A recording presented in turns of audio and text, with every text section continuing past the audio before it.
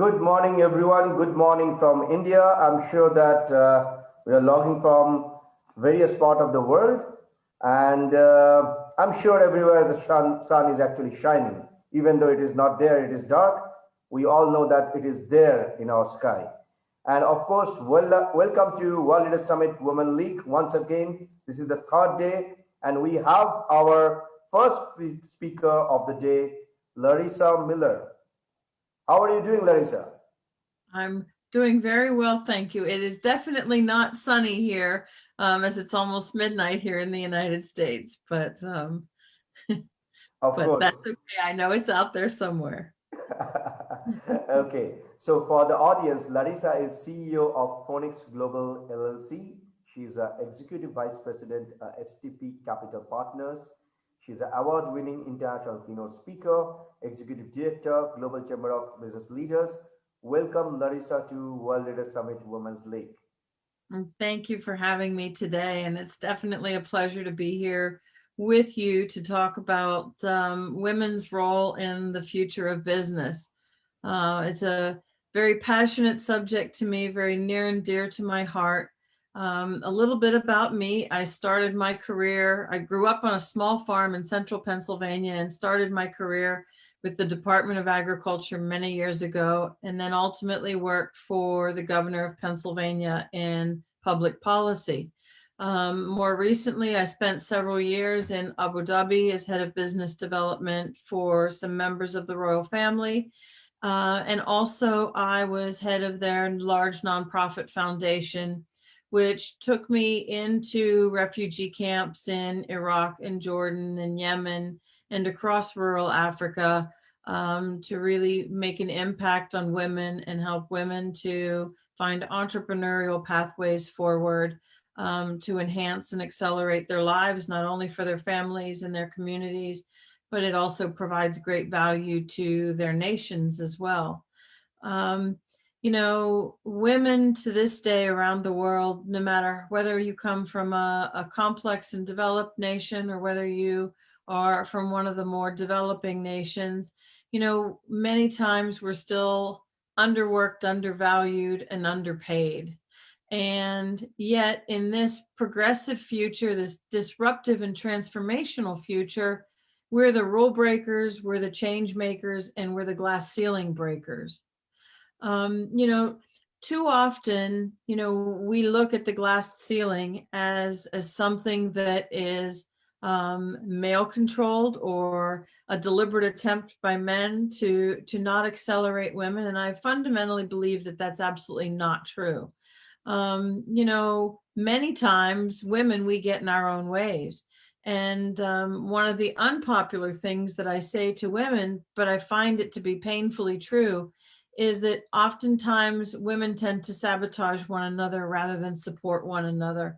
And one of the most important things that we can do to be able to have a seat at the table is to make sure that we uplift and empower one another. And by giving another woman an opportunity doesn't diminish that chance for you. It just means that we are enhancing the opportunities for all of us. So, the value of women to the future of business is undeniable. Men tend to think in a very linear way, and that's a gross generalization. It doesn't apply to all men, but generally business itself is very linear, and we're often tied to our legacy business models. And the value that women have is we have a very diverse perspective, our ability to think out of the box and multitask, and even the emotion that we bring to business and a project or a situation or a challenge often allows us to be able to hack it apart in a different way, in a way that wasn't expected. And the result allows us to be able to transform in a way that many of our competitors haven't yet concepted. Where women are, that's where leaders are. And together, we can be the architects of a brand new way forward. There's so many people that are sitting across the globe waiting for us to go back to the way we were so that their businesses can resume, so that they can put their legacy business models back into operation. And the one thing I can fundamentally tell you is that we can't go back to normal because normal was our problem. This is our time. We're on the precipice of a brand new era. And this is our time to architect and be the change makers and the shapers of the future. And that means that it has to be all of us, inclusive, men and women. We need to get to a point where we no longer even see gender, where we are just business doyens and business vanguards, and we're all carrying forward in this new, hyper-connected, highly disrupted and transformational future. You know, women say, and I look at boards, executive boards, where many times we struggle to find 30% women. And the companies, by the way, that do include women on the board to a greater percentage are often outperform their competitors. But if there isn't a seat at the table, it's time that women drag a seat up and take responsibility for the fact that we do have value. We do have a role, we do have a say, and we do have an important contribution to make. We have every right to be there. If people ask men a question in a room of men, they all have an opinion, they all have something to say, and they confidently say it with their shoulders back and their heads held high. And too often when you ask a woman, maybe the posture isn't quite as confident. Maybe her voice doesn't resonate quite so much. But if you stop and listen to what a woman says, it's often a solution that men can't construct on their own. And, when I look at the way forward and I look at the progress of the future, and I recognize the fact that the Stone Age didn't end because we ran out of stones, it ended because of progress. And we are moving in a future that is accelerating at faster than the speed of light. Technology is very disruptive. And it's going to mean that we all have to be working together for a common goal. The United Nations gave us a very powerful framework that we can use as we move forward in the United Nations Sustainable Development Goals. 17 powerful goals with 169 targets contained therein. And they contain everything from gender balance to life on Earth, to the reduction of poverty, to the collaboration for the goals. And if we apply the 17 Sustainable Development Goals to our businesses, and we focus on impacting just one or two of those goals, the goals that we can apply the most powerful contribution to, we will find that we have an ancillary impact on almost all of the other goals. And when we do that collectively, we will start to see a very powerful shift in the health and the way forward of our planet, our environment, and our societies. If we don't begin to work together and we don't begin to prioritize sustainability, within the next 8 years, our planet will step into a phase where it's essentially going into hospice, where we can no longer affect positive change and have it move forward collectively for future generations in a very healthy and productive and positive way. So if we come together, if we work together, if we look to fill the fractures and explore the opportunities that present themselves now in the business of the future, recognizing that our businesses and our communities are no longer just within the proximity where we live, that our business community is now global and that we're global citizens, we will find that our businesses will accelerate far beyond all of those businesses that are still tied to their legacy business models. The one thing that COVID has shown us is that we're never going to do it the way we did a year ago.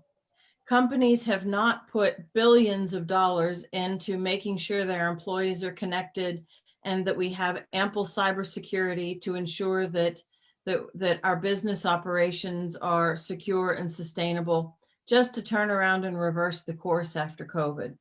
We're finding that productivities are up.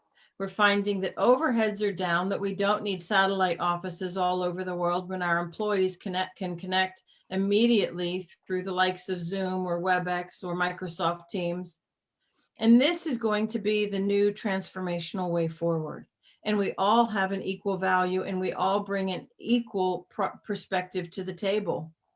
One of the important things and one of the reminders that I often give young women when they ask me what they can do to discern themselves in the marketplace, and how they keep up with their colleagues, or discern themselves or differentiate themselves. Excuse me, it's late. My brain's not working quite so well. How can they differentiate themselves among their colleagues? And I say, right there is a worry and a challenge that you don't even need to be shouldering, because you're in competition with no one. You know, you don't have to be better than anyone else. You just have to simply do it better than you did it yesterday. The only person you're in competition with is yourself. And throughout my career, I've done business the way nobody else has done it. And therefore, I've had opportunities that no one else has had. So when people ask me, what gave a farm girl from Pennsylvania the opportunity to work around the world, I simply tell them to pay attention. Too often we are so busy keeping up with the Joneses and trying to make sure that we have the likes, that we have the followers, that our posts on LinkedIn are getting views, that we stop to really see the value in just being present and paying attention. One of the things that I tell my children all the time is put down your cell phones and look up and see the world and listen to the people talking around you, because destiny is going to walk right by those who are too busy taking selfies. We're on the precipice of a very interesting time in our global future. Fortunes are made and fortunes are lost at times like these that we've seen during COVID. And it's going to be those businesses that find the fractures and then find the really innovative ways to fill those fractures that will move forward as the vanguards of the future. One of the challenges that I give businesses, and this is for all men and women, as I fundamentally believe that business must be inclusive regardless of gender, is that, when you look for how to differentiate yourselves as times like this, and as business leaders, as CEOs, as team leaders, we often shoulder the worry of our business, thinking that we're doing our families and our employees a favor by not passing the business stressors on to them. And I can tell you that your employees are laying in bed at night wondering why they haven't heard anything or if they're going to have a job. And the ancillary worries do pass on. One of the very important values that you can add to your company is to share the challenges that you have with your employees and allow them to have a role in hacking apart the solutions.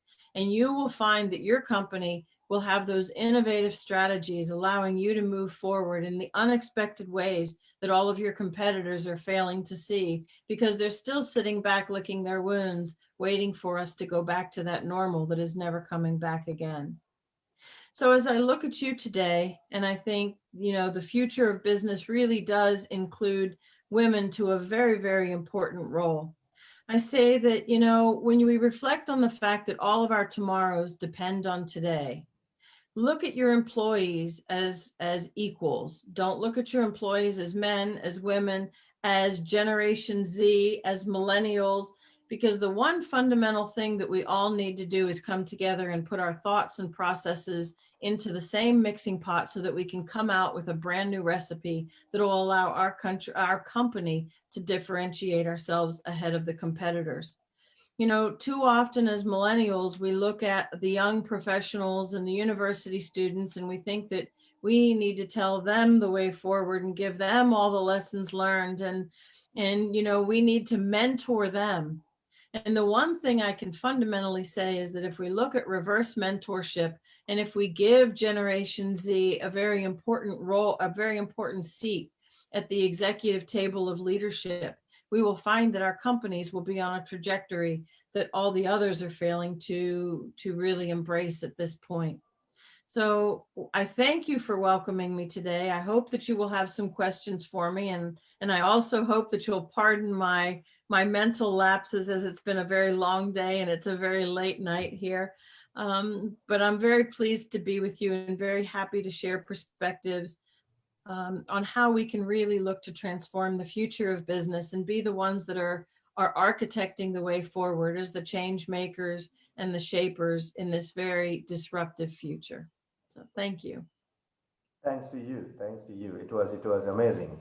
Well, there is a comment from someone from Pakistan. He is our community leader. Thank you for the comment. Um, for the developing countries, we have seen that woman is not coming forefront, or maybe it's opposite. We don't see people there coming forefront to give empowerment to women. What is your take on that, and how do you suggest to take it forward? This is a very, very important question, and one that's near and dear to my heart, as a great deal of my business is on the continent of Africa, because I see Africa as the landmass that will essentially save the world, as we have urban sprawled ourselves out of global food security. They have the arable farmland, the abundant human capital, the natural resources that we all need. And they have very hardworking and determined women who always manage to find their way forward, even with the challenged resources that may be available to them on a daily basis. You know, one of the advantages that we have in the developed nations is our access to education, which is often a challenge for women in the developing nations. And I think if we recognize the fact that a traditional brick and mortar education is not highly likely in these regions, but by skills building, providing technical education, and using the age-old way forward of apprenticeship, like we used here in this country, where you apprentice with a chef, you become a chef. You apprentice with a carpenter, you can become a carpenter. We can find ways to really empower and uplift women and young people. But by providing resources that allow them to understand the way forward as entrepreneurs, by allowing them to have a bank account, by allowing them the tools and resources necessary to be able to make some money from a craft that they have or through their agricultural commodities, we really provide great value and potential and opportunity for women. And, you know, when they can become an entrepreneur and they can use the multiplier effect, you find that their small business grows, and before long, the entire community is benefiting from it. One of the challenges that I saw going in and out of the refugee camps in the Middle East was that so many NGOs around the world would provide clothing and shoes, and yet you had women there with sewing machines who were sitting with the sewing machine silent because there was no market for their clothes, because so many people were donating ready-made clothes, secondhand clothes, and shoes. And my way of looking at the empowerment of people in the developing nations is give them the tools to turn them into entrepreneurs. Don't give them the final product, because that's when you really step on the opportunity for them to accelerate and create a life for themselves, their families, their communities, and their countries. Totally agree. Totally agree on this. Totally agree on this. And I have seen in my life that whenever I travel to nearby village area, because a lot of donation is happening, a lot of NGOs are working. Appreciate that, but somehow we are probably taking a lot of work from these people who are actually sitting idle. I have seen this in villages in Indonesia. I have seen the same thing in India. I'm watching this in Vietnam as well, in various parts. Yes, that is true. And when we talk about empowerment, empowerment doesn't come with probably giving things for free. Empowerment comes when you are actually giving them work and they are earning their own livelihood. Their spine is becoming strong. Marco, my friend, you want to comment on something? I can see that probably you are driving. So Marco is from Australia. He's the co-founder of World Leader Summit as well, and he's a great support for everything. Well, yeah, thanks, Arja and Larissa. It's great listening to your speech today. I'm picking up my. There's a lot of bread here. Maybe Alyssa, go the other way, darling. Yeah, sorry. So what I was going to say is, Larissa, I have two young daughters. I'm picking up my second daughter now, Alyssa, 9-year-old. And when you mentioned about the education system, how, we need to evolve and ensure that the future generations, you know, have the opportunities. What I find in the Australian system, Australian education system, is the fact that, you know, there is barriers for kids to learn because of the pressures that teenage high school students have. Their workload is immense. So what I'm saying is, how can we speak to government? Because I've worked in Canada and the system's quite different over there, and I find it a lot more, you know, quality over quantity. But in Australia, there's homework, there's after school assessments, and it goes on and on. And parents like myself and my wife sit down for hours and hours instead of having family time and time for the kids to grow and develop in their hobbies and so on. There's a lot of pressure with time for teenagers. And I saw it myself when I grew up as well. But now it's even worse. So how can yourself, our team, the WLS team, make an impact into the developing countries like Australia to speak to Scott Morrison, our Prime Minister, and say, look, enough is enough. Give time and space to kids to develop in entrepreneurship. What's some of the strategies we could do together? So building entrepreneurial education into our educational models, to me, is something fundamental. That we need to be teaching fiscal responsibility and need to be giving all youth a glimpse at what it means to be an entrepreneur and how they can start their own businesses, because the business of the future isn't going to be the multinational. It's going to be the micro enterprise, it's going to be the entrepreneurs, and it's going to be the SMEs. You know, one of the things that bothers me greatly as the mother of 3 youth, and to the point that you just made, the fact that it's become such a hyper-connected world for youth. You know, you have to check so many boxes to get into a top university. You know, you have to have the sports, you have to have extracurricular activities and volunteer time, and then the top grades as well to go with it. And over 30% of youth here in the United States are suffering from clinical depression. So for me, having programs of mental health to remove the stigma, and to incorporate the culture, arts and the culture back into an educational system where we encourage kids to get out and play, where we look at creative endeavors such as finger painting and taking time to work on handwriting or to learn music. All of these things are slowly being phased out of our curriculums because we've become so obsessed with STEM. And science, technology, engineering, and math, it's all very important. It's the way forward since technology is the nucleus of our future. But, you know, I almost prefer to call it STEAM, STEAM, with the A being arts. And when I say arts, that means that we have to include playtime and time for self-expression and downtime, time to be able to just pick up a book and read for leisure. Our kids no longer, my kids never read for leisure because they have the books they have to read for school. They have to be studying for their exams. It's also regimented and also based on standardized examinations that assume that every child is the same and that every child is essentially going to want to be able to achieve at the same level. And, you know, I think that's one of the biggest fallacies in the world because, you know, not every child is going to be an electrical engineer or is going to excel at coding. We're still going to need the occupations that circle around the arts and culture. And that's what makes us a very diverse and non-robotic planet.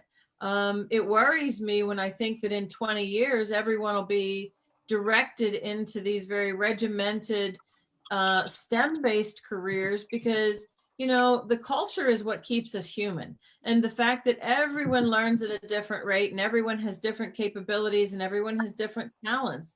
And, you know, if you excel at sports, but you're not so great academically, that shouldn't mean that your future is limited and that, you know, you don't have the same opportunities that those who, you know, excel at math and go on to a top technical university will have. You know, I think our governments need to prioritize money that allows us to put it into arts and culture and music and and in athletics. So many of our athletic programs are cut, so many music programs are cut. It's up to parents to then make that extracurricular, and that just helps to drive the pressure on our kids because there is no downtime. Exactly. And we can't have our kids going to activities 24/7. We have burnout as adults, and we're seeing at an even greater level that our children are experiencing burnout. Well, I can stop you there, Larissa.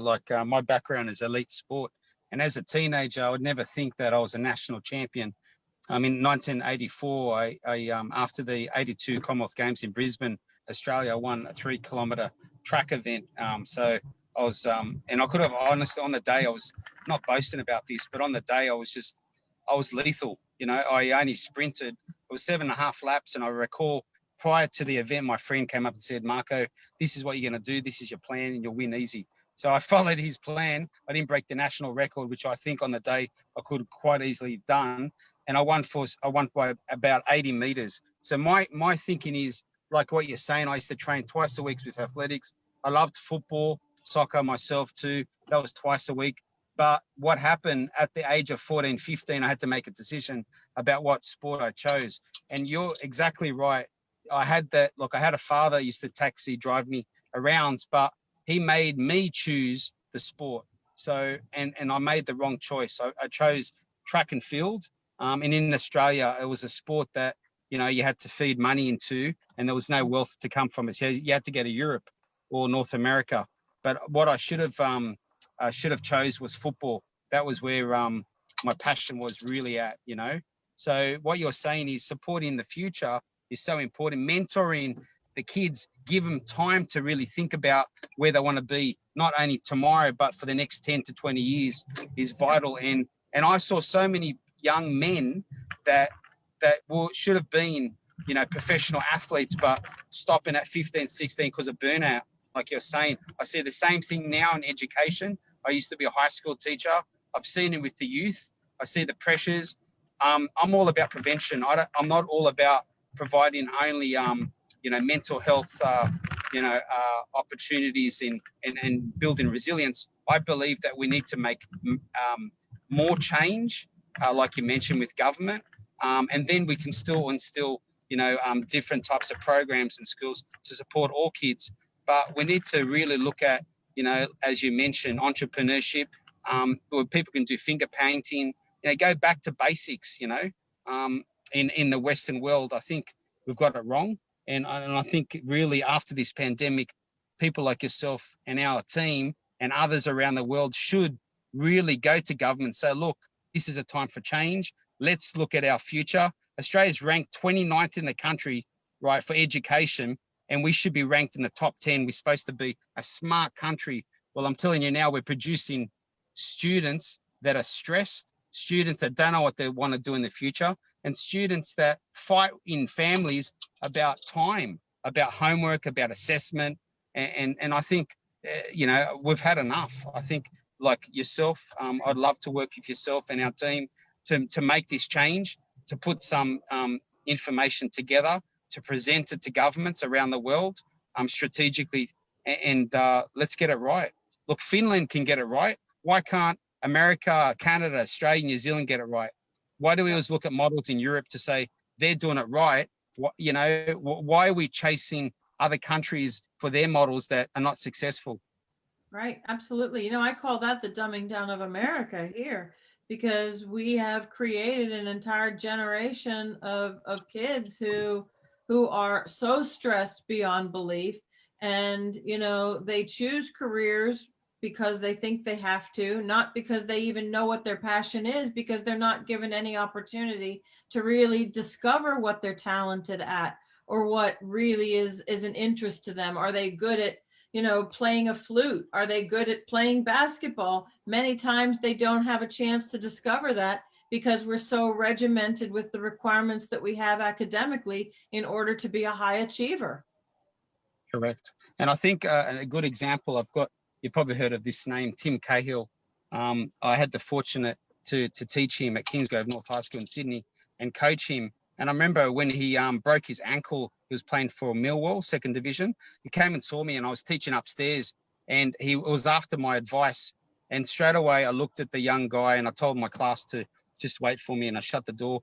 And look, it's not what I said on the day only, but what I feel that I can offer, and people like yourself, Larissa, we can really offer to make a change, because we know what's required to make a change. And we know that in the future, if this is adopted in government, the outcome would be so great for communities, and kids will have opportunities to do what they're really good at, So, I hope that we can. Change makers are the ones that see it firsthand and have experienced it, like yourself. One of my business partners is Lavar Arrington, who here in the United States, he's one of the NFL's greatest linebackers, and he prioritizes programs that build youth not only physically, but give them the mental strength and the emotional strength as well. Too often when an athlete gets hurt, we rehabilitate the injury and put them back out on the field, and we never take care of the mental injury and help them to be able to process and understand what goes on competitively within their own minds as well. And that's all part of building a complete athlete and a complete individual. And that applies to almost anything we do in life, not just sports. Definitely. Great speaking to you, Larissa. Likewise. Larissa, don't you feel that? Sorry to cut in, Marco. Don't you feel that it is my understanding that if you give a child option to play any kind of sports, it can be martial art, it can be soccer ball, it can be chess, it doesn't matter. That actually enhance and uplift their mental strength.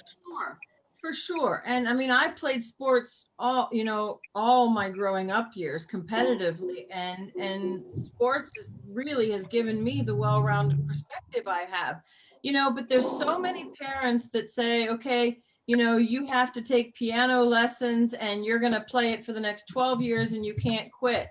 And, one of the things I find that is part of the learning process for kids is to be able to try new things, see what they like, and if they don't like it, to allow them to be able to try something else. Now, granted, we have to teach them that they can't just quit.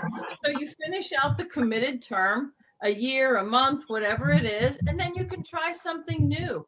But it's part of the experimentation of finding what makes you, what you're good at, what you enjoy. And that is what really is going to contribute to making you an outstanding individual as you go into your professional career. And you're less likely to start a career that you're going to have to completely upend when you're 35 or 40 because you realize you're on the wrong pathway.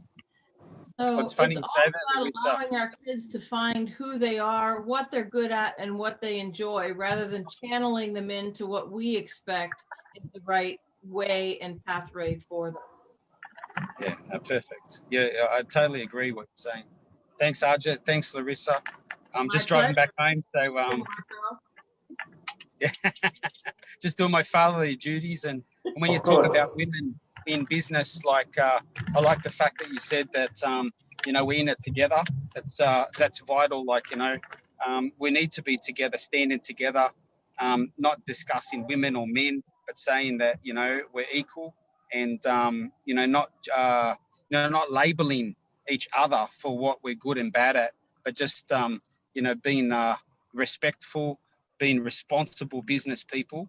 And if someone does a mistake, who cares? We all make mistakes. Don't hire and fire people for one thing. Give people a second chance, and also develop that mentorship with the youth, like we just spoke about, to make them feel that there is hope. In the pandemic, Sydney property prices have skyrocketed, and look, I'm fortunate that I've built a bit of a property portfolio for my family. But with the youth, they'd probably see what hope have they got to buy a house. The Australian dream is no longer tangible and reachable for the youth. So how do we combat things like that too? Because that's very stressful. Oh, it's very, and this is the first generation that will not do better than their parents. And for us in America, we always say the American dream is that you will do better than the previous generation. And this is the first time that we're finding that that's not going to actually be the case. And, I look at youth and I think, it's okay to change your pathway. Just like I tell my daughter, the love of your life at 25 will probably not be the same at 50, and that's okay. But one of the things that we've crippled youth from being able to do is to be able to make a decision. And they ask a million people their opinions. What do you think? What do you think? What do you think? And all that does is muddy the process of thought.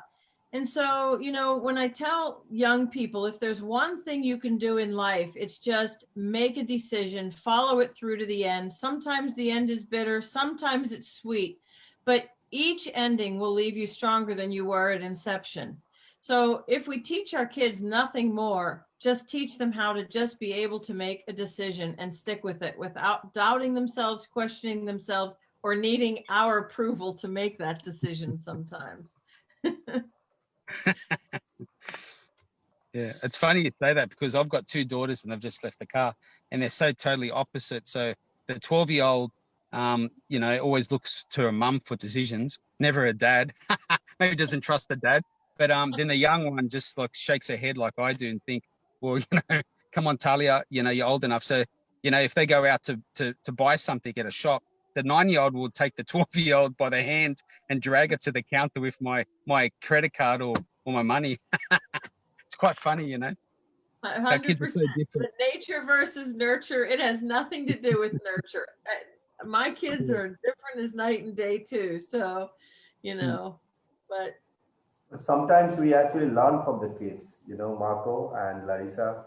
There are a lot of things that probably sometimes we learn from very young kids. And it's when we important grow, to say that because, there's been many challenges through COVID that weigh heavy on me. And one day I just put it out there for my 18-year-old. I said, I'm really struggling with this. If somebody asked you what to do, what would you come up with? And he came up with some of the most brilliant suggestions that I was so caught in the cattle chutes of worry that I couldn't even see. And, I tell everybody, run it by your kids and let them hack the problem apart. And you'll find that they have really creative out of the box strategies that actually work. Make your kids part of the process. True, totally true. And I have seen, I'm not sure about others, but I have seen that when I usually interact with kids, very small one, class 1, class 2, and then I usually ask them that, okay, fine, this is a problem statement in the world. Do you feel that this can be solved by you guys? They are so tiny, they're so little, but they haven't been through all the jargons or jungles of corporate life. So they can give honest answer, and they give answer which is really, really interesting. And why can't we think on those kind of lines? For an example, if you want to remove plastic, they are saying that, okay, we want to remove plastic from the sea area. Why can't all of us go there for one day and remove everything and then put it into a bag and ask the police, as per their understanding, police is the most powerful one, ask the police that they can take it away, and then we can put some banners that please don't throw plastics in here. And if you do that, we are going to come back again and bunk school and do that again. So that's the kind of reply that these kids are giving. No impact is too small. And, one of the most effective tools that I can see, and I've participated in when I was in the UAE, are university hackathons, where they have university teams. They give them a problem to solve in 8 hours to come up with, break it apart and put it back together with an innovative solution. And I'll tell you that they're the most remarkable strategies and innovations. And it's all because they can look at problems from a very out of the box manner without being bogged down with the challenges and the linear thought processes that we are often burdened by as seasoned professionals. So you know, that's what I say. If we bring Generation Z to the table and allow them to have a say in the way business moves forward, we will find that we can transform the way forward for business in a way that most others are missing the opportunity. I totally agree, Larissa. That's awesome. Yeah, the hackathons, I think, Arjit, you can elaborate what the WLS team wants to do in the future on a monthly basis with hackathons. Yes, yes. So Larissa, we are actually planning to do 48 hours hackathon. We are going to give a problem statement to the young minds, and then there will be mentors who will be guiding them to structure that particular idea. They can come up with their own idea from the idea stage to MVP stage. We are training them within 48 hours how to materialize this and how to make it perfect and structured, so that in future, after the hackathon program is gone, when they have the MVP, we then train them how to convert that MVP into a business plan. And of course, then they can take it forward with our Market Connect program. So that's a complete structured business process that we have created. Not only that, we have hackathon programs to create products on the spot. For an example, we give them a problem statement, like maybe the statement is food. So they need to come up with the solution, how they can do smart agri. It can be on organic agriculture. It can be anything. It can be creating a small store with food and probably selling it in a very smart way. But we are actually teaching them how they can structure it, think it, and then think it as a business model.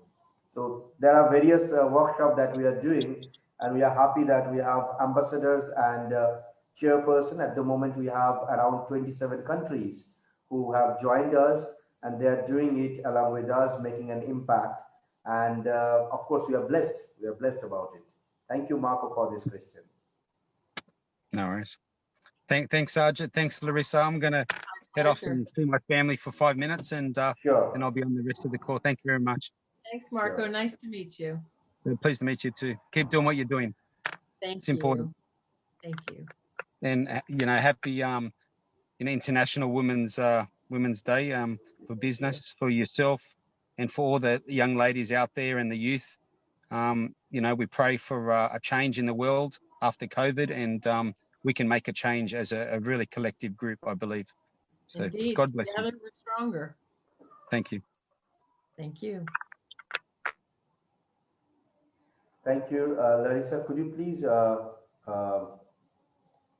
please kindly say something and look at this camera so that I can take a picture of yours? Sure. 1, 2, 3. Yeah.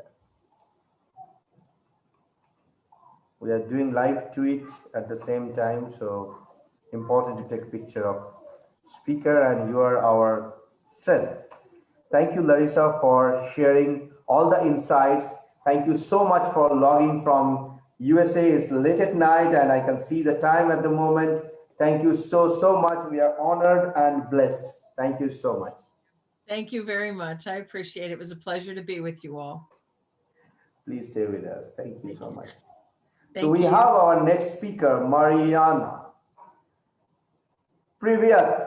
Could you please unmute yourself? Hello, glad to see you. Glad to see you too. How are you doing? It's a beautiful morning, I can see. Yes, sure. Here is 8 o'clock in Moscow. Yes. So And how is the weather? The weather is perfect, thank you. It is not too cold. It is just 10 minus. Oh, I love cold. Come on, if you're talking about cold, my friends know that I love snow and I love cold. Love to be in that kind of temperature, -10. Wow, that's amazing. It's really amazing. I like this weather. And I hope when you will be in Moscow, you will like it too. Sure.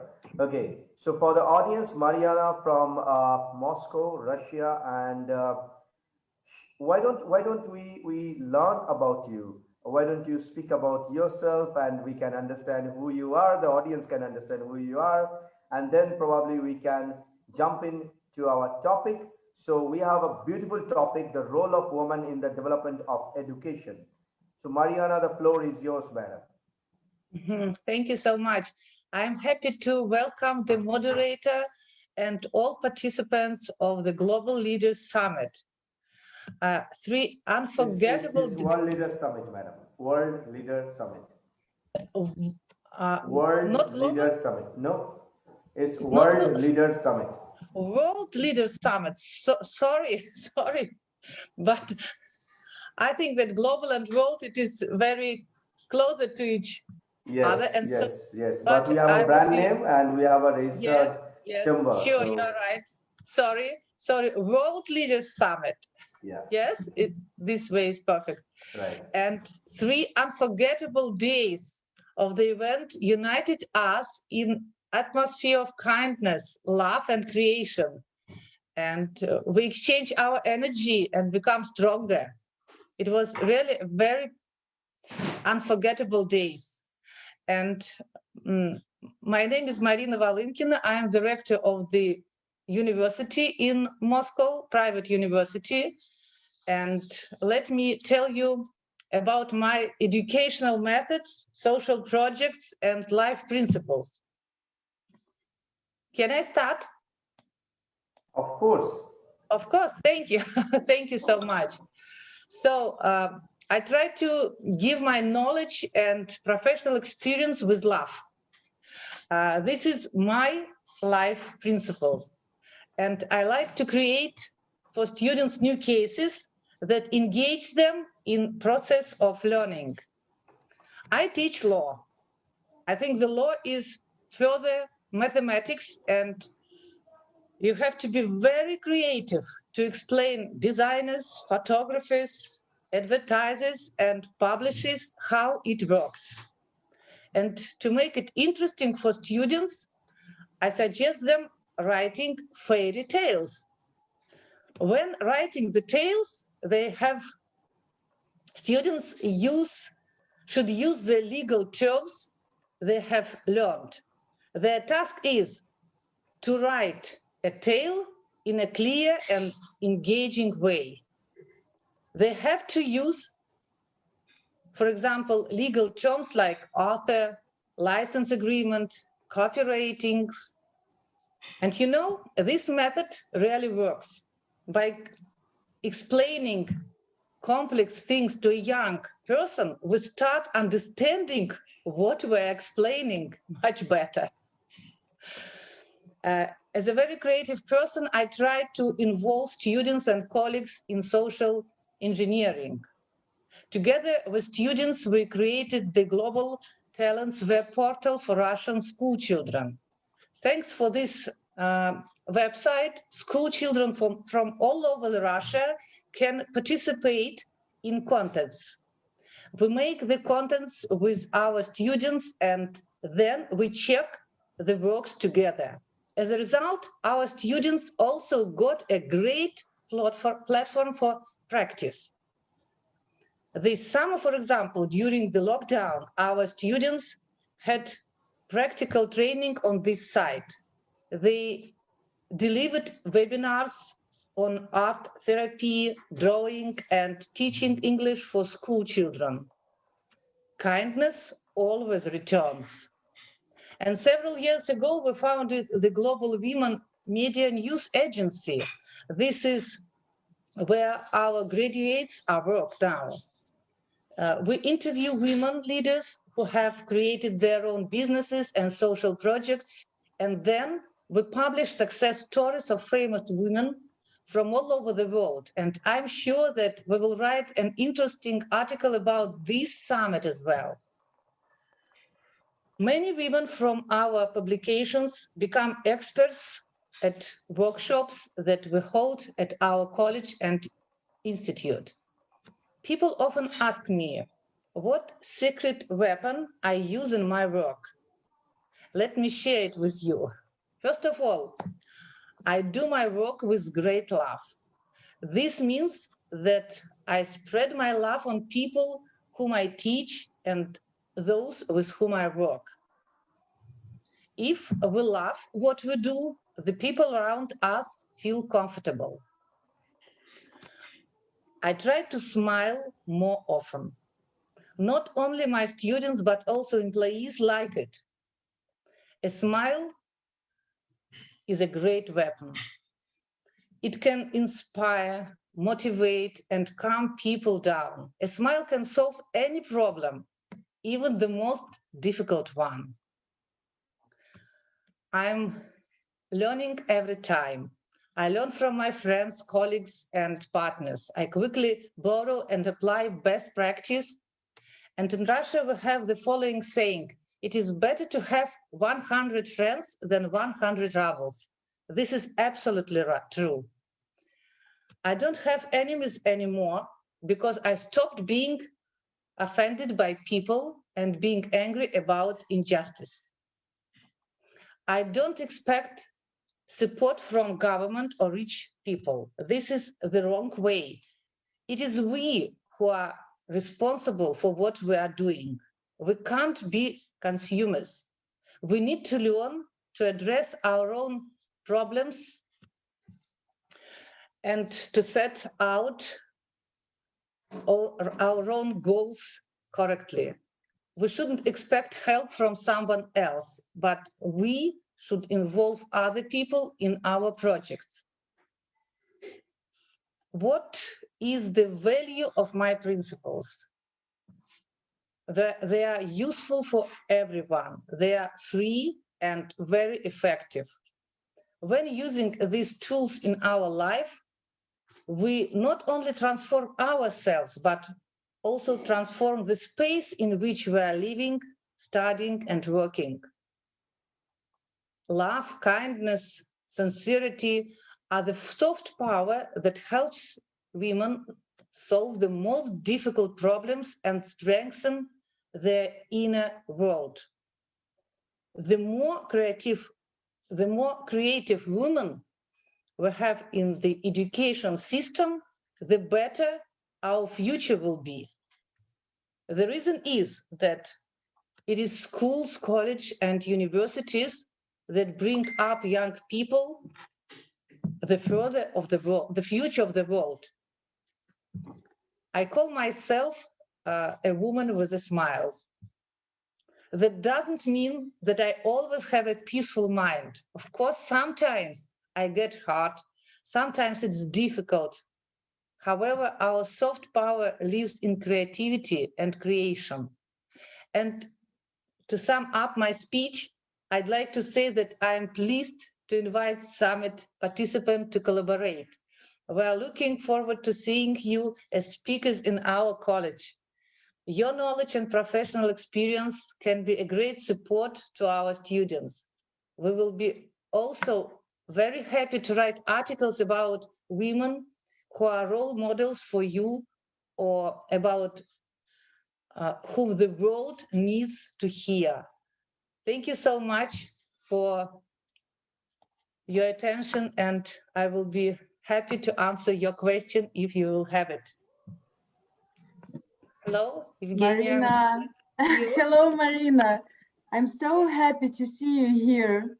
You're really sunshine woman, and your values with which you which you told us, which you shared with us, love, kindness, and sincerity, it's so close to my heart personally.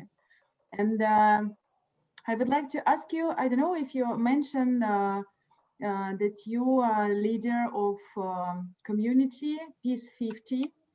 So yes. I would like to ask you, what is the reason of creating this community, if you want to share? What is value? What is importance for you? You see, we created this community with my friend, Barbara Dietrich. She is from Belgium, and for us, the Peace 50 community brings together women leaders from all over the world. And this is women who are thinking about planet's future. So I think that when we are together, we can help our planet to live in peace in love, and we will help all people who are together to be stronger in love.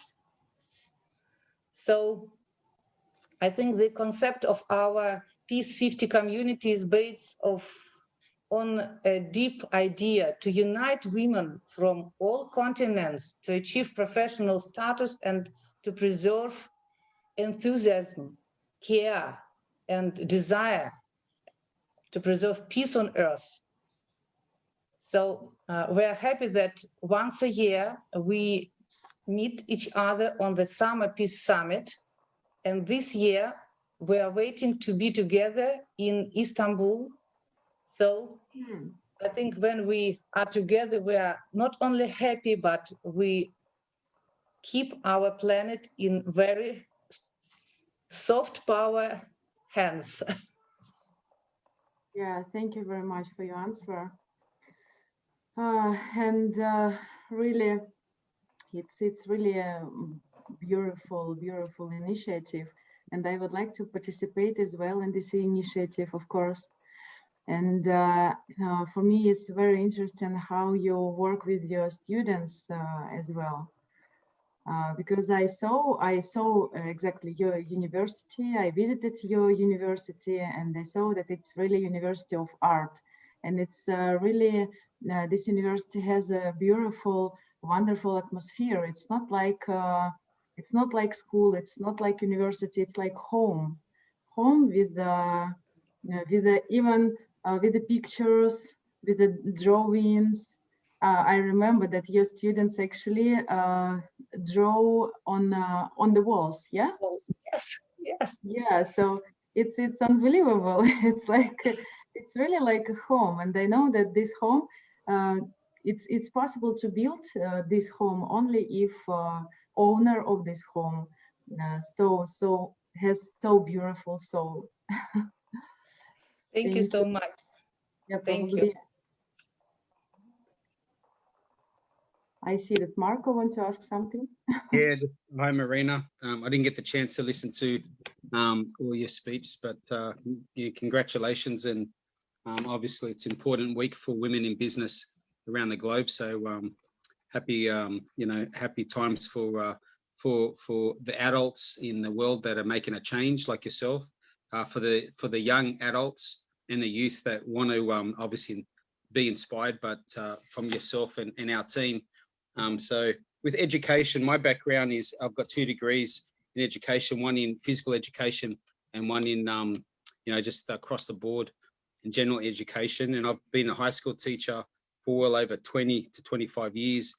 My question is, when it was just mentioned now that Eve said about feeling like home, that was one thing that I remember working at many institutions around the world, even in Canada. The feeling of going to school, but it's not school, it is your second home. How do you think that future educators around the world can make the youth feel that when they attend school, it's not just because they have to, but they want to be there? Thank you for your question, Marco.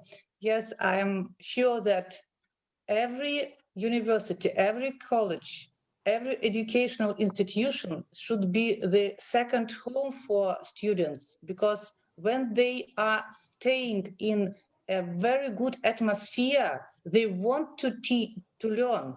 And for us, it is the main reason to not only to give them knowledge, but to motivate them to take this knowledge. So if they are staying, they are being in a good atmosphere, I think we will have a good future.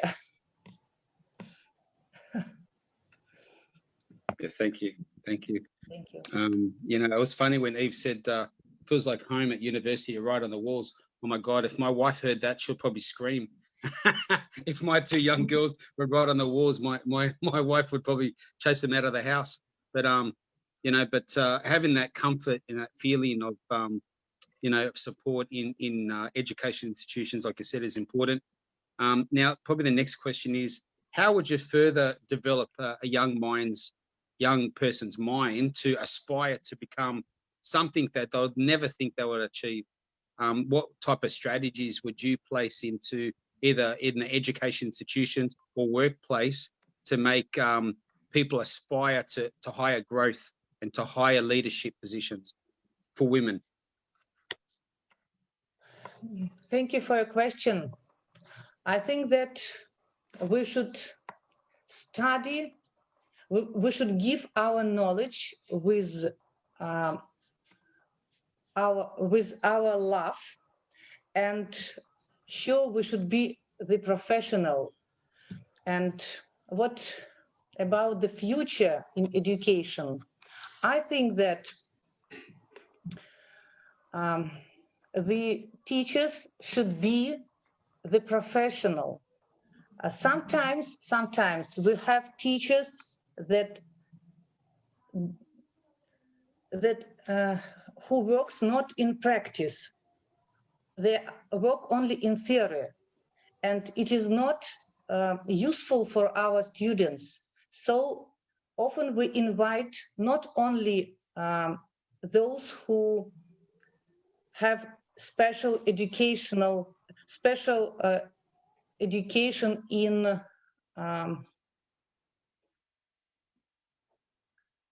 different parts of different fields, but those who are working, and so they have their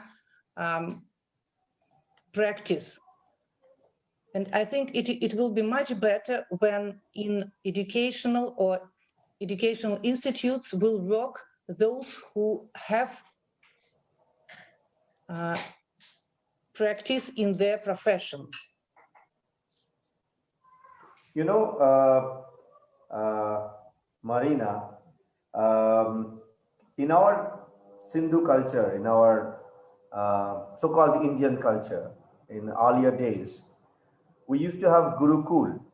And Gurukul is a concept where students have to leave their house, they have to stay with their teacher. And the teacher, we used to call them as gurus in Sanskrit. They have to stay with them for around 10 plus years so that they can learn, and then they are allowed to come back to their home. And this was the very old culture of India, where these kids used to create policies, they used to create rulers, they used to be ministers of kings. And these people are called as Brahmins when they used to get training. And it is in our culture that after that, we have an option to enter into the normal society. So these trained people, they used to teach others how to become more humble and more human. So when I heard from Eve that it is home, I can reconnect that culture. And if your university is home for students, wow, that's just amazing. You are doing amazing, amazing, amazing work. I don't know the details about the university, but I'm sure, because I trust Evgenia like anything, and she's a strongest pillar in our World Leaders Summit. She's a core. So as Marco, you are actually watching three of us, Marco, Eve, and me. We are the pillars, and we are trying to do probably a disruption in the world. We can tell the world that, hey, this is how things can be done as well. And the world is good. It's not about only badness. So kudos to you, and kudos to the university that you are running. Is it possible, I'm just asking it openly out of the blue, is it possible to handshake with World Leaders Summit so that probably we can do a couple of workshops to your university? We'll be more than happy to mentor and guide your students. Probably we can do a couple of education programs. We can do a continuous program. So if it is possible, please let us know. We'll be humbled and we'll be honored. Thank you so much. Thank you so much. Thank you, Sunshine Marina. Thank you for joining us. Before you go, Marina, I would like to take it even further in the future, Arjit, that we could have an exchange program with our ecosystems where students can to go to different universities through our incubation system, you know, around the world. So that'd be awesome, because I did a teacher exchange from Sydney to Canada, Vancouver Island, and that was the best thing I've ever done when I was 30. So for a young student where they could go to another country to learn as an exchange program, we could set up, maybe not this year, but in the future, with people like Marina and other educators at universities. I think would be awesome. Yes, and we actually had one of our ambassador here, Dr. Subroto. He's just joined his program, probably his university program.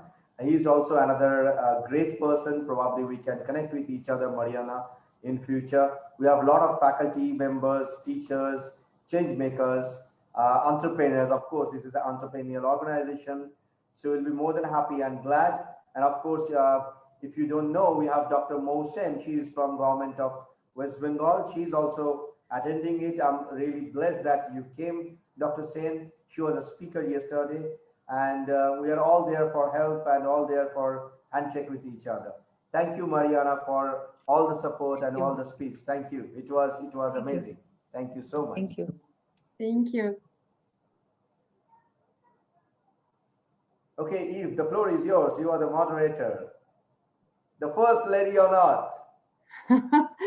Thank you, Arjit. We invite our next speaker. We are happy to see you here, Precious Nyarambi. Please correct me if I pronounce your name wrong. Precious Nyarambi. Teach me, please. How are you, Eve? It's Nyarambi. It's Nyarambi. Nyarambi. Yes, you It's pronounce good? it well. Okay. I'll try and do my best. Thank you. Okay, so how are you today? I'm all right. I'm blessed, bright and early. I've been learning a lot throughout the sessions of the World Leader Summit. Grateful for the opportunity and the platform as well. So let me shortly introduce you. Precious is a founder of Vessels of Virtue, and she is going to talk with us about holistic empowerment for previously marginalized women. So Precious, floor is yours. Please share with us. Thank you so much, Eve. So my name is Precious Nyarambi. I'm based in South Africa, originally from Zim. I run an organization that is called Vessels of Virtue. As you've said earlier, we work with previously marginalized women, and that includes a vast of majority women from the SADC region. Some of them, they're economic refugees that are coming from Zimbabwe, and some of the Southern African countries, Mozambique, Malawi, Lesotho, and South Africa itself, due to economic meltdowns before the global pandemics. The Southern Hemisphere already had challenges in terms of economic development. So we identify women that we work with on different projects. Why holistic empowerment? We have realized that as a social enterprise, we were kind of limited when we give the people donations and we give them once-off support. We realized that it was important for us to ascertain where the mindset is at and be able to help accordingly. Then that's more lasting. Then you kind of remove the dependence syndrome from them. You kind of then improve their livelihoods. You give them a sustained livelihood. So initially, when you empower a woman by just giving a hamper for food, you've given a day's worth of a meal or a month's worth of a meal, then that's it. But sustainability means that you are going to be able to giving that woman the help and support that they need. So we realized that it was important. Number one is they come whether they are being referred by some of the beneficiaries that we've been able to assist, or they are coming on their own, or we identify them. It was important for us to ascertain where the mind is then try and help accordingly. We couple that with their desires, we couple that with their gifts, we couple that with their, you know, studies and things like that, so that we kind of like help accordingly. But this was to try and also get to the core of the woman that find themselves abused from a disadvantaged background, from much rife of poverty and a lot of things. So when you then holistically empower her, you've started with the mind, you've changed the mindset, then anything else then becomes better because you've had to change the mindset. So there's a lot of need for us to change the mind, to renew the mind and tell them that it doesn't matter where you find yourself at, but with the right support, you're able to do a lot of things. So that has been an enabler to our work, in that when we empower them, they also they are futuristic about it. They are expectant of it. They are looking forward to the future with hope, because then the mindset has changed. So we then offer a couple of projects to them. After counseling sessions, we offer entrepreneurial support by running business accelerators. We run masterclasses.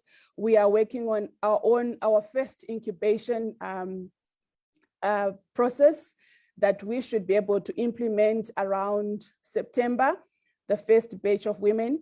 But we have run entrepreneurial business accelerators in South Africa and Zimbabwe, where we do them like for 3 days. Then we are running a marathon of entrepreneurial courses, from ideation, financial strategy, all the way to project and management or monitoring and evaluation, just to make sure that they are fully equipped to run their own entrepreneurial endeavors.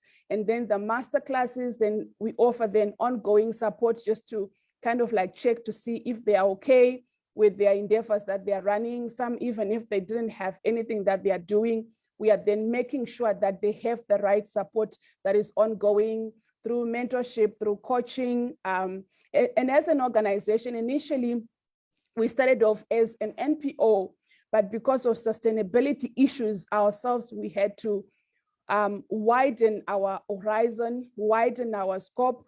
Now we have a magazine that we feature leaders, entrepreneurs, and social entrepreneurs. And as an African, Pan-African magazine and also an organization, we then try to give out our own African stories with an African feel, but also trying to advertise space so that we sustain some of our initiatives that we are running in terms of women empowerment. We have recently launched the Vessels of Virtue TV, where we get different experts in entrepreneurship to kind of offer support to the entrepreneurs that we are working with. And then so people can just tune in. For now, it's still a YouTube channel. People can tune in, get the right support that they need, get the mentorship, get the exposure.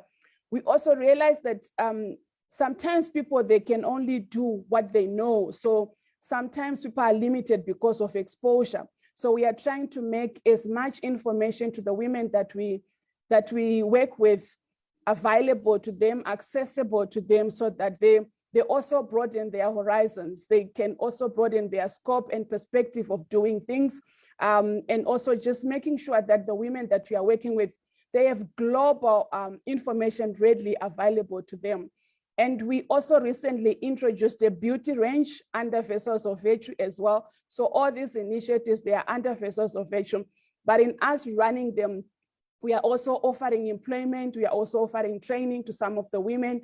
And the main and the core of it is that we want also to be sustainable. We want also to grow and be able to have a wider reach, a bigger footprint in Africa. So we have a beauty range that we are working with, almost ready to be launched. And in that same time, some of the women that we are working with, we absorb them in our initiatives. They run with the organization. So we just feel that we can do so much more. And this is from a perspective of an African environment, where you are taking someone initially from the grassroots level. They don't have a lot of things readily available for them. We are talking of even just the basic, the necessities they are an issue. So why holistic empowerment is so that the woman can, their lives can be improved. Then we are also offering sustained livelihoods, and it's important for us. We have also realized that the ongoing support, the ongoing exposure gives them the necessary skills, it gives them the necessary know-hows it gives them also a nudge to further pursue other opportunities that can be made available for them. Hence the need for continuous collaborations, building an ecosystem that supports and builds women on an ongoing basis. And in that context as well, we saw that women sometimes they are not as bold. So if you don't change the mindset, if they're coming from a previously marginalized background, they don't have the boldness to actually come up with the right structures to support themselves. So we then make sure that they have access to banking sectors where they can get funding. They have the necessary support systems in terms of education. And then wherever possible, if we are not relevant, we try and collaborate with other organizations to see that they get the right help that they need. So yeah, in a nutshell, that's where we are. We believe that it is paramount, it is of paramount importance that women get empowered, and not only get empowered, but holistically so. Investing in women makes the biggest impact. Women reinvest basically 90% of their income into family. This creates long-term social and economic gains for their communities, making them an integral part of ending the cycle of poverty, particularly and in my context of the African environment. Yeah, so I'm not sure if I still have time or I've run out of my own time. You have, please. You have time, please. You can share with us everything what you want. Oh, thank you. Thank you so much. Yeah, so it was important that, as I indicated earlier, that we ran sustained efforts, and we thought that it could make sense if we start with the initiative. So the next product that we then introduced was a yearly planner that we are trying to make sure that, like for year 22, we have those planners readily available for women, and we have them in stores. And some of the value process, the value chain of it is that in designing the planner, in selling the planner, we create relevant employment opportunities for women at whatever level they are. And even with the magazine, the idea, the long-term plan of it is that our magazine can be translated to different languages, and it's not then only limited to African environments. It's limited to a wider range of people. We also we author books that kind of like encourages the woman from the grassroots level and gives them the right content to support themselves and also grow. But the underlying aspect has been that if we are able to change the narrative, change the mindset, change the scope, and empower this woman holistically with skills and ascertain where she is in a mindset, her framework, we are able then to be able to be guaranteed of results, because after like 10 years of running the organization, obviously you can identify certain weaknesses that our first approach had. You know, from the point where you go to the needs analysis, sometimes we impose our own methods of what we think works in an environment. And then after a period of time, you realize that this is not working, this is not sustained. So the main thing was that we kind of like do a thorough need analysis. We kind of just get into those rural places and we identify what are the core needs in terms of making sure that women are empowered and they have sustained livelihoods. So it has been very key for us to identify, sit down, and just make sure that we know what their core needs are. And then when we say we have empowered the woman, what does it mean?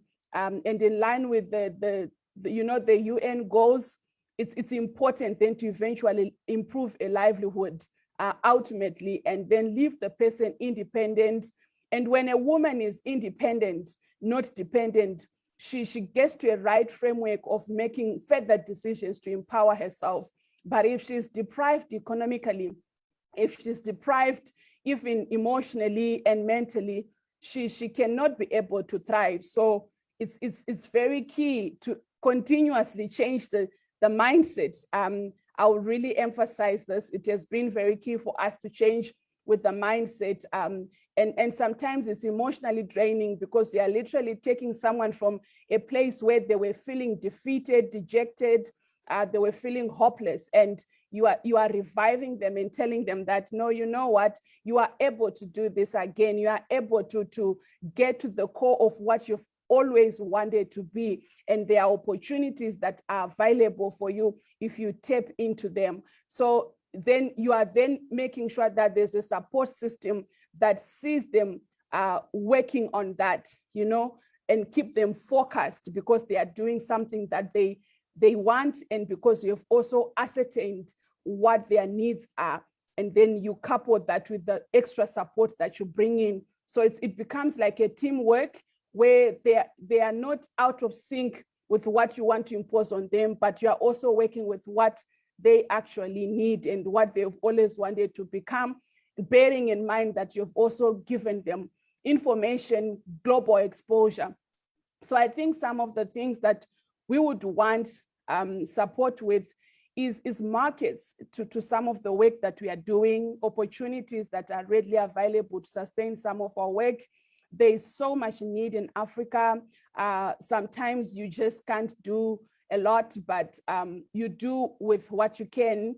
And we have seen a large footprint. We have a sister company that offers cleaning services. So some of the women we then absorb in the cleaning company and make sure that they have jobs, and every month they get an income. And when they get an income, some of the testimonies that we have had include that they send their children to school, they are able to buy their children food, even themselves, they are able to take themselves back to school again. So in a nutshell, the women that we have been working with, they are marginalized women in every sense that you can think of.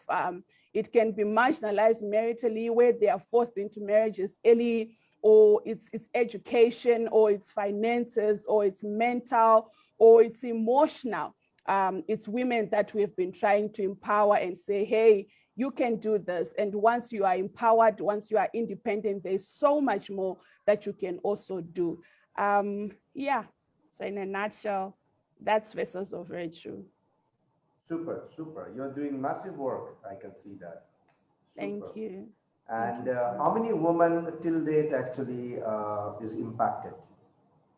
Up to date, according to our records, we have 1,000 that we have given jobs through our cleaning company, and some that we are actively training through some small programs. Like Microsoft has given us access to their free Microsoft courses that the ladies can do. We recently got a little center where the women can meet once a week.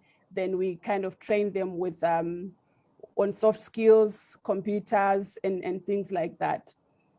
Super. And how long you have been running it? We formally registered 2010, the 10th of December, 2010. 10th of December 2010. Yes. So it's been like 11 years you are running it. Yes, yes. Massive, massive. And you're based out of Zambia? I'm in South Africa, but okay. we have footprints in Zambia, Zimbabwe, Mozambique, Malawi, and Lesotho, South Africa as well. Amazing. So if you feel that from World Leaders Summit we can be any of your help, we have around 30,000 business people with us as members, as a subscribed members, you can say. And of course, we have 95 countries in total Business Connect. We have incubation programs, we have training programs, we have hackathons. If you feel that in any way we can be any of your help, we'll be more than happy to support your initiative and the woman that you are training. We'll be glad. Do you feel that that is helpful? It definitely, it is helpful. I promise you, in Africa, there's so much need, because then the going word is entrepreneurship, since a lot of companies are closing down due to the global pandemic. So people need to fully formalize the entrepreneurial space, whether it's social entrepreneurship or entrepreneurship, it needs to be formally formalized, and most people then can leverage on it. And even just getting the exposure to international markets, because sometimes that pipeline is not fully structured. So we would definitely need help going forward. Awesome. I think we are connected over email, if I'm not wrong. So Yes, we are. yeah, could you please kind enough to send your initiative details in the email, and we'll be sending you the full process. We can always be helpful for the initiatives that you're doing. We'll be happy. We'll be glad. Thank you so much. And thank you. Precious, thank you very much for your strong presentation. I would like to ask you, you shared that it's important to change their mindset, yeah, that it's important for women to change their mindset. So what would you advise to women for being more successful, more strong, probably? Because I think, it starts with the mind. As a mind thinks, so is a person. Our mindset plays such a big role. So even when we embark on doing greater things, if we start from a defeated mindset, we're not going to be able to do much. We can only go as far as our mind takes us. So I really think that the one of the greatest strengths is to making sure that our minds are aligned to what we want to actually achieve, and we are not deterred by the challenges, because they do come.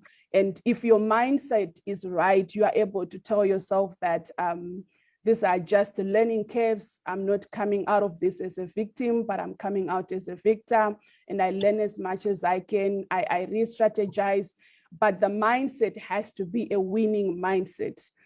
So I think it's very important, no matter what you face.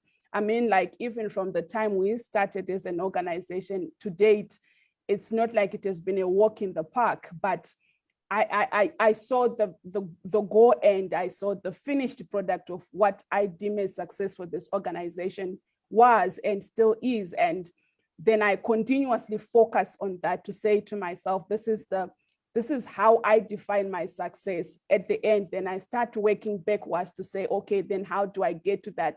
So the mindset really plays a very pivotal role. And every day my mind is going to be right to say, okay, I've got to arise and just try harder, try and reach out more, even when things don't make sense. So once the mindset is right, once the mindset is taught right, once the mindset is exposed right, I feel like women can do so much. We can do so much with the right support, the right networks, the right collaborations.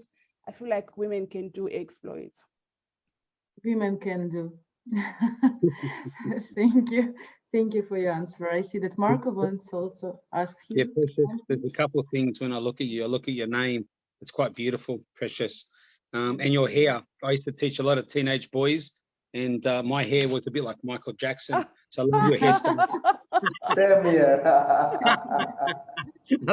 I love your hairstyle. It's quite unique and beautiful. And we love uniqueness, you know what I mean? Like, a lot of people come with the trends, you know what I mean? And they've got to look at a certain part in the corporate world. But, with entrepreneurs like yourself that mentor in our future, it's important for us to look different, behave different, and just be ourselves. My question is, when you talk about mindset, I've had issues in talking to parents about kids that have got talents in sport, and explaining to them that there's only one opportunity or one period in their life that they can give this a really crack, And they used to come back to me and say, why would my son or daughter, when there's millions of elite sports people, why would they make it? You know what I mean? So that mindset is not resonate only with the youth, but with the parents. So how do you in South Africa and Africa change the mindsets of parents that have obviously, the legal, position to bring up kids? How do you change their mindset?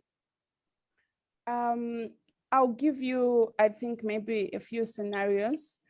So the first scenario is that there was a time when I started to go to my home country to do entrepreneurial sessions. And the first time we did it, there wasn't that resonance. I don't know if it makes sense with the audience. So people will come and say, the flyer looks nice. It's beautiful. Yeah. And what is this young lady trying to do? So they come because they are curious. And we did the first session, we did the second session. So it would still be like for 3 days, 3 business days of acceleration, business acceleration. And we offer like a different range of short courses that we are doing. And the third time, it was still the same thing. People are coming because they're curious. The fourth time, the narrative was changing, because then people were like, no, we have heard that when you run your session, it's different, it's impactful. People actually come out with tangible things.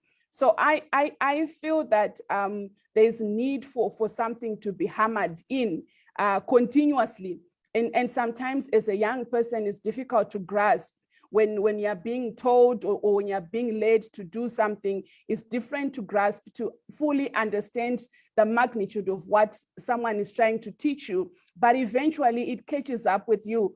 There are some things that were imposed on me when I was young, like when my parents or my grandparents would say, Precious, I think you should do this way. And I look back and I'm like, actually, they were wiser.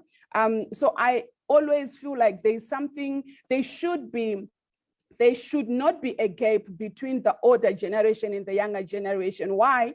Because the older generation offers something that we don't know, we have not yet been exposed to. And sometimes just listening to them, it helps the younger people not to go through maybe similar mistakes that our adults could have gone through, our elders, and they now know better.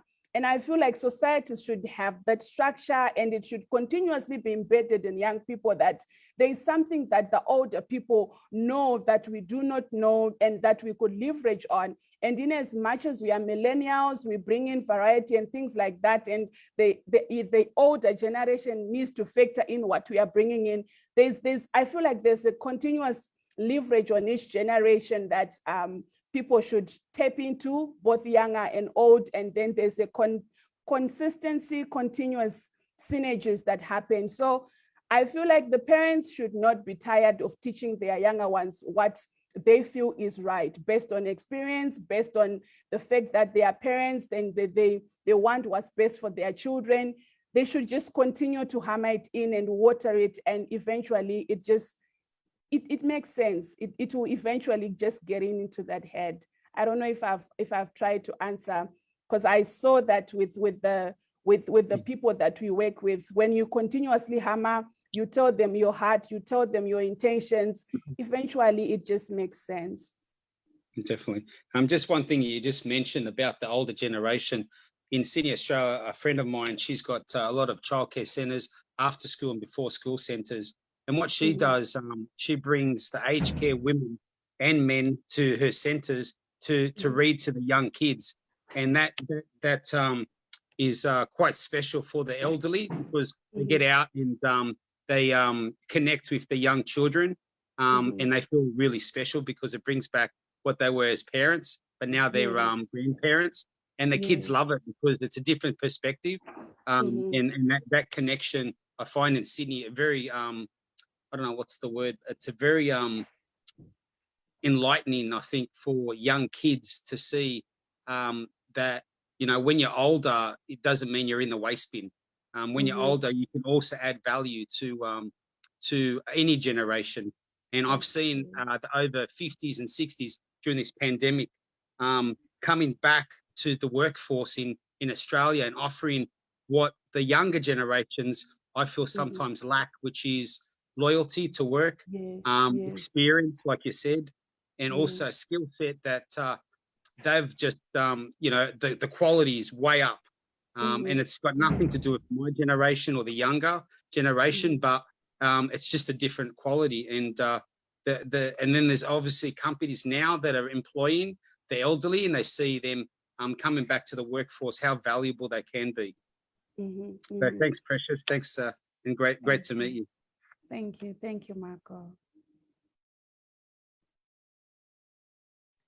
Thank you, Precious, for the beautiful insights. Thank you so much. So we'll be probably move to our next speaker. Nikki, how are you doing? You're muted, my friend. Please unmute yourself. Am I unmuted now? You are, yes, loud and clear. Thank you. You know, I spend most of my lifetime on Zoom. I can't understand why I haven't got that down yet, number one. And number two, I think we need to change everybody's term of reference. It's definitely the most used sentence in the world right now. You are on mute.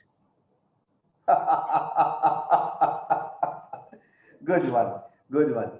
Arjit, hashtag it. Yeah, I'll do that. I'll hashtag this, and this is going to be a new trend.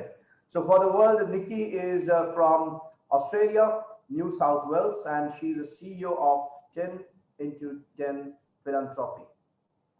Nikki, the floor is yours. Please embrace us with your knowledge and speech. Thank you very much, Arjit. And thank you everybody for having me to join this incredible group of people, not just women on International Women's Day and International Women's Week, but also all of the men who are contributing to this conversation as well. I'm really grateful to be part of such esteemed company. As you've said, my name is Nikki Andronicus. I'm the CEO of 10x10 Philanthropy here in Australia.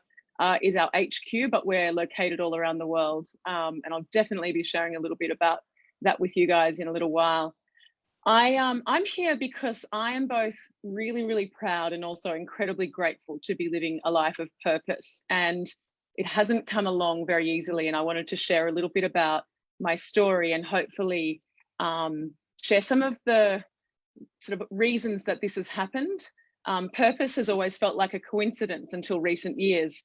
It's always been these organic happenings that have distilled themselves almost by accident as this kind of setting of goals and a sort of both a pull and also a drive towards really living a life towards really clear goals.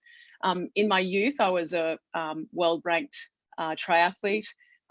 Later on, in my personal life, I became a wife and a mother of 5. But also through entrepreneurship, business creation, leadership, and then more recently in my professional capacity as a CEO, purpose has been a really central theme.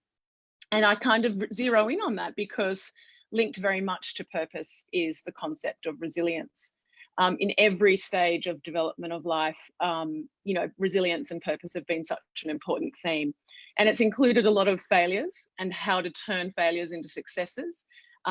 It's not been possible to have success without really consciously nurturing a sense of resilience and also housing it inside a really deep and clear sense of purpose. So that's what I'm talking about today, and through the really great human art of a story. So for me, I've got 20 minutes with you, and for me, it all started with sport. I was never born to be number 2 ranked in the world triathlete. It actually came to me through incredibly hard work, a lot of grit, and a lot of battle. And I persevered and outwitted my way to being number 2 in the world. And it's really important to share that I was number 2 in the world, and a little bit more about that later. So all the while through making my way to the top of world sport, I was really invested in a sense of purpose. I wanted to prove mostly to myself that I could overcome some really obvious deficiencies and that I could be the best I could despite the fact that I was dealing with a broken body. So when I was in my second year of high school, I'd been living my dreams. I'd worked so hard during my early years as a swimmer, and I'd come to be swimming in the squad of one of the most famous legends of Australian sport, Harry Gallagher. He was the famous coach of a swimmer that every Australian knows the name of, Dawn Fraser.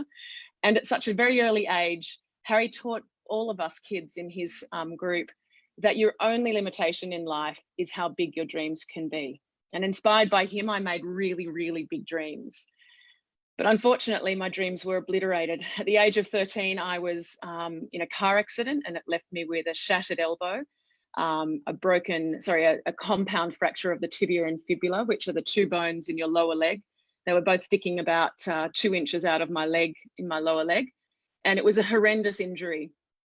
And I felt that at that stage, it also, not only was it a shattered bone in my elbow, but it was also shattered dreams of becoming an Olympic swimmer.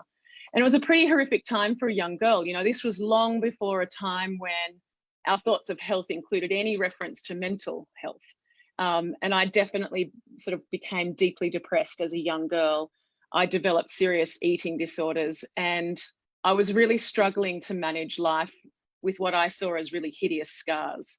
I hid away from the world, and I was pretty depressed, and nobody seemed to know what to do with me. 13-year-old girls are not easy at the best of times, right? Anyway, the only person who did have an idea was my coach, Harry. He actually knocked on the door one day and invited me to come back to the swimming pool. He said, "You're never going to be an Olympic swimmer, but I really could use some coaching." So he put me in the pool, and I started teaching little kids how to swim. And I think Harry knew that it wouldn't take long for me to climb out of that teacher's pool and back into the back of the lane with the other elite swimmers. And I was never going to be an Olympic swimmer. I was never going to be good enough. I've got a crooked arm and I've got a pretty painful ankle. But it was a pretty defining moment, because one of the things I learned at this stage is that movement can help everything. And it definitely healed my body to start swimming again. Physically moving helped to overcome the sense of shame in my scars, as it became more normal to be in my swimmers amongst other people with all these scars. But I think more than anything, it really healed my mind and my heart. And it made me realize that despite the most enormous of setbacks for a little girl, there was still opportunity in life. And so at 13 years old, my very first lesson landed. You have to get up, you have to overcome the odds, you have to try harder, and you can definitely reap the rewards. I couldn't swim well enough to make an Olympic team, but I could certainly try out a couple of multi-sports, and I found myself racing in triathlons. Now, it wasn't exactly a pretty ride. It was a really long and traumatic sort of journey in professional sport. I remember so many times waking up at 4 a.m. and it was the middle of a really heavy training week. We would be swimming 30 kilometers, cycling 650 Ks, running 100 kilometers in this given week. And I would be lying there with every muscle aching and not knowing how on earth I could find the power to get up and out of the bed. And then by 4:01, that little thing would kick in, and I'd remember that giving up is just not an option.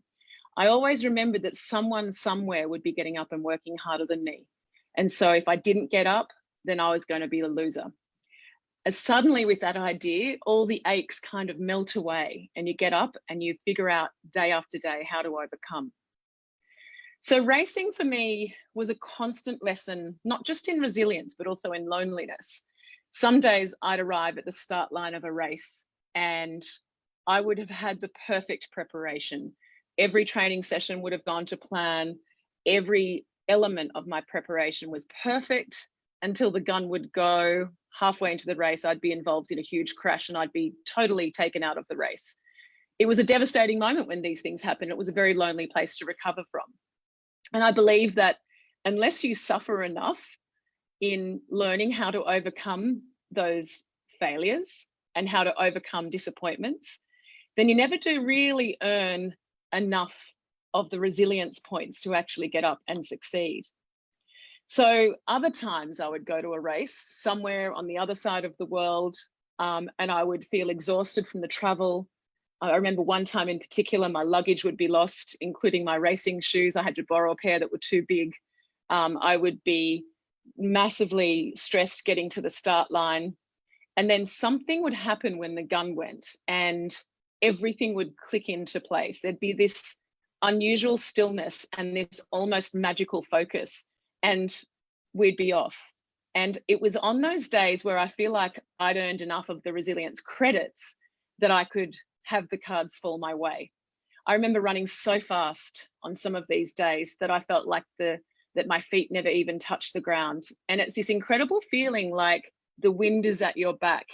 And as soon as you get a sniff of that finish line and a smell of the victory, the agonizing acids that are going through your body and that huge pain of the burning in your lungs, it all just fades away and you just race for the finish line as if nothing is ever too challenging. And it's an extraordinary feeling. And I probably should never have been there. I definitely had a broken body, and I should never have been in a position to make it to those high levels of sport. But it's interesting now, later on in life, that this was just the beginning of what was necessary in life in terms of resilience, being focused on a sense of purpose, and the ability to never give up.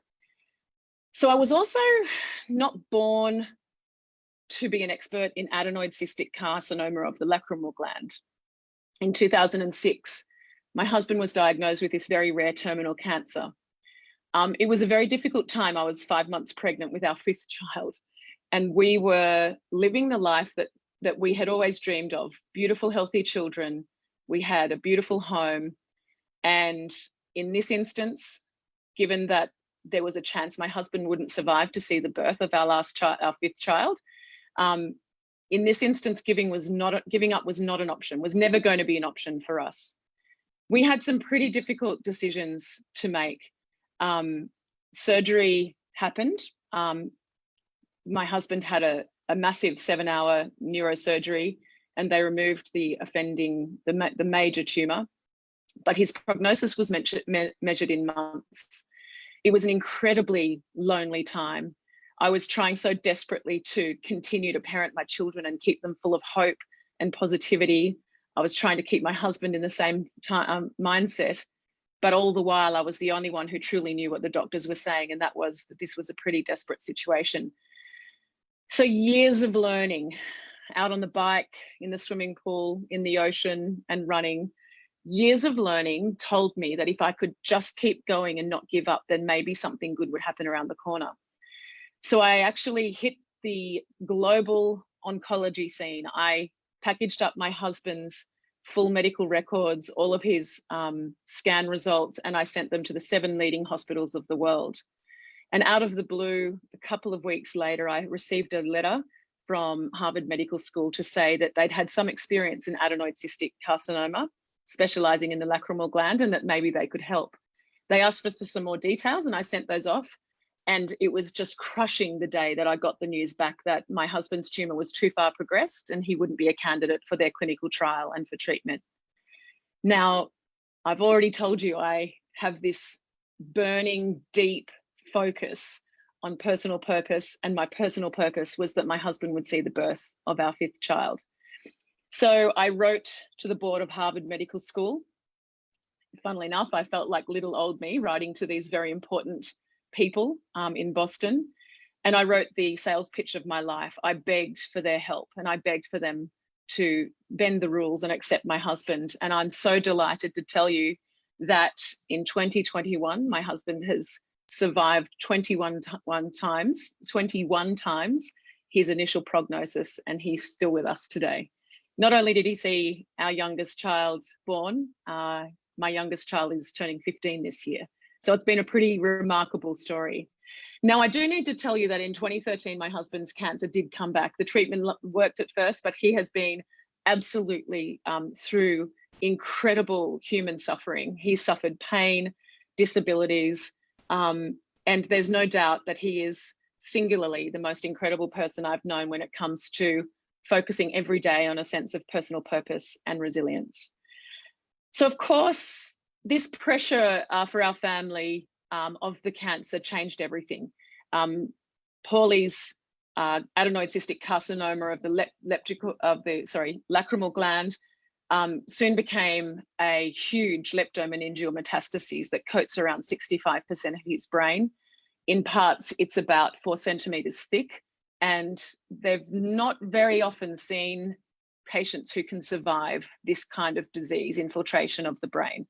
It's extraordinary. And the reason I'm telling you that is that for about the last 10 years, he hasn't been able to work. So I'm going to rewind a little bit and tell you I've had 10 years of racing for Australia in professional sport. I was lucky enough to get an undergraduate degree before I took off overseas to race.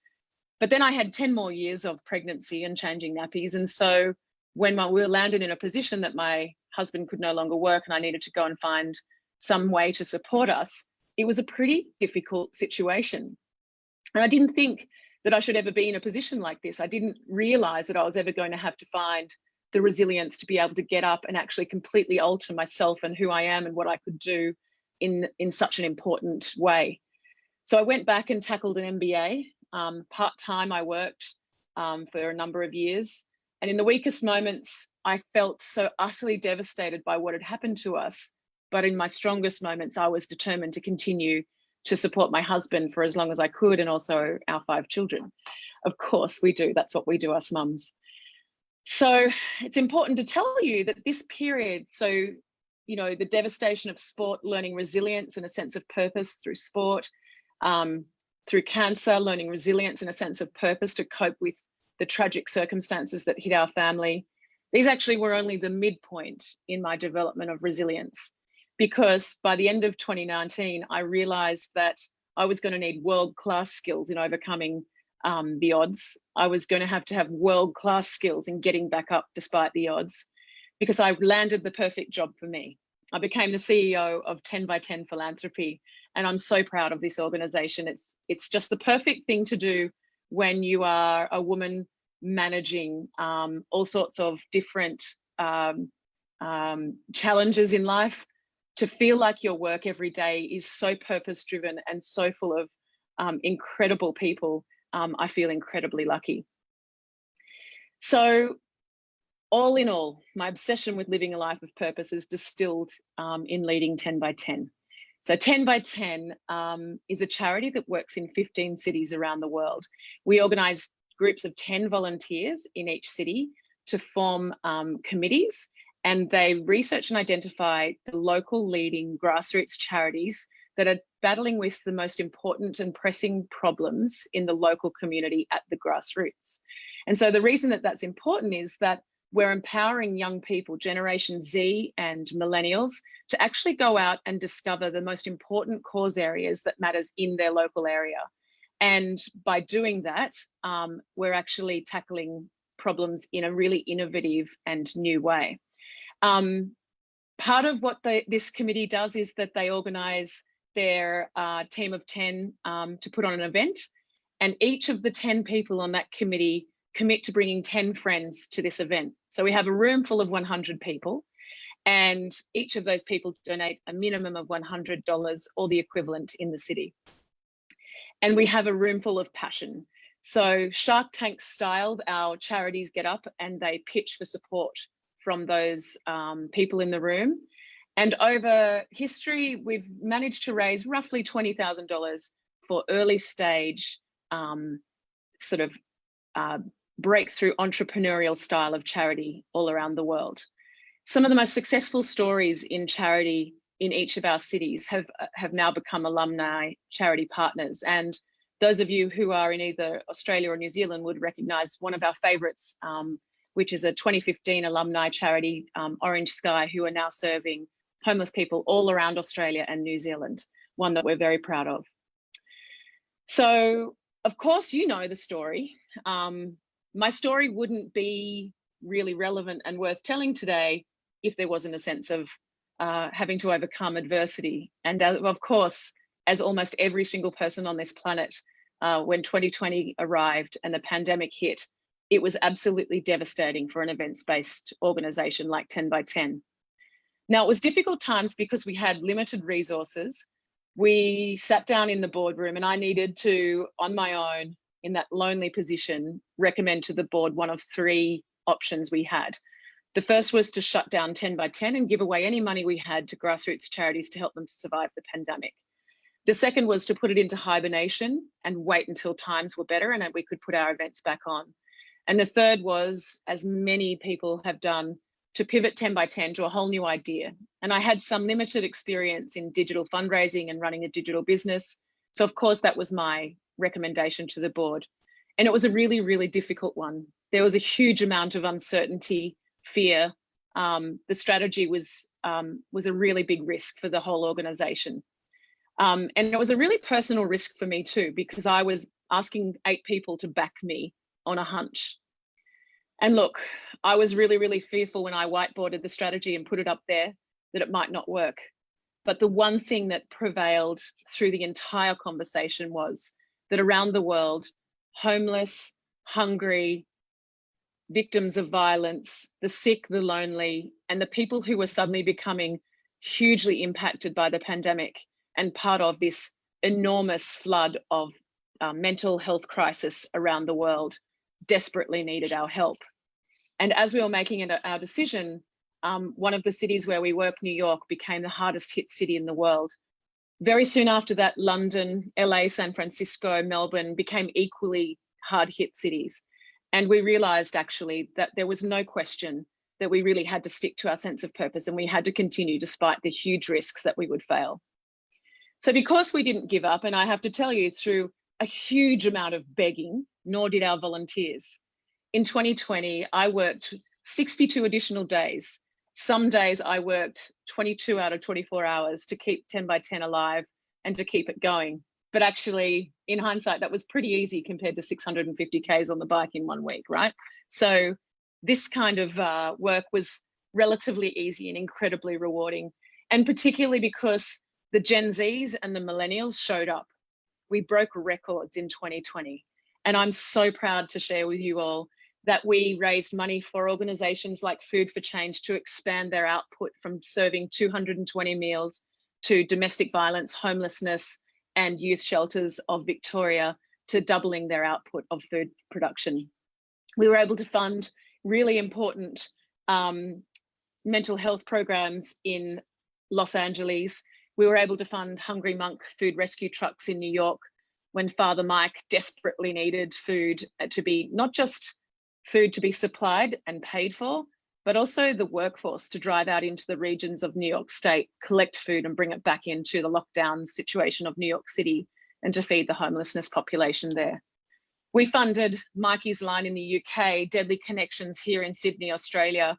We funded mental health programs all the way through to hospice care for the elderly and the infirm. We had an incredible 2020, and I've got to tell you that it is my proudest moment. It outstrips anything that I've done in my lifetime. It fades sporting success into the most grey of memories to know that we've helped people beyond any measure in 2020. And I'm so excited for what we can do in the year ahead in 2021. So I wasn't born to reach the upper echelons of world sport, and I wasn't born to navigate and negotiate with the most important professors of oncology in the world. I certainly wasn't born to survive the little events-based charity through the harrowing conditions of the pandemic of 2020.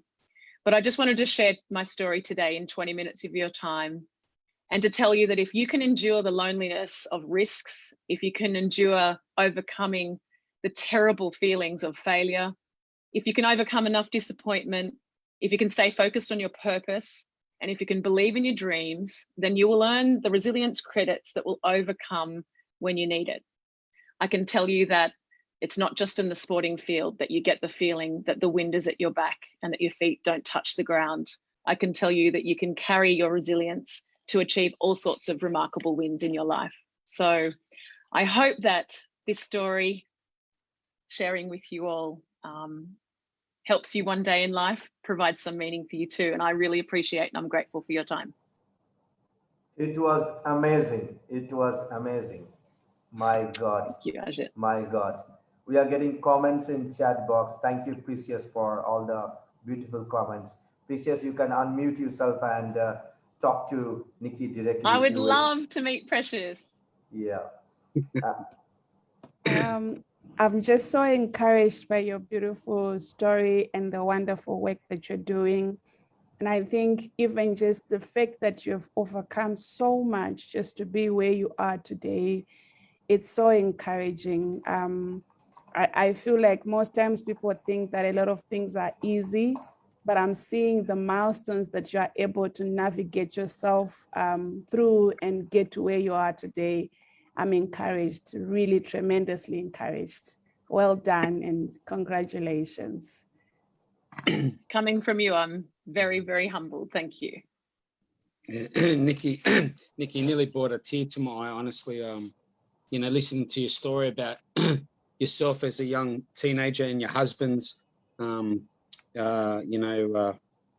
it's hard for a male like to listen to what you're going through, because I have a young family myself, and a feeling that my wife would be sick, or someone close to me, that you've got to devote all your time and energy because you love the person, obviously, but seeing them you go through hell and back, I suppose, as we do as athletes, but in a health area, so it's amazing support you've given your husband. It's a tribute to who you are and to your family, and keep doing what you're doing. Thank you, mate. Nikki, lot of respect, lot of kudos. I don't have any words to say, honestly speaking. The way That's you very have kind. is amazing. Okay, just a small question. It's not a question, rather, it's a suggestion from you. How do you look at life? What is life for you? Wow. Well, on the good days, life is about being at the back of the break on Curl Beach, where we live, and my two boys sitting on their boards next to me, and it's our little moment together to celebrate everything that we live for. The swell's coming in and you lift up and drop down when the waves come through, and everything for a moment just stops. And I remember the value of human relationships. And I can tell you that the same could be true of the thousands of volunteers that I work with each year through 10 by 10. The same could be true with the medical oncology staff that help me with caring for my husband. Human relationships are everything, and I live for them, I value them, and I'm massively humbled by them. So life for me is building on all the lessons that you learn along the way. I feel like I've stumbled from one lesson to the next, and I feel like I was born for it. Somehow I was built in with an innate ability to get back up and keep on going when you probably shouldn't. And somehow that's starting to give me the tools to be able to give back and to really make a difference in the world. Amazing thoughts. I usually tell people that to be like water. So whenever people ask me that who you are, what you want to be, I usually say that I want to become like water. Water doesn't have any kind of taste, don't have any smell, don't have any shape, don't have anything. We don't realize that water is needed. But once we are thirsty, we feel that, oh my God, I need to drink. And we forget that it is 70% of the world, but we never ever care for water. But when time comes, water becomes tsunami, water becomes the destruction. But at the same time, water gives life. Without water, there is nothing can exist, at least in this planet. And when we look at life, when we look at the sea, when you're talking about the waves, life is like a wave. We always get all the ups and downs in life. And Yes. if a person can probably be optimized by himself or herself to accept those waves and be on that wave, being wave is a completely different concept. If he can be that wave, life would be probably giving him or her a complete different perspective, which you are doing. And I'm honored and blessed to listen to you, to know you. It's been a pleasure. I'm just like, I don't really have any words to comment on. Frankly speaking, we are getting a lot of text from social media. Someone is asking from Twitter message. It's a short one. Probably they are from different language. I had to translate it. Pardon me if the translation is not good. So she's asking how to educate yourself. It doesn't happen in school or college, but real education comes from within. But how to find within? I think that's an excellent translation. And I agree. I think there's a reason why a lot of people, when you meet them, they'll tell you that they're from the school of hard knocks. It's a famous English saying. And that's because there is no institution that can teach you the lessons of life. And I believe that if you can find a great passion for approaching life with it as if you're a sponge, and that it's all about just soaking up everything that you can. And many of the people that I admire, respect, they are voracious readers and they're voracious consumers of podcasts. Like, podcasts are probably the greatest invention of the last few years. I'm a voracious attendee of summits just like this. I love to hear from people from all different walks of life. I love listening to Precious today. I love hearing perspectives, and I love broadening my thoughts. I think maybe the best answer to the question is I guess the wisest man knows what he doesn't know, right? So if we want to be the wisest man, and that includes woman, of course, then we need to continue to always pursue knowledge and always pursue perspectives. And I think 2020 was such a difficult time, a really, really difficult time to remain abreast of issues and of developments, and to really find our way and how we all fit together and how we can live together in the best possible way in this world. And so I think one of the best ways to achieve that, and one of the best ways to continue to learn and grow, is to be careful with what you do read and what you do listen to. Carefully choose the opinions and the people who are going to contribute to your knowledge, but to really pursue knowledge in all forms and with regularity. Super. Beautiful sharing.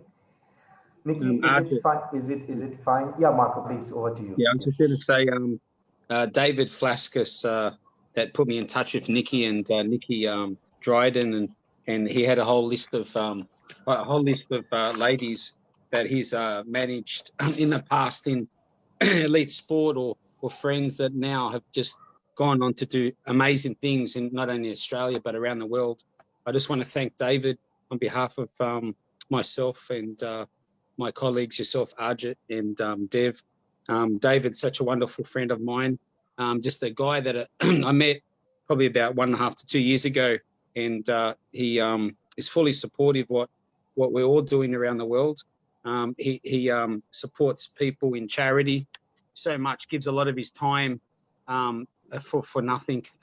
So they're the type of people that we want to recognise during this great week of women international achievements and challenging yourselves. So Nikki, pass my thank yous to David. I'll speak to him tonight, but and great to meet you. You're a beautiful person from the inside and the outside.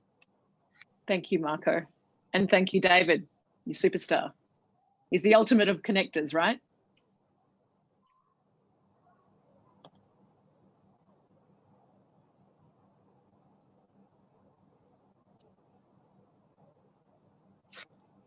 Yeah, probably yes. And talking about Dave, I think Dave is actually joining us, so he'll be with us now, and he is there. So it's effect of the king who is coming after a couple of hours. So the king is here. Oh, so who's Hello, the king? Dave. You are the king. Guys, yeah, I have a very big statement. So everyone's right. I'm actually working in a background, Yes. strategizing WLS to a larger corporates universities. So I'm preparing my meeting with one of the board members who actually goes into about 6 or 7 Australian universities. Yeah. So We know that. We are talking about your work, and we are actually emphasizing you, and we are embracing you, and that's the reason we say talking about King. He is here. Okay. So thank you, Nikki, for all the insights and all the knowledge. Thank you so much. Please be with us. We'll be in touch with you again. Thank you so much. So yes, we have our next speaker, Kathy. Hello, Kathy. How are you doing? I'm wonderful, all the way from Sydney, Australia. Nice to Yes, meet you. we are actually celebrating Australia now. We have maximum number of Australians at the moment in the screen. Oh, that's so good. That's so good. Welcome, everybody. It must be Australia Day, Kathy. You know what? So my birthday is on May the 8th, and so there's a lot of controversy around Australia Day because it marks the day in which Australia was colonised. And so they want to change it to May the 8th because it translates to mate. So there we go. So who knows? Like I could have a public holiday on my birthday next year. So Yes, that's hopefully. a great way to celebrate. I Great get a way to day. celebrate. We are all going to celebrate Kathy. Yes. Okay, for the world, Kathy NGO, she is the founder, keynote-worthy diversity and inclusion advocate. She's a writer, a presenter, and a speaker. Welcome, Kathy, to World Leaders Summit. Thank you. Thanks for having me. Am I able to actually share? Okay, yes, I can. That's good. Now, sorry, excuse the technical stuff. Can you actually see my PowerPoint at the moment? Yep. Okay, great. Now, got to expand it.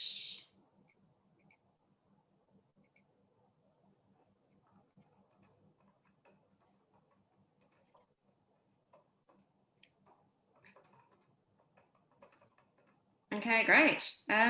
So just before I begin, I just want to acknowledge the traditional owners of the land in which I'm speaking to you all from, which is the Darug country, the traditional custodians of the land in which I live, I play, I work in as well, and where I'm speaking to you from as well. This is my home studio office. So I want to acknowledge them and also thank elders past, present and future as well. So today's topic is on the intersection of comedy and social justice. Now, to give you a bit of background, so this is a picture of me about more than 2 years ago. I decided to put my hand up to do stand-up comedy with no experience whatsoever. So I didn't do any course or anything like that. I just thought, hey, I could do it. So it was a pretty brave move. And I mean, the reason why I made that decision is because perhaps I'm also a writer. So I've got the writing skills, and back in school, I did a bit of drama. So I did love performing in front of people. So that certainly helped. But anyway, what I am also very passionate about is social justice. So growing up, I was always part of the Amnesty International Club, the Environment Club, and so forth. I'm always trying to raise money for charity and social causes. It's always been part of my DNA. So I thought, you know, everything that I do, I want to have some form of social impact. And that's exactly what I did when I did stand-up comedy. So without going into all the jokes, I did talk about a bit of politics, but in a kind of like a light-hearted way. So it didn't matter if you were left-wing, right-wing, conservative, whatever it is, you could understand and perhaps relate to it. So for me, telling jokes is always about punching up, not punching down. So you were always trying to be as respectful as possible. So after the comedy, I did found my business, Keynote Worthy, which, if you are not aware, is a challenger speaker agency, which focuses on curating speakers of very diverse backgrounds. So, and when I say that, I mean a mix of sexualities, experiences, abilities, just to name a few. So I started that business because I just found that there was lack of diversity in events. So I'm really excited that this particular conference is very diverse. Like, I mean, we've got people from all over the world with different backgrounds, which is very, very exciting. So I feel very privileged to be here today. Thank you to the organisers. So anyway, just going back to comedy and social justice. So you're probably thinking, I'm not funny. Like, do I have to tell knock-knock jokes or dad jokes or whatever it is? In fact, you don't. So I'm going to go through a little bit some of the techniques that you can apply in your everyday work, or even in your social circles as well. But before I go into the tips, I just want to delve a little bit about cancel culture. Now, if you haven't heard what cancel culture is, it's basically, so in this age of social media, it's really easy for people to call out, any sort of wrongdoings and judge people based on that. But for me, I'm a firm believer that context matters. So, which is purposely why I don't share any of my jokes in my presentations, because you kind of need to know the background or the whole joke first, or the journey, in order to understand. So, there's a real danger in hearing a story from just one angle. And I'm not saying that to excuse any form of behavior, but I'm sharing this basically just so that you can be aware of this culture and of this toxicity. And as Obama puts it very nicely a couple of years ago at a summit, he said cancel culture is not helpful at all. It's because you are basically throwing stones at people, not physically, but metaphorically, casting your judgment on people. So, I mean, none of us is perfect, right? I mean, hands up if you are perfect. I mean, I'm going to put my hands down. None of us are. So, yeah, like I said again, context matters. So I'm always a firm believer of, asking questions, being curious, and clarifying what people actually mean when they are talking about a particular thing, if it seems a little jarring. And English might not be their first language as well. So things could be misconstrued really easily. So that's something to keep in mind. So for me, the reason why I talk about cancel culture is because back in the days, well, not really back in the days because I'm not that old, but I used to just call out people because I was just so angry of the injustices of society. But I found that it wasn't very helpful. It was just me projecting a lot of frustration. And when we do project a lot of frustration, no one really wants to listen. If you think about, let's just say your mother or something keeps yelling at you for not putting your shoes away or something like that. I know it's a very basic example, and I give that example because my son does that all the time. So instead of just basically yelling and all of that, it could be like, oh, I would appreciate if you were to tell me why you leave your shoes outside, and is there anything I can do for you to support you to make sure that you put it back in time, and I really appreciate you every time you do that. So again, very basic example, I just thought at the top of my head. But you can also already see that there's a different tone in the conversation, like one is more negative and the other is more positive. So that's just a little bit about cancel culture. So this lovely lady here is Hannah Gatsby, and she's a comedian, a very, very successful one. So she's got 2 Netflix specials on at the moment, and if you haven't watched it, I highly recommend it. She's also a fellow Aussie like myself, so I'm proud of her. She talks about a lot of jarring issues like homophobia, domestic violence, sexual abuse. And you wouldn't think you would talk about that in a comedy show, right? I mean, it could go either way. It is very controversial, but she does it in such a way that it's like art. It's not like she's trying to be funny. And I mean, the point that I want to make is that sometimes if we want to have humor in things, we don't have to try too hard. It's just about sharing our story or sharing a moment in time that you find quite interesting or quite funny. Show you an example of a study that I made. So comedy, it's just going back to when, you know, people listen to you, and people don't really listen to PowerPoints, or if you present in front of a PowerPoint, which is ironic because this is an actual PowerPoint. But anyway, don't, you know, do as I say, not as I do. But comedy actually does change the game. You know, you think about Super Bowl ads, very creative ads, they all have this element of humor in it, and it translates to dollars. So you can always apply that in your business as well. Now, the reason why I put this is I find humor just like salt. You know, you only put a little bit sparingly. You know, don't try too hard to be funny. It's just that little bit which can really change the conversation and go from a no to a yes decision. So, which leads me to my next tips. So, how to say something funny when you think you're not funny. Now, this is like probably in the bucket of most people. Sometimes it could be to say something unexpected. So to give you an example, I only learned how to use chopsticks when I was 30 years old.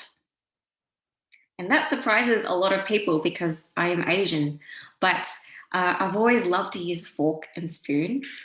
So I only learned how to use chopsticks, you know, a couple of years ago because I was traveling in Asia. They didn't have forks, so I kind of forced myself. So that's something a little unexpected. Number 2 is to use sarcasm. Now in Australia, we love sarcasm. And to give you an example of sarcasm that we always use, which I'm not a fan of actually, but to give you an example, it could be if it is raining outside, we could say, oh, hey mate, the weather is so bloody awesome today, isn't it? That is sarcasm. And number 3 is apply the rule of 3.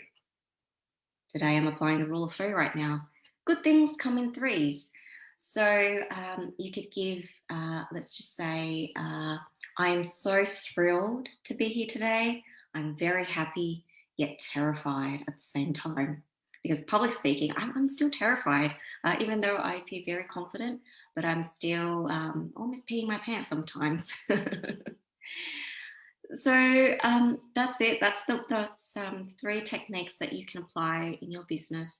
But sometimes even a smile can change the dial in the conversation. So, and just to end, if you do need additional incentive to use humor,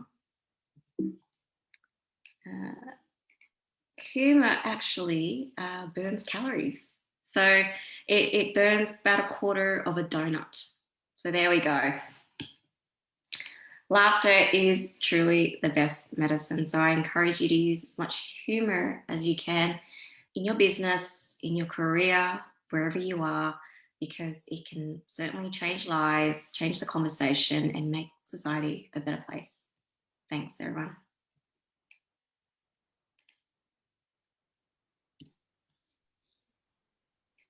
Thank you very much, Katie. It was really, really wonderful presentation. You know, I have a question actually. I saw DC Medicine, and by the way, I'm from Russia. We also love sarcasm. As you mentioned that Australian people really like sarcasm, but I guess that it's really, you know, it's art, because you need to understand, how can I say, you shouldn't hurt people, but sarcasm, it's very, you have to be very careful in this case. So you know, my question is, how do you think, is it possible to improve sense of humor, or we need to use your medicine, which you showed? Yeah, well, there isn't actually real medicine. Well, actually, it's probably alcohol, but I don't encourage you to take up alcohol or drugs or anything like that. Don't do that. Basically, what I would recommend is just having a notebook. So carry a notebook around. And I know that Richard Branson does this all the time. He has it by his bedside. So every time he has some sort of idea, he would jot it down. So, just in every moment in our lives, when we're going to work, when we're dropping the kids off at school, there's always something that is, potentially funny. Like, to give you an example, like yesterday I dropped my son off to school. No, sorry, I picked him up from school. And there's this really old guy that just rides a little tiny kid's bike. And then I just find it so funny because he's like this really big man, really big old man, and he's riding this little bike. And it's because he's picking up his grandchildren. And I can use that situation into a joke later on. I mean, I haven't formed the joke yet, but at least that interaction or that thing that I saw is quite amusing. So, it doesn't have to be something big, like someone slipped and fell and, I don't know, ripped their pants or something like that. Like, it could be any sort of interaction in your life. And you mentioned sarcasm earlier. It really depends on social contexts and norms as well. Like, I know in America, for example, sarcasm isn't well received. People don't really understand it as much. But us Australians, we use sarcasm all the time. So yeah, I hope that helps. So we are similar in this case than in Russia. You know what helps me? Usually, I see everything around me. I usually see something funny. Sometimes I keep myself and don't share with people, but usually always see something funny. And I have some small secret. I usually percept everything around of me. I usually percept as cartoons. So I see everything as a cartoons, like cartoons of Walt Disney. So when somebody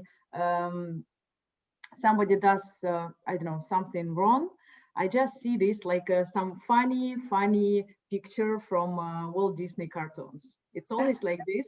Really, I didn't share it before, but it's my world perspective. I always see the world like this, and it's really help to have a smile all the time, because in your mind, in your head, you always have some cartoons which just describe everything what is happening right now around you. So I don't know, probably you use this as well. I'm not a drawer. I'm a visual learner, but I don't see things in pictures when I think of the creative process, because I'm also a writer, so I see things in words. So I'm a bit of the opposite. Yeah. Okay. Does anyone have any other questions or comments? Anything that you wanted to share? Perhaps you've used a bit of humor at work.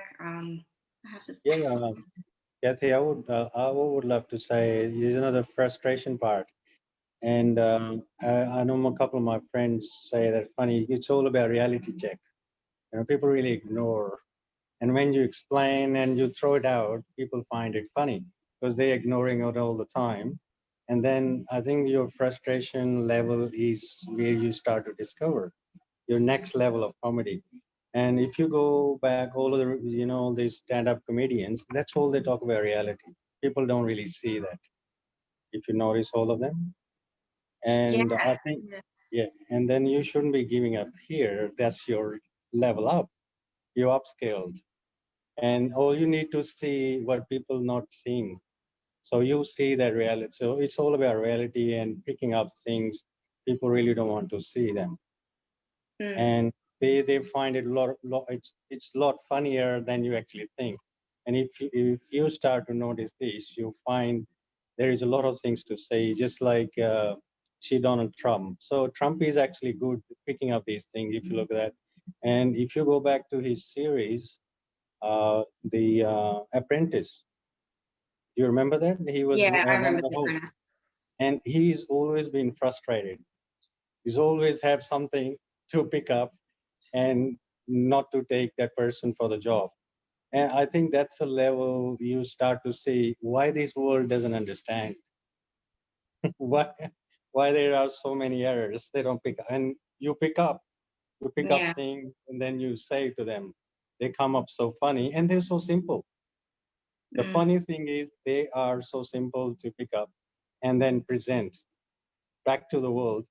And you'll see it's a lot of funny stuff. I'm really not into explaining all of that because stage is yours. And I mean, just a tip, it's just something to see from, a different perspective, different view, different angle. Yeah, oh, certainly. I agree with you. It's about picking up all the inconsistencies. Yes. And yeah, Donald Trump and a lot of people are actually really good at picking up gaps in things. But That's right. True. but True, yes. where I come from is like just make sure that it is respectful as well. I think Trump doesn't do it in a very respectful way when he's calling things out. So yeah, it's yeah, it's a bit of an art. Absolutely, totally agree. I think he's just kind of imbalanced being a leader of the nation and trying to be funny. So, Yeah. so it's imbalanced. But Yeah. then if you look at his action, it all talks about reality. And people really love him because of that. Because he doesn't care he's a president, but he just throws out there. People go, what? And this is it's all about. And I think we all about facing the facts. And Yeah. that's you are just I talking think Dave, about. that's the reason he's a little bit of popular because of Exactly. his Absolutely. comments. So people Yes. sometimes don't get it. People feel that that's a fool. It's probably not. Probably that's the way he is becoming popular. So you need to see the perspective how people are looking at it. Okay, Exactly. Kathy, a question to you because one of my best friend Evgenia, she always smiles, and my best friend always smiles. So that's the reason I'm asking you, Kathy, what is happiness for you? And if you are happy, is it required to smile all the time, or you can be happy inside? Yeah, that's a very deep question. I need to get my Yeah. therapist in here. I always do that. I always ask these questions. I'm so sorry. Happiness to me doesn't always mean you are smiling all the time. You could be smiling inside. And happiness to me is really being content with life. That's right. Good and answer. in your own Yeah. skin. And I think for me, I go through stages depending on the circumstances around. Certainly COVID was a very challenging, or still is a challenging time. I run an events business, so last year felt like it never happened. But I try to see other opportunities past that. So I think if COVID didn't happen, I wouldn't be here today talking to all of you who are, from different countries. This wouldn't happen. So as woo-woo as it sounds, like I try to have a growth mindset. And yeah, happiness, it goes up and down all the time. Right now, I'm feeling content. I'm feeling content because I've eaten already. So, yeah, so it's a constant work, constant rechecking on my well-being. I do have a tendency to overload myself because I am running a few businesses. So yeah. So what is life for you? What is it like? Life. Oh, what is life for me? Life is, gosh, really deep questions. Yeah, it's a kind of deep question. Third day of celebration in the International Women's Day. Yeah. And a lot of men for our support here. Yeah. Well, I'll share something I haven't actually shared with many people actually because it's quite new.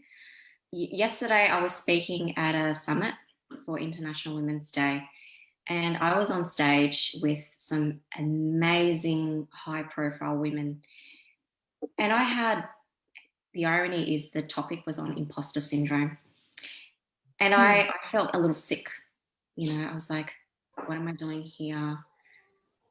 I don't really deserve to be here, but yet I was asked to be there. And, just in my head, I was just like, this just negative self-talk. Like, it was like I had an angel and a devil on my shoulder just talking to me, it was like that. But I did well afterwards. So, I am my worst critic. But anyway, so one of the panelists is a very, very high profile author in Australia. She's, very prolific. And she said to me afterwards, you should write a book. You've got an amazing story to tell that Australia needs to hear.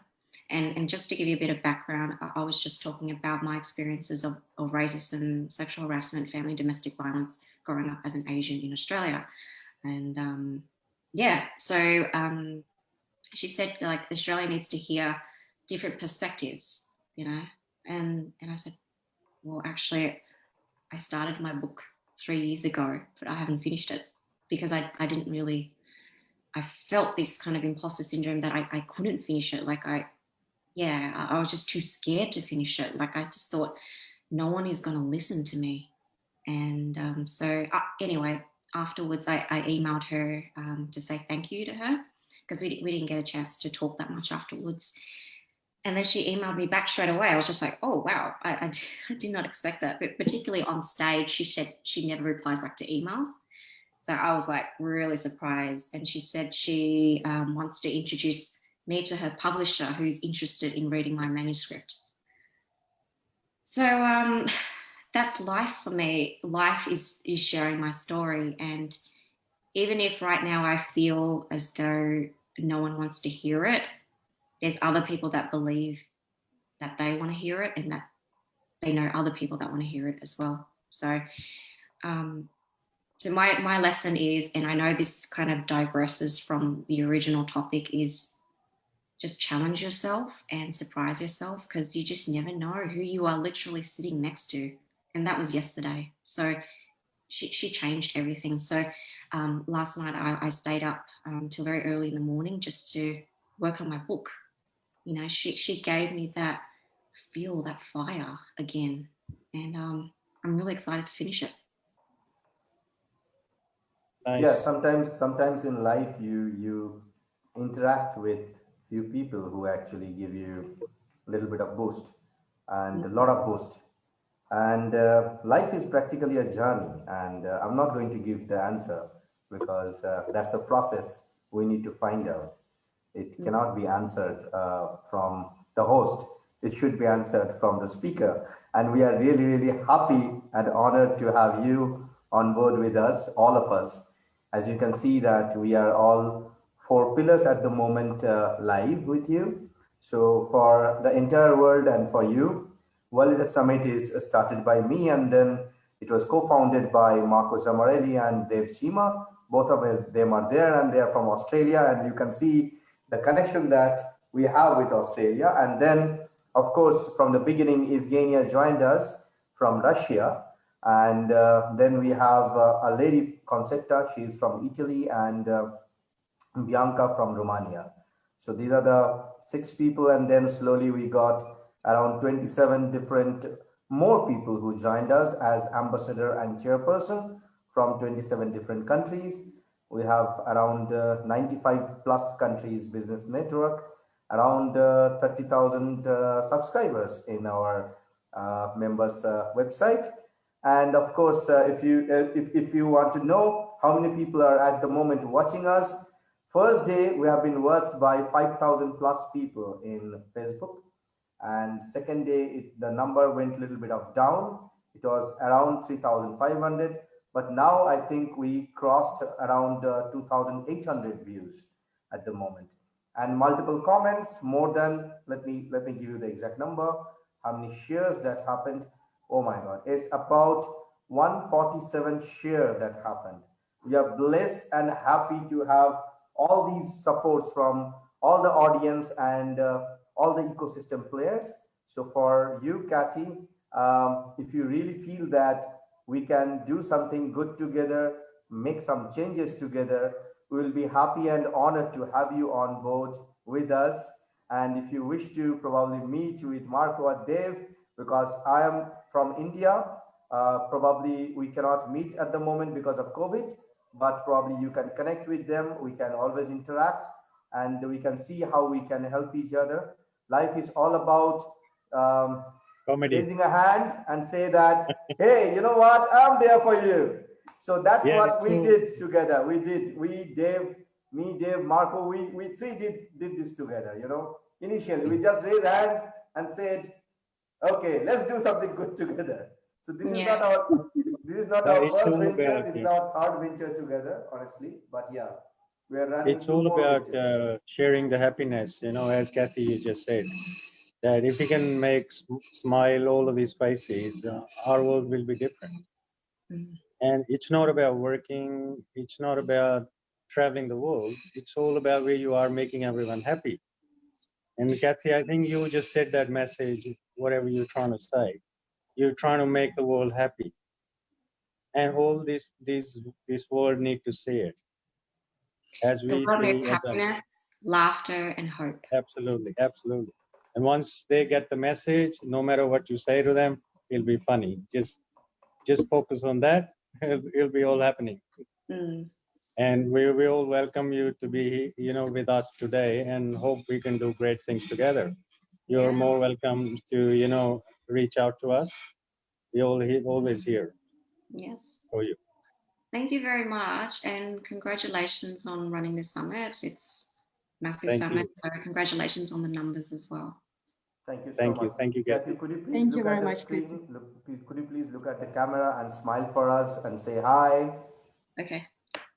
Hi. One. Hold on. Let me see if I got that right. Perfect. I'm becoming a photographer now. Amazing. Photographer from India. Nice to meet you all. And well, it's evening here, so have a good night. Yeah, You thank you, too. Kathy. Good night, Pleasure Kathy. meeting. Good night, Kathy. Good night. Bye. Good night. Yeah. Actually, Arijit, I know that now we discussed happiness and smile and comedy, but I still keep one question for you, if you don't mind. After presentation of our speaker Marina from Russia about education, I remember that you shared some interesting experience about education in India. If you remember, yeah, you shared some story. If you don't mind, can you share with us some probably similar experience, similar story, or education in I India? understand. I You understand. get it, yeah? Probably you are asking about brahmacharya, grihastha, vanapastra, and Yes. sannyas. So this is basically 4 different ashramas of Hinduism. So when you look at life, we have different stages of life. When you are just a baby, you have your all happiness with your parents, and you smile, you spend time with them. In earlier days, once the baby is a little bit of kid and he needs or she needs an education, they are usually sent to brahmacharya. That's a stage for students. They used to spend their entire time with their gurus. Gurus means their teacher, their guide. I should say guide instead of teacher. So the guide used to guide them how to become a proper human being, how to get knowledge. So that's one stage of life. Once they cross that stage, the next stage comes as grihastha, means the householder. So after you cross your student stage, you are doing something good, you are earning, then it is time for you to take care of others. It is time for you to create a family. It is time for you to probably do the same cycle, marry someone, settle down, probably continue the journey. And that stage depends on your own realization. And when you are a little bit of settled down, you are like your kids are becoming mature enough, it is time for Vanapastha. Now that's basically, if I translate that in English, it's not proper because from Sanskrit, some people translate it in a different way. Exact translation is the forest walker, but it's not that meaning, to be very honest. So Vanapastha means you are setting apart yourself with your wife. I'm so sorry. You're setting apart yourself with the kids, and you're going to some another location with your wife, spending time only with your wife, and enjoy the life and try to understand the meaning of life together. And you are giving back to the community on that time. Giving back doesn't mean you're only giving money. Giving back means you are giving knowledge, you are giving your wisdom, probably something else, probably only talking to people. It can be only sharing happiness, just like before Kathy was sharing. And the last stage of life is sannyas. Sannyas cannot be defined in an English term. They try to do an English translation. Dev, how will you define sannyas in English? I can tell the exact English translation, but that's not the meaning. Is reincarnate, but it's not like that, actually speaking. So sannyas is like when you. Can I add something here? Yeah, please, Dev. I know there is always two ways of looking at things, you Yep. know, left and right, or Top horizontally. and bottom, yeah. Yes. Yeah. I think sannyas is more about leaving the materialistic world. Yeah. The distractions, and this is the first step towards freedom. I always say, I have a friends from every religion, and I respect, all the prophecies and how the message has been given by the gods, or always say one God. And I think none of the religions say it's hundreds or 20s of God. It's all the one message to all of us, and they all talk about moksha, freedom. Sannyas is just like no distractions. So search within, and happiness is there. That's the biggest message. Yeah. And if sannyas, if sannyas doesn't mean you have to go like this. It doesn't mean like that. No. No. I mean, hang on. I think her way of passing the message was different. Yeah. So it is actually a self-concentration sign. If you don't focus on within yourself, and all the yoga and everything is self-centered. So you're searching within. You're searching in happiness. You're answering your own questions. And it's all about, we ask questions to ourselves, why this is not happening, why this happened. You ask yourself even right now, you have how many, 20 questions right there, right in front of you. You can answer.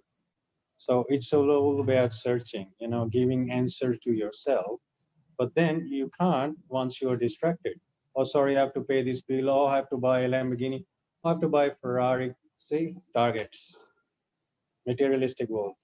But then mostly when you leave that side, you discover a lot of there is another dimension. They give you powers to do those things rather than running after them. True. So, and there are a lot of messages, there is a lot of things, we can talk about. I'll be here for 1 week talking nonstop. Same here. But to give you a small understanding about all these four different parts of life, you can be a sannyasi if you are inside your own samsara as well. Meaning, Yes. if you are staying inside family, you can then also become a sannyasi. It doesn't mean that you have to leave everything and go to a mountain and that's right. be alone. It's not That's like what that. it means. Yeah, that's what he means. So when you talk about yoga, yogis, these are mudras, these are icons. You can do it without these kind of icon. It doesn't matter. These are a process. It's a message. It's a message. Yeah. Arji, there was a message. You got to pick it up. Yes. So, yeah. Am I right, Dave? Yes. That's true. That's true. So like when you're when you're doing meditation, I know that in Russia, a lot of people do meditation, and that's required, and that's totally required. But for that, some people go through a music therapy, some people go with aroma, some people go with nothing. So, but when you are a sannyasi in your mind, it is true, there is nothing which can impact you. You are just like a water. That's what I mean, just before be like a water. Okay? You can mix with anyone and everyone, but in deep inside, you know who you are. You are a fluid. You can become strong like ice. You can vaporize yourself. No one can touch. You can become hot. You can become cool. At the same time, you are required. At the same time, you don't require. So you need to realize that fact, that sometimes you are not required.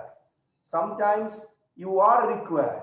So you need to find that balance. And when you are looking at deep inside in your heart, in your mind, sometimes all these four process becomes really, really meaningful.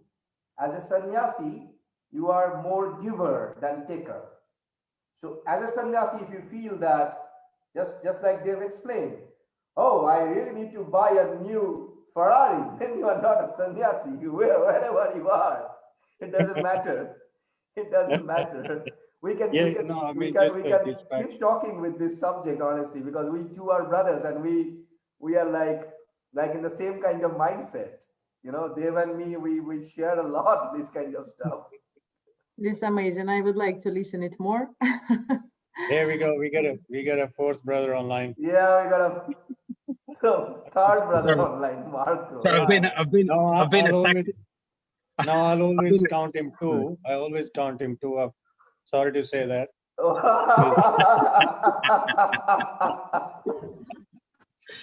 I've been a bit of a taxi driver today, so I've picked up the kids, dropped Talia off to dancing on a Wednesday. She does dancing for an hour and a half, so now I'm going back home to get some bread for a friend of mine and dropping it off. You know, Dev, Azalea. That's called grihastha. Evgenia, that's called grihastha. Okay. So no, it's you guys, I didn't get the chance. Okay, so we have our next speaker, Jonna James. Ma'am, are you there with us? Yes, I am. Super happy to see you. How are you doing? I'm doing amazing. Thank you for asking. You're from Australia, I believe. Yes, I am. And look at us. We are getting all the Australians today on the third day of World Leader Summit Women's League. What happened to us? We are loving Australia, I guess. And with good reason. I thought I heard some familiar accents online. Oh, thank you, Joanna. Thank you for recognizing. Thank you very much. Well, Arjit, I'm just telling you, we're in the best country in the world. And That's right. so hopefully one day we can have all our brothers and sisters come down under and have a beautiful barbecue. We can share our beautiful food that we have, fresh food, and great laughter, as Eve always says, you know, put a smile on everyone's dial. Amazing. I already packed my stuff. So what's first? India, Australia? I guess that we need to first come together in Australia. No, you need to come to me first, India. So India, it's my first point. Yeah. To Australia. Yeah, of course. And after we all together, we can come to Russia and enjoy our snow and so on. Okay, so over to our speaker. I think she's waiting for us, and she's feeling that what these four people are doing. Well, we are enjoying World Leader Summit. You know, we are running it for last 2 days, and this is the third day, and this is the last day. So Jonna, welcome to World Leader Summit as a speaker. Could you please introduce yourself and grace us with your knowledge and share your passion? Absolutely. Thank you. Thank you. So my name is Joanna James, and yes, I'm currently in sunny Queensland in Australia. I'm the head chief ambassador for the Successful Woman, and I also am the general manager of a non-bank finance business here in Australia called Mortgage Easy. So I wear many hats. So I operate in the financial sector here in Australia, My original training is as an architect and builder. So I love design and creating amazing homes and spaces. And I've got my first book coming out in a few weeks. So it's called Mind Body Spaces. So it explains the relationship between physical spaces and what's happening in the psychology of one's life and how you can interpret that within the spaces that we live in. But today I'm here to talk to you about my role for empowering women, given that it's International Women's Day on Monday and this is a Women's Summit. And so the topic of what I wanted to talk with you about today is called Why Women Can Have It All. So what I wanted to do was go through the etymology of this meaning of having it all and where did we start this journey as women and what does it mean? So the term having it all, according to a woman by the name of Ruth Rosen, who was a feminist writer, first appeared in the late 1970s. And at that point in time, it wasn't so much a mantra related to feminism or feminist movement. It actually was a clever marketing pitch designed for liberated women that were starting to wear heels. So this was the first time that the term having it all came in relationship to women. In 1980, there were two women, Joyce Gabrielle and Bette Baldwin, and they released a book at the time called Having It All, a practical guide to overcoming the career woman's blues. So this was the first time that the idea of having it all was linked directly to the notion of women and working. And no doubt there are many tips in that book that were probably still relevant today. But something happened 2 years later, in 1982. There was an incredible woman by the name of Helen Gurley Brown. She was the then editor of Cosmopolitan magazine. She had been running the magazine for nearly 2 decades. And she released a book called Having It All: Love, Success, Sex, Money, even if you're starting with nothing. Now, what was interesting about Helen Gurley Brown was that she often referred to herself as a mouseburger, which was this term of a seemingly, unpretentious, ordinary woman who had worked her way to the top. And she released this book with the hope that she would reach other women that were ready for more love, more success, more stability, and inevitably more sex. And she was renowned for her workplace confessionals for the rising single women in the United States at the time that were taking to the workforce. And so in 1982, this was really the moment when this term having it all began to inspire future generations of women to become trailblazers, to head to the universities, to head to businesses, to the corporate boardrooms, and really to take the charge of women being able to work and have it all in their own estimation. Now, what's really curious is that Helen Gurley Brown didn't actually choose the title of this book. It was her editor that chose the title. She had wanted it to be called the Mouseburger Plan, but she was overruled. And thank goodness that she did, because this term then inspired future generations to go on and do what they did. And in particular, many women like myself have those generations of women to be thankful for, because otherwise we perhaps would not even be here with you today online. So that was a wonderful thing that she did. But something happened in the next 30 years, and this is really key. As women began to blaze trails, this idea of having it all started to become synonymous with doing it all. And all of a sudden, there was this idea that we had to be these perfect women, we had to be amazing at work, and all the people that we looked after, manage the stress, as most men and women do day to day, run families. And in fact, this idea of the extra work that women do to look after all the non-paid duties. So as an example, here in Australia, 72% of all non-paid duties, whether that be childcare or domestic duties, are still done by women. And that includes the 36% of women that work full time. And so all of a sudden, we went on this huge excitement of wanting to have it all and take to the boardrooms. And yet we realize that having it all and doing it all is a very difficult thing to master as a woman, and very, very challenging.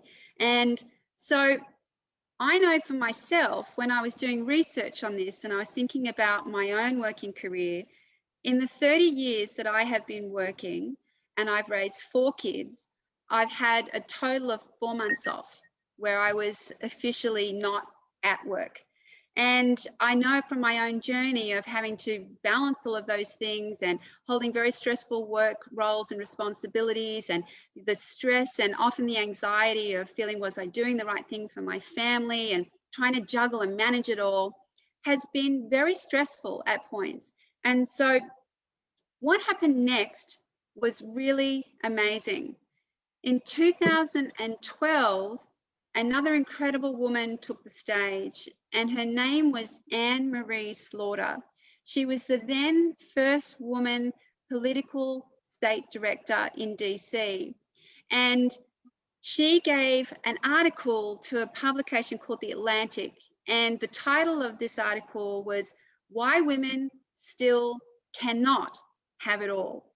And she gave a candid discussion about her personal concerns, the struggles and the pitfalls of trying to have 4 a.m. commutes, keep a very high profile government job, and her growing concern for her teenage sons that were back home in New Jersey that she felt she just really wasn't able to care for. And so when she was called back to her tenure at Princeton University, she cited her reason for leaving the role to do with balancing her family needs.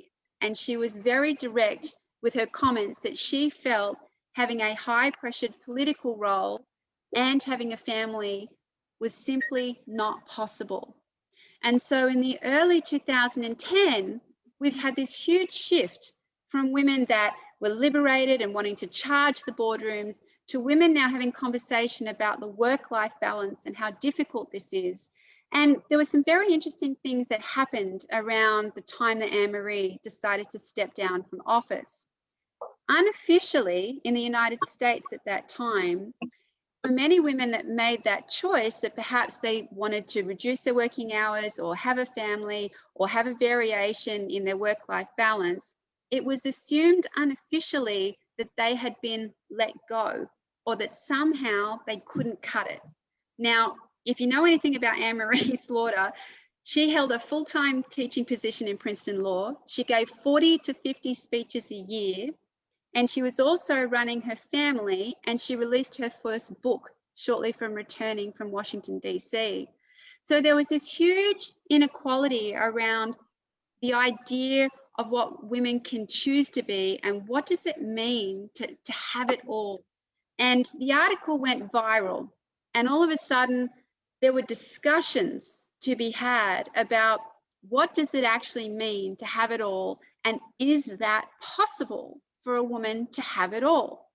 And so going through the etymology of this phrasing, which is a very interesting journey, you see, I began to wonder what happened?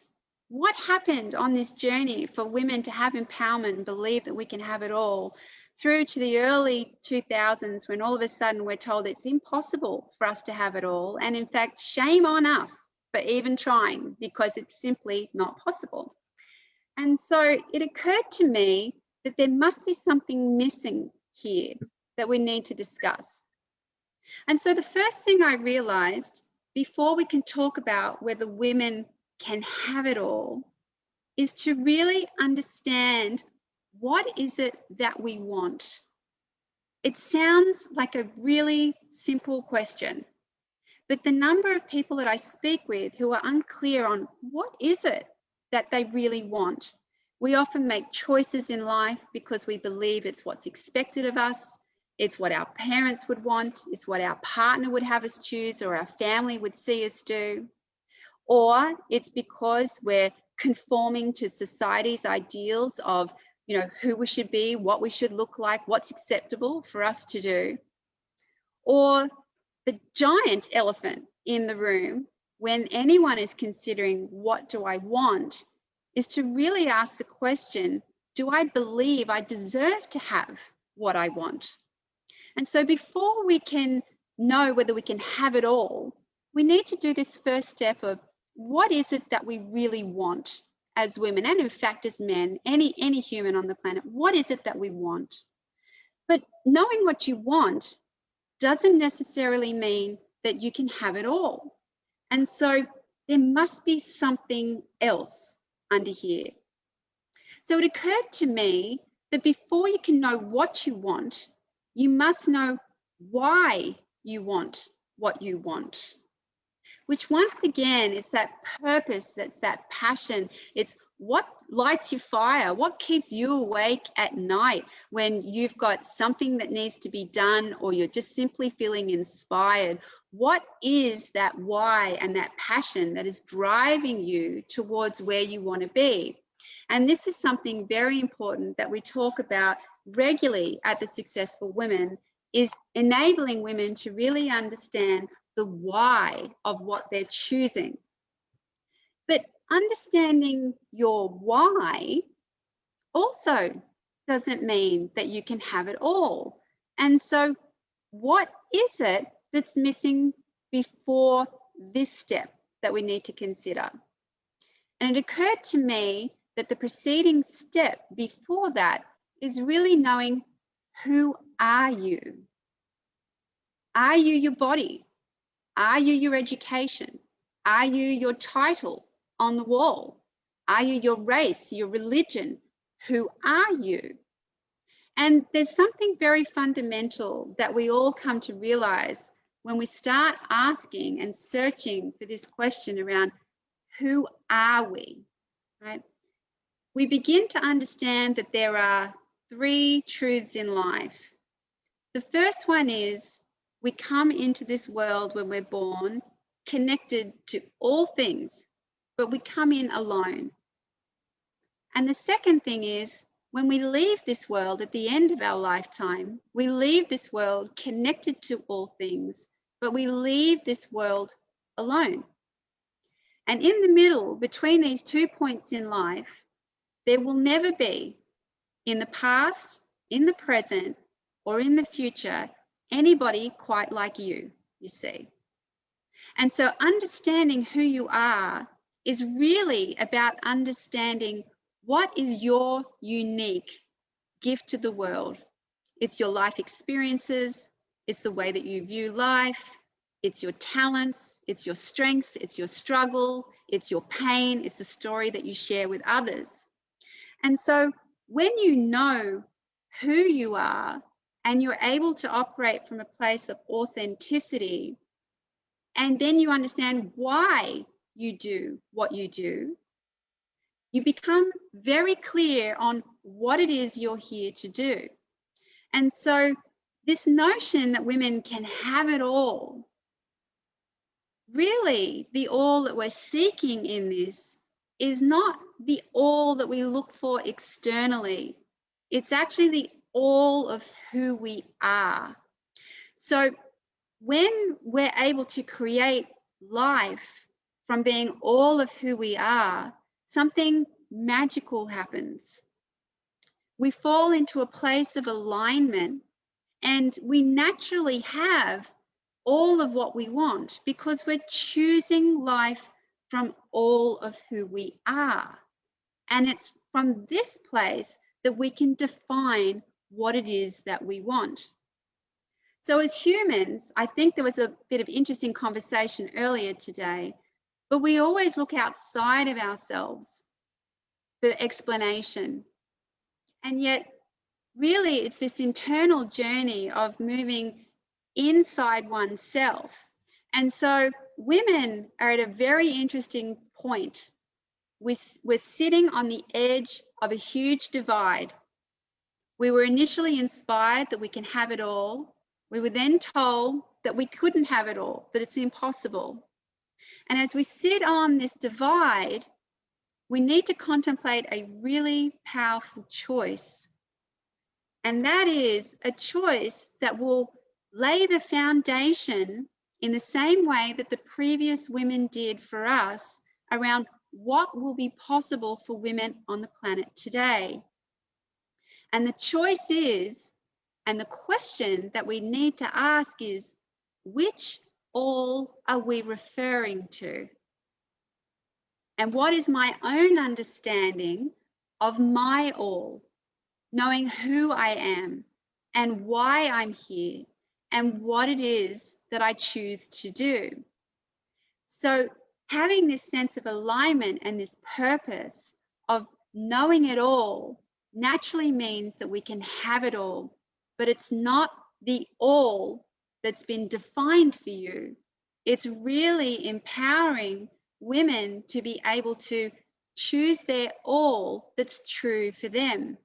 Now, the reason that I know that this is true is because the fundamental laws that govern this, the universal principles that make this happen, are in fact that they are universal.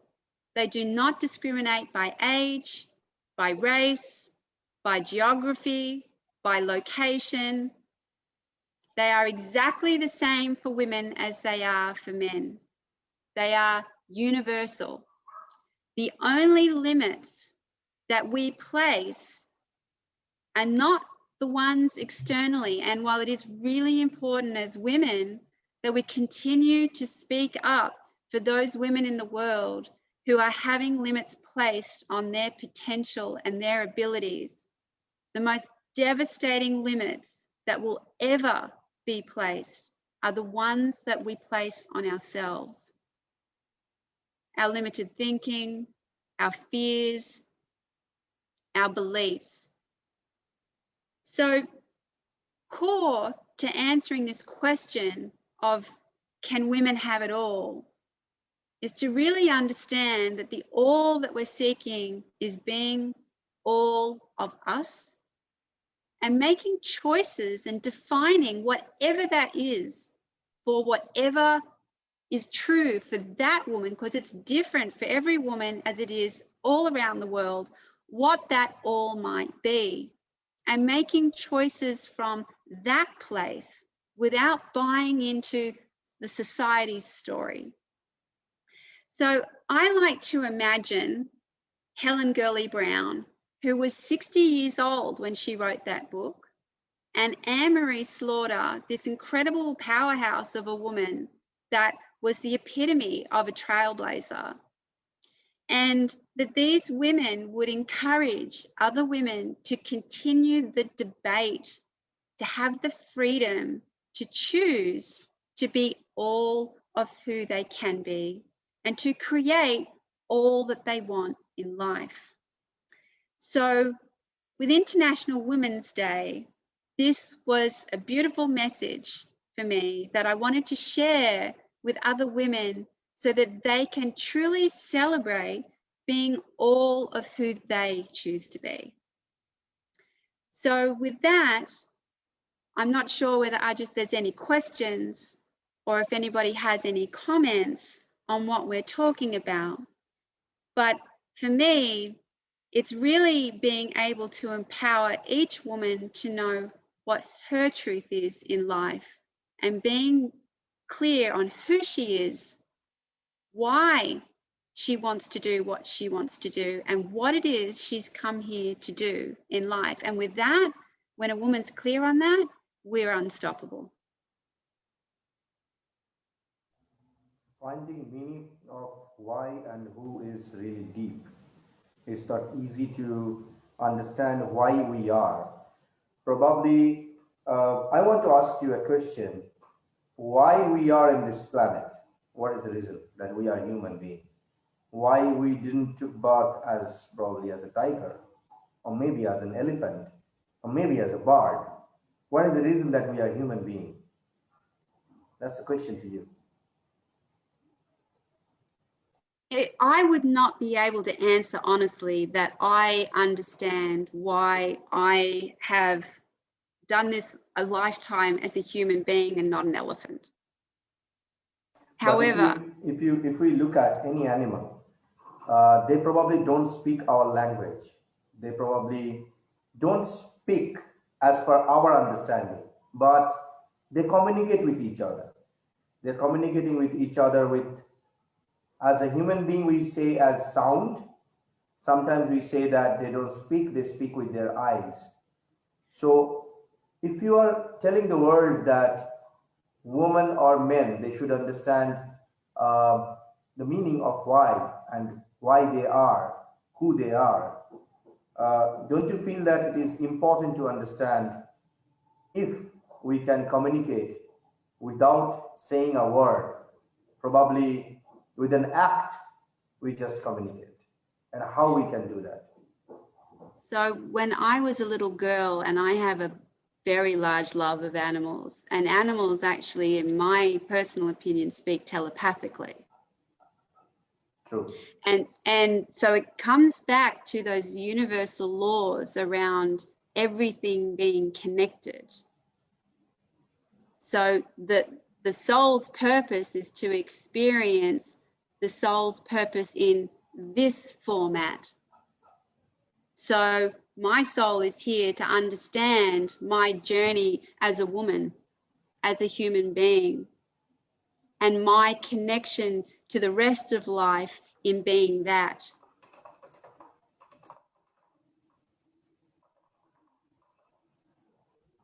And But perhaps, how do you define being in life?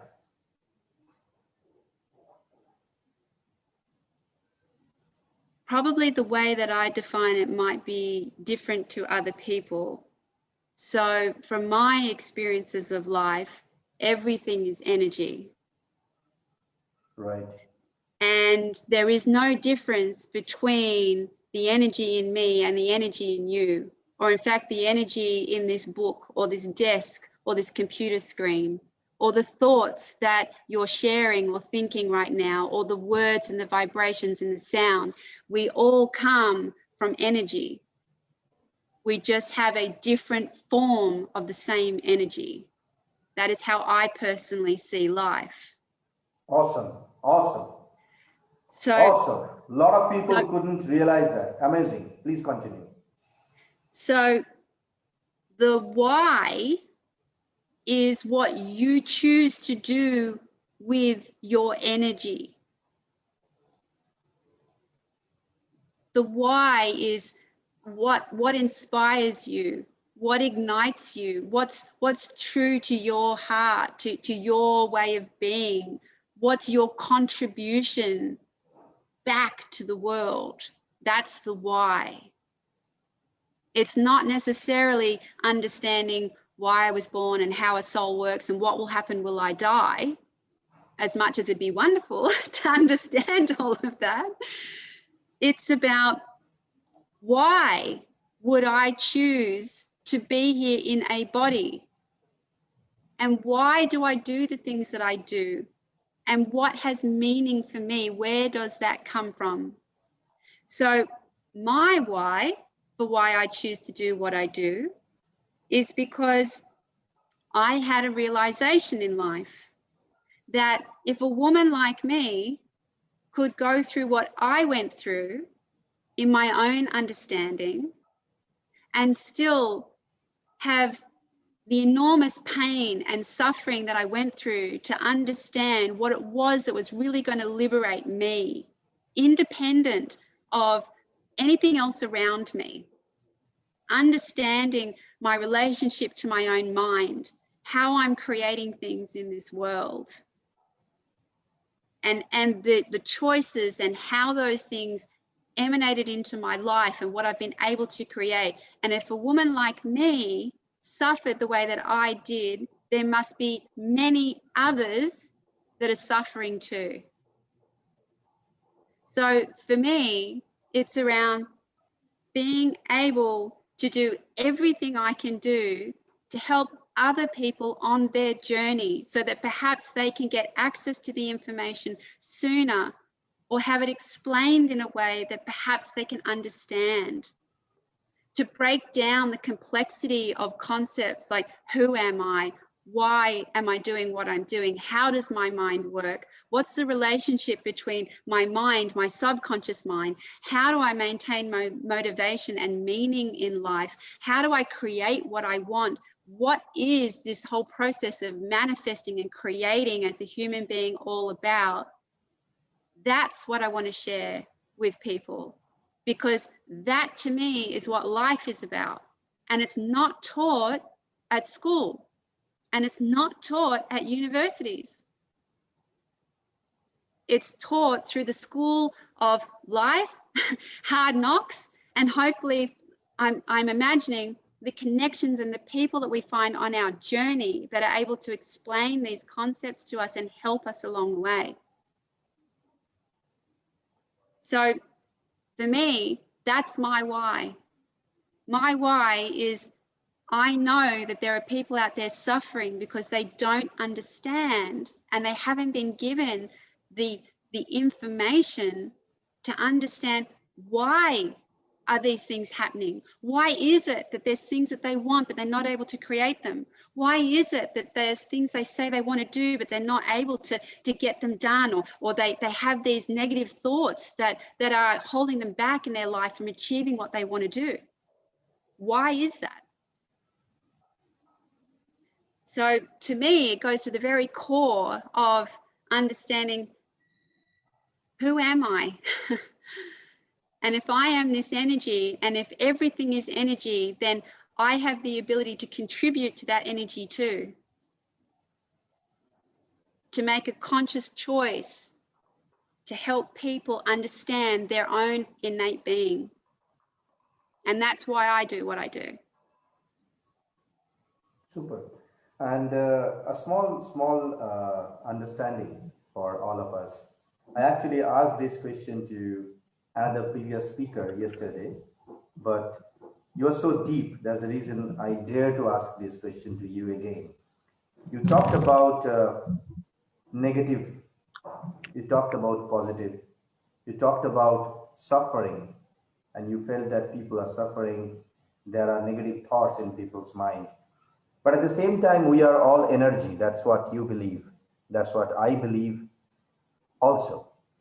But how do you define energy to be negative? Don't you feel that it's all perspective?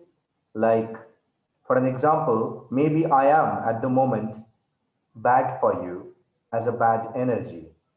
But at the same time, probably I'm good as a friend of Marco, and he feels that I'm his good energy. So how do you define energy if human being or anyone, animal, is an energy? We can't define animals because probably they can't speak our language, but when we threaten any animal, they usually become ferocious and they try to attack us.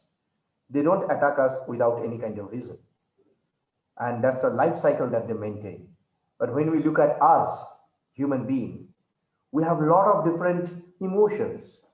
And with those emotions, sometimes we do things which is not nice, and we call that as negative. So from your perspective, how will you suggest people to understand negativity and define positive energy and probably look at the world in a different perspective? Okay, this is a very deep question. So the first thing is that we're creating our reality from our own sphere of reference. So my understanding of life is exactly that. It's only my understanding of my own reality. Perfect. Okay? Perfect. Now, the universal laws have duality. There is always going to be duality in life. We have light, we have dark, we have positive, we have negative, yin, yang. You cannot have one without the other. And in fact, sometimes you have to experience the darkness to appreciate the light,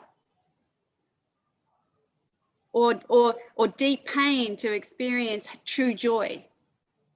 In fact, the more we swing on the pendulum of the experience, the more we're able to encompass the opposite. But what I'm talking about is not the external judgment of whether something is good or bad. or whether somebody's said something wrong or done something mean. It's about the internal experience that somebody is having. It's about the freedom of choice in every moment to choose what you want to create. So if I'm sitting here saying that I want to create positive things because that's my freedom, my free will, my free choice, every single second as that thought is coming to me, that thought is either congruent or it's not. So if I'm having negative thoughts about myself or destructive thoughts about myself or harmful thoughts about myself or fearful thoughts about myself, then that is the energy I am engaging with, and that is what I will create. If I'm choosing loving thoughts, kind thoughts, empowering thoughts, passionate thoughts, compassionate thoughts, then that is what I create. We are an energetic exchange. We are creating all of the time. It's just that 95% of what we create from our subconscious mind. So we are in that moment giving away our fundamental human right, which is our choice to create with our minds.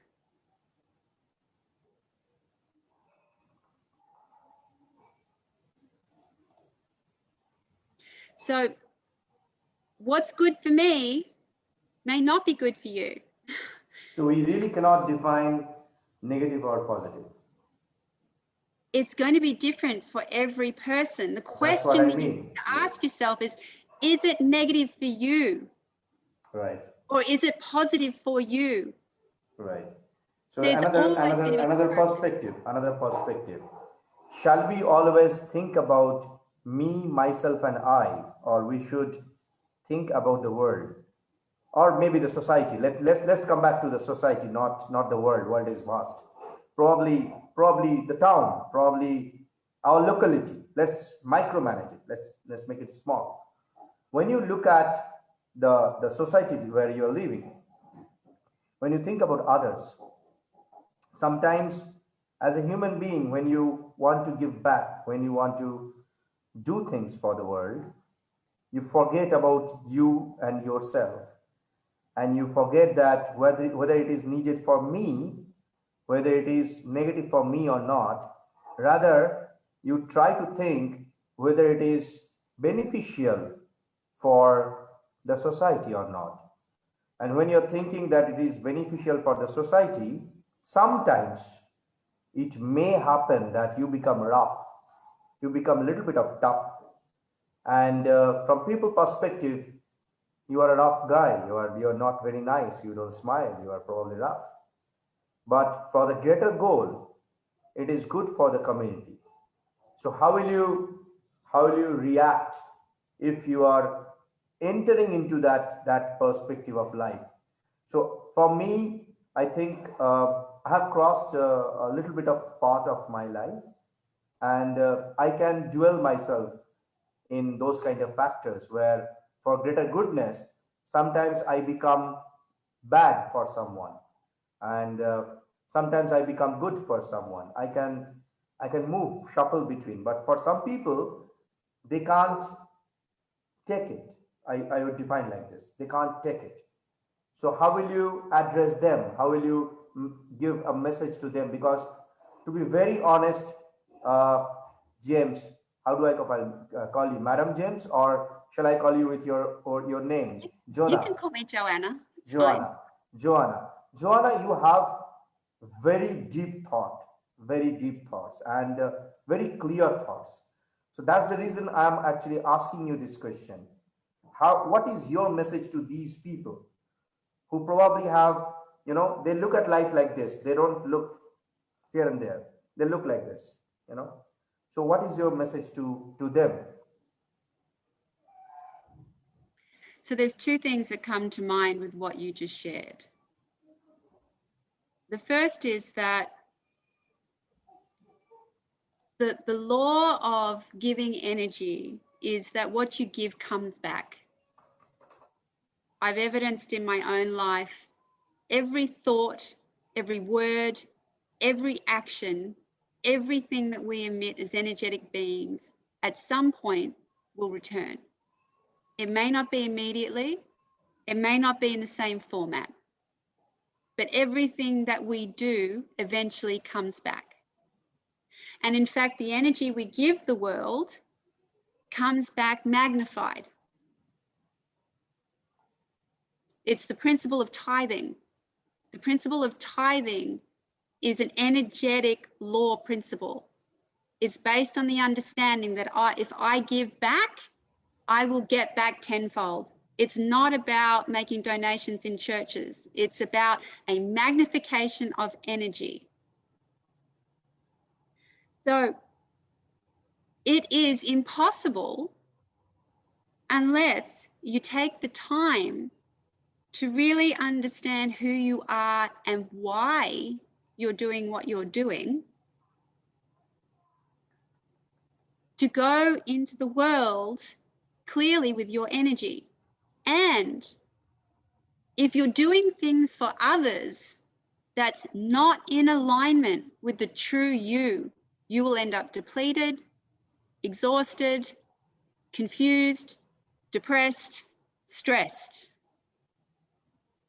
If you're doing things in the world from a place that's aligned with your inner being, your truth, you will magnify your energy.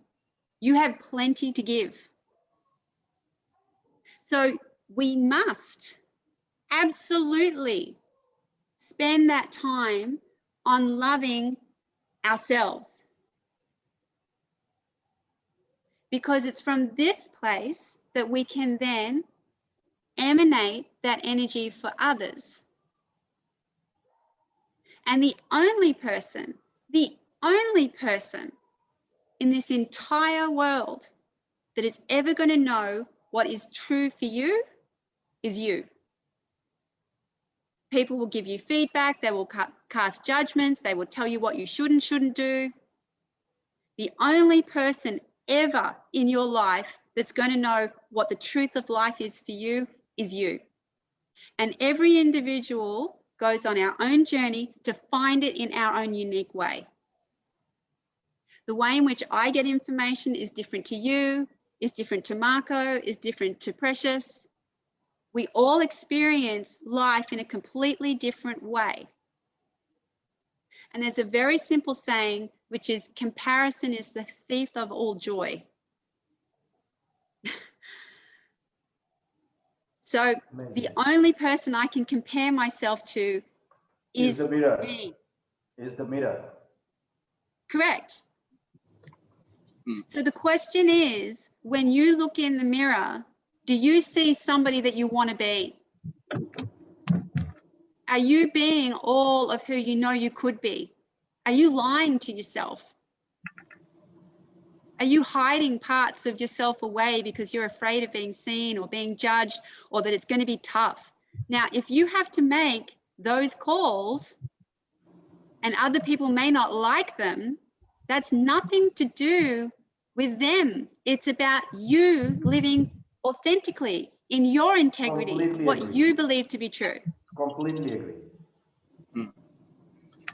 Can I say something, Joanna? Like what you're saying resonates with me as well. Throughout my whole life, I felt that I had to achieve things as a teenage boy in sport, in education, get 2 degrees, go from there, get a job straight out, don't travel. Then I put immense pressure on myself in my 20s, thinking the amount of stress I've got in my body, I've got to have 3 jobs to make sure I can finish early and have enough income, because I won't sustain what you're saying, this amount of movement or this energy that, is chasing something that you'll never achieve. At the age of, I'm 51 now, at the age of 40, I looked at myself in the mirror and I thought, look, for so many years I was enjoying life and giving to charities in 20 years, from 20 to 40. The best times that I had in my life, and that wasn't making money, was actually giving my time in elite sport coaching. I had two, I used to be a state coach. I used to select the national team for schoolboys in indoor soccer. And I had two of my only handicap sides as well. So when I say handicap, they were mentally challenged. So all these three teams I used to do on a Saturday and Sunday out of my own bat, work 5 days a week and have two other jobs in between. The saddest moment in my life was when I was coming back from a national tournament from Canberra to Sydney. I felt, sad because Dad said to me, I have to give it all up and start to look for a woman in my life. And I was about 28, I think, at the stage, or 29. So that the thing about, the traditional family, Italian background and so on. Anyway, what I'm saying is at 40, I thought, you know what?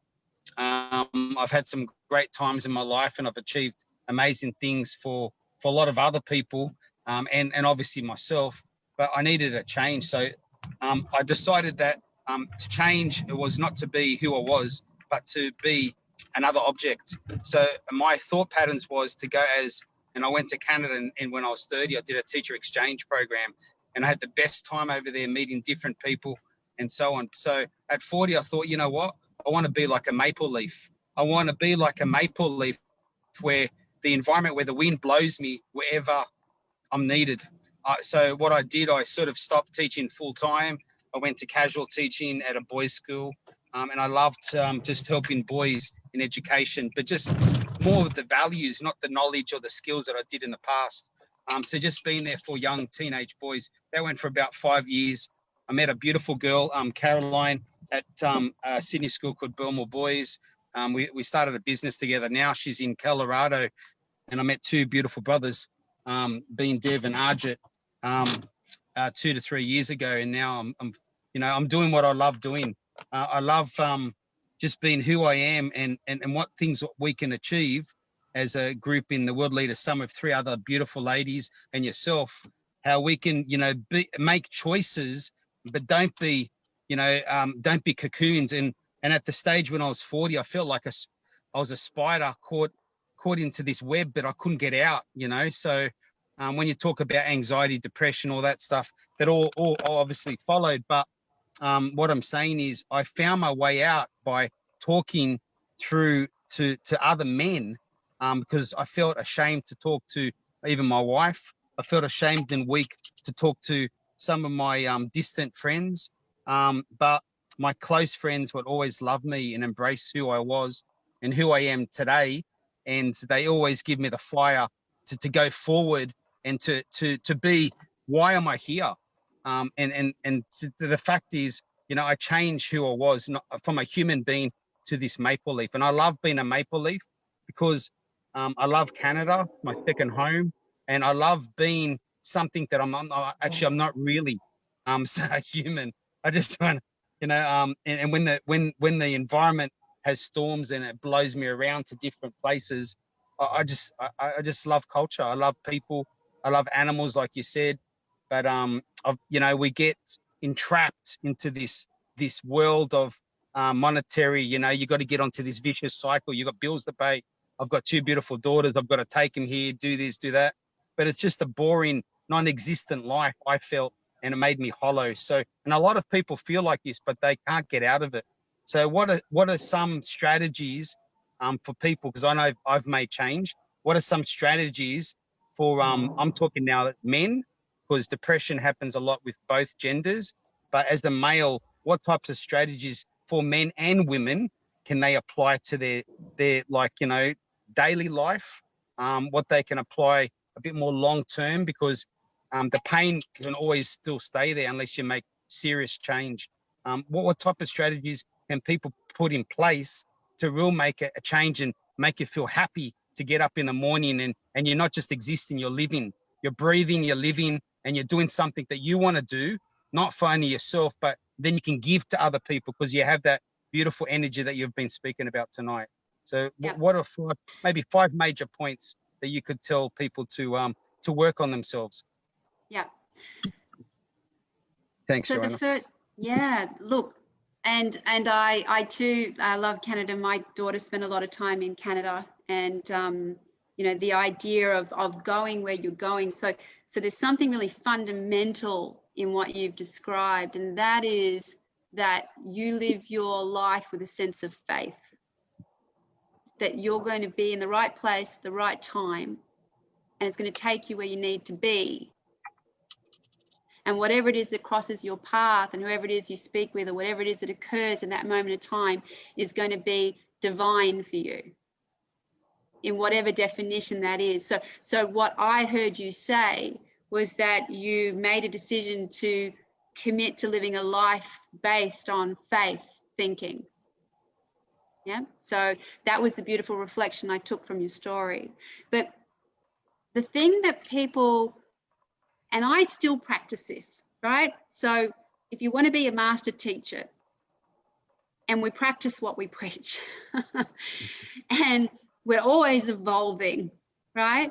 And we are human, right? But one of the fundamental things to do is to understand the mechanics that have been given to you. Because nobody sits us down and says, by the way, you've just come to planet Earth. I'm going to explain to you how things get created and what's happening to you and what happens with your mind and what happens when you think things and what the connection is to your feelings and how you're going to create your life. Nobody explains the mechanics at all. So understanding that is a really good place to start. But the simple truth is that it's a daily practice. Every day, you need to decide and design what you're going to practice every day, because changes don't happen once. So if I get up tomorrow morning and I think, I'm going to honor myself, I'm going to look after my health, I'm going to do stretches today. That's great. I've done it once. I'm sure the effect has been wonderful. It's really helped me. It's probably helped my endorphins, made me feel good. I feel good about myself because I'm starting to do the things that I say that I'm going to do. But I've done it once. So having a consistent daily practice that involves a few things. So the first thing I find when you want to do anything to do with energy is you want to clear it first. Okay? So the second you open your eyes, the next 5 seconds of what you think, hear, and say are going to be the most important things you will do that day. So what I like to do is I like to have my phone already primed, right? So as soon as I get up, I hit play on my phone and I've got what I want to hear. There's a particular woman, I love listening to her, and the message that she sends to me every day is, today is going to be a good day.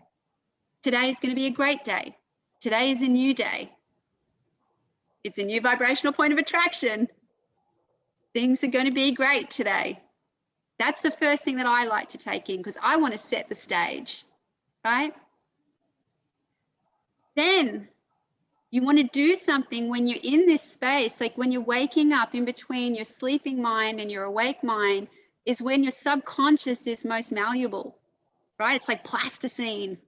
So you want to put in there what you want as quickly as you can. So that can be doing meditations to empty the mind. It can be doing affirmations to fill the mind. I'll show you here little cards that you then sit with and you read. So this one says, I'm a successful business owner, a world-class mentor and facilitator. I am joyful. That is my message to myself every morning. But you have to do it every morning, because what happens is I'm reprogramming my beliefs.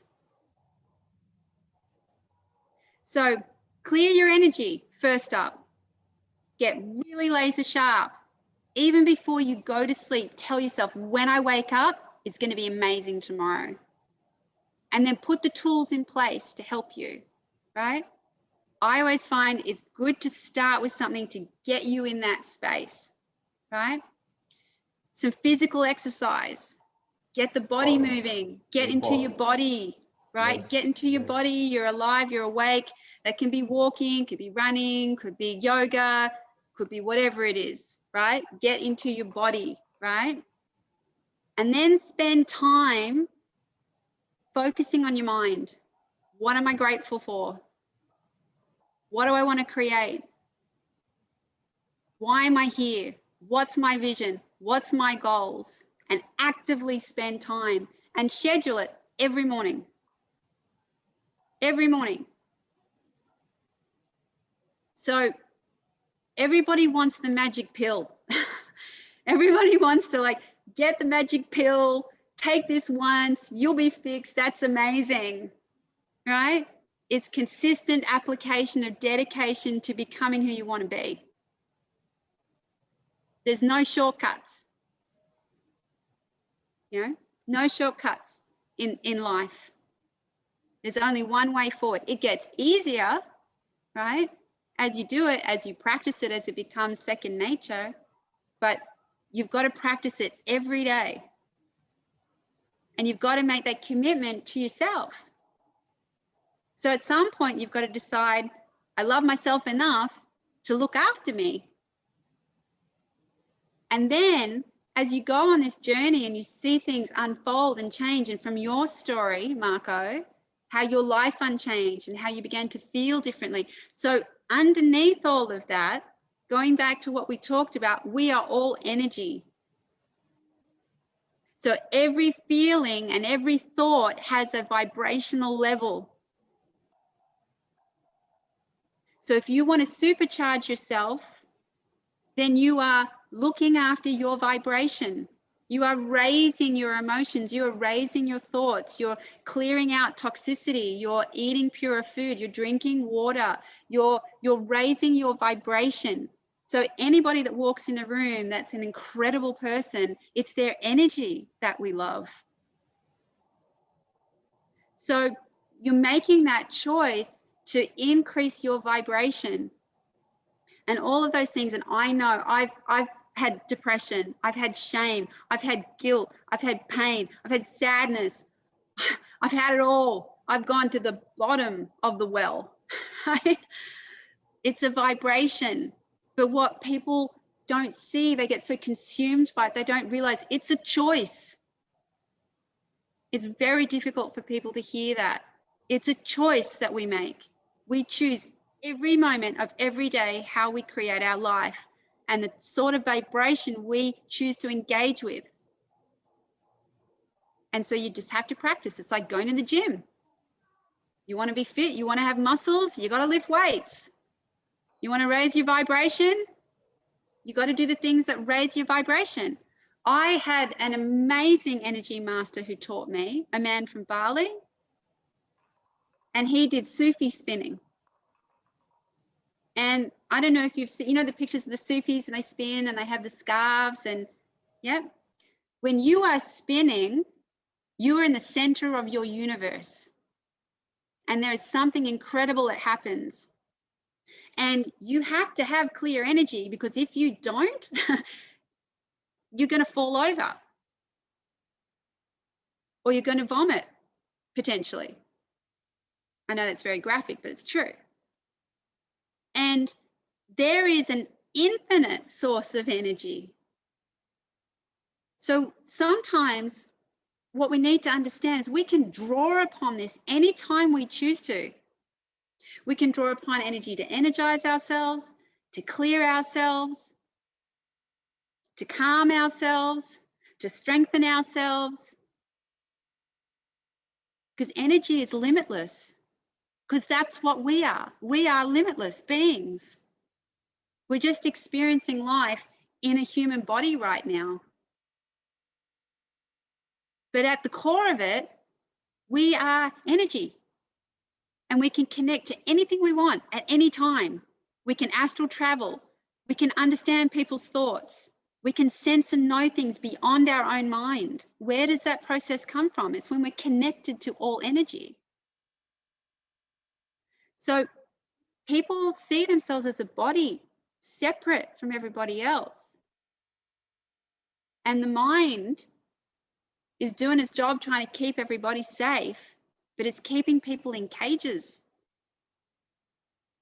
And the mystery is that you actually control your mind, not the other way around. But you have to practice the steps to understand how your mind is affecting you. You know, to bring that awareness to yourself, to ask questions. Why did I do that? Why did I think that? Is that actually really what I want? What do I want? I'm going to spend some time. I'm going to write it out. What's one thing I can commit to for the next 66 days? In fact, they talk about the fact that the first 30 days, the mind is trying to reject it. Whatever the new habit is, it's trying to reject it. It's something new. It makes you feel uncomfortable. It's outside of your comfort zone. It's trying to reject it. The second 60 days, you've got neuro lines running in parallel.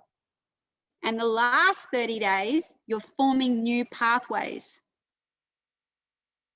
So every human being has the potential to change. But you have to practice, and it's a daily practice. It's a daily commitment. There is no other way around it.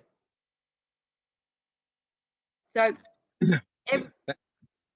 Yeah, thanks, Joanna. Like you're totally right. But sometimes when you're entrapped, you know, when you talk about, you question this and that and so on, and you want to write it down, you know what, that's exhausting in itself. So I found when I was in this space, when I was 40, that I removed myself and I removed myself from the toxic environment. And I did so in different places. And I sort of relived my childhood years, like doing stuff that I love doing, like woodwork, just playing on the sand, doing silly things, you know what I mean, as a child does, you know, but having fun. And I think at the end of the day, the missing link was, you know, when I was very young, before I studied, I loved elite sport, but I never thought I'd be a secondary sports teacher. I love sport, but, you know, and look, I felt I did amazing things for a lot of other people, and I got great joy. But then, you know, something changes in your life. You know what I mean? It's sort of like, you know, this happened so much over so many years, from about 35 to 40, that I just got sick of it. And I thought, look, I need to do something about it before I become very ill and sick. And I made that choice. Financially, you know, it ruined my vision or my goal, which today means nothing.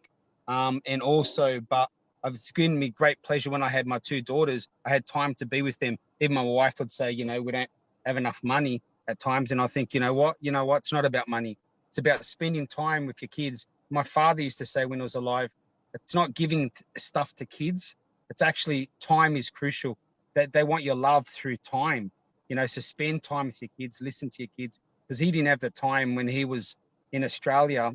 I've got 3 sisters, and he'd work day and night. So I think he felt that message that to give me as a future father, that, you know, don't chase money, don't chase anything, actually spend time with people and love your family, which he did, but he found it very difficult because of the lack of time. So thanks very much, Joanna. well, you know, I think what it is that you're asking for is, if people are in pain and their vision is so shrouded and they can't see the way out, what is it? How do you get through to people? Like, what is the one thing? And I guess the truth is that it's going to be different for every person. So typically speaking, you know, life will give you what you need. So for somebody, it could be a car accident. For me, it was a divorce. So, you know, life will give us these challenges that are unique for what we need. But the process is a universal process, but the way that it shows up is going to show up. It's getting back to that question you had before, Richard, about how do people experience life? Well, we're experiencing our own version of reality. So it only has meaning if it has meaning to me. And what has meaning to me is different to you, Marco. So there is no one way. Like there isn't one thing that is going to work for every person. And until you find it for yourself, it has no meaning, it has no context. Because you can hear other people say, so I was married to an amazing man. He was an enlightenment master. He talked to me a lot about enlightenment and what that meant. And yet he always said, you have to find it for yourself. And I always compared myself to him and judged myself around that until I realized that the way in which I experienced that was different to him. And the minute I gave myself permission to find it my own way was when everything in life changed for me. So, it's really just saying to people, whatever it is that's happening for you is your own version of life in this moment. But you have the choice to choose whatever you want in life in this moment. It's just that energy takes a while to come into form. So these things we're doing, we're just witnessing things slowly come into form. So an example of this is when I go into people's homes and they're struggling with their life. And, they'll talk to me about what's happening in their life and issues that they've got. And obviously everything happens on multiple levels all at the same time. So there's a physical reality to that. There's a building biology reality to that. There's fields that might be affecting them or things in the home that might be making them sick. But underneath all of that, there's an energetic reflection of what they're choosing to create in their life. So if you look around the room, you can see what's happening for somebody. If somebody's feeling really depressed and their energy's heavy and they're not able to move clearly, you will often find their house is cluttered, dark, and full of heavy objects, because their physical space is reflecting to them their energetic being. So that moment that the light bulb goes on for every individual is an individual thing. For you, it was that car ride. For me, it was a divorce. For Ajit, I don't know what your light bulb moment was, but it's going to be different and unique. But the process of how our thoughts are linked to our feelings and how we create with our minds, that's universal. That's the same for everybody. But, at the heart of all of that, it's what you said. You've just got to believe. You have to have that leap of faith in the face of having nothing present to you to show you that could be possible. You have to believe. You have to step off the cliff and make that leap of faith. You have to focus on that. Energy goes where our focus is. You want to focus on your problems and how depressed you feel and how bad you feel, you'll be more depressed. You want to focus on the fact that even though you're feeling depressed and things are difficult right now, good things are coming your way, good things will come your way. And it sounds simple, but it's true. It's not that easy, to be very honest. I mean, no, it's not. It's not that easy. Not at all. Not at all. It's not. So you need to build those things around you, those people around you. What have you got around you? What's physical space you're in? Who are you spending your time with? What are you watching? What are you listening to? What are you telling yourself? There's nobody that's been crueler to me on this planet than me. Oh my God, I was vicious with myself. Joanna, when I spoke in TEDx, my subject of speaking was the power of nothing. And it's not easy to realize nothing and hollowness. When humankind can actually accept that, I know that probably 90% of humankind cannot accept that fact. But if at least 1% can accept the fact of hollowness inside you and the fact of nothing inside your mind, then world would be much more beautiful. It's like, just like you said, it's like when you are giving back to the nature, forget society, forget planet, to the nature, to the universe. Universe gives you 10 times back. And I completely agree on the concept that when you give energy, if your energy is for the goodness of the planet, for the nature, if you are not getting back positive energy now, you will get it maybe after 2 years, but you will get it. And that's the reason in Sanskrit there is a sloka called Chakravat Parivartante Dukhani Cha Sukhani Cha, meaning in life, the sorrowness and the happiness is within a cycle. So it will come again and again to you. And you need to accept that. When you accept sorrowness, eventually you're accepting the happiness. Because when you're sad, somebody will be there to make you happy. When you're happy, there is something probably will happen that you will become a little bit of sad. That's part of life.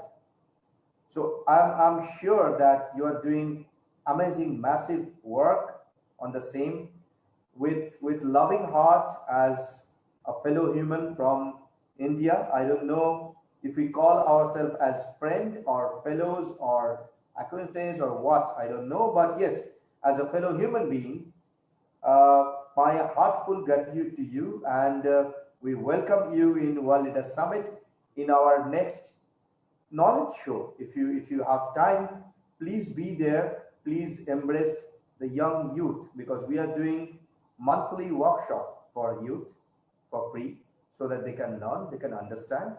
We have got good number of audience who really want to learn, and we all felt, me, Marco, Dave, Concepta, Evgenia, Bianca, we all felt, in fact, Yelena, she's there with us. Of course, Precious will, of course, probably feel the same. That's the reason she is staying with us for so long time. We all feel that we should give back to the community, and none of us are feeling that what we are going to get back in what time. We know for sure it is going to give us a meaningful return, multifolded, but we don't expect that when.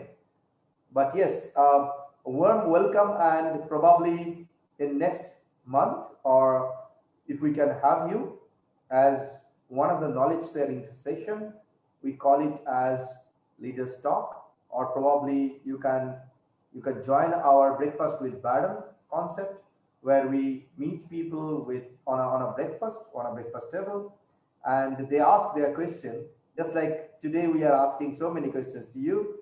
They will ask questions to you, and you are answering them and helping the mankind. In return, of course, you get multifolded happiness.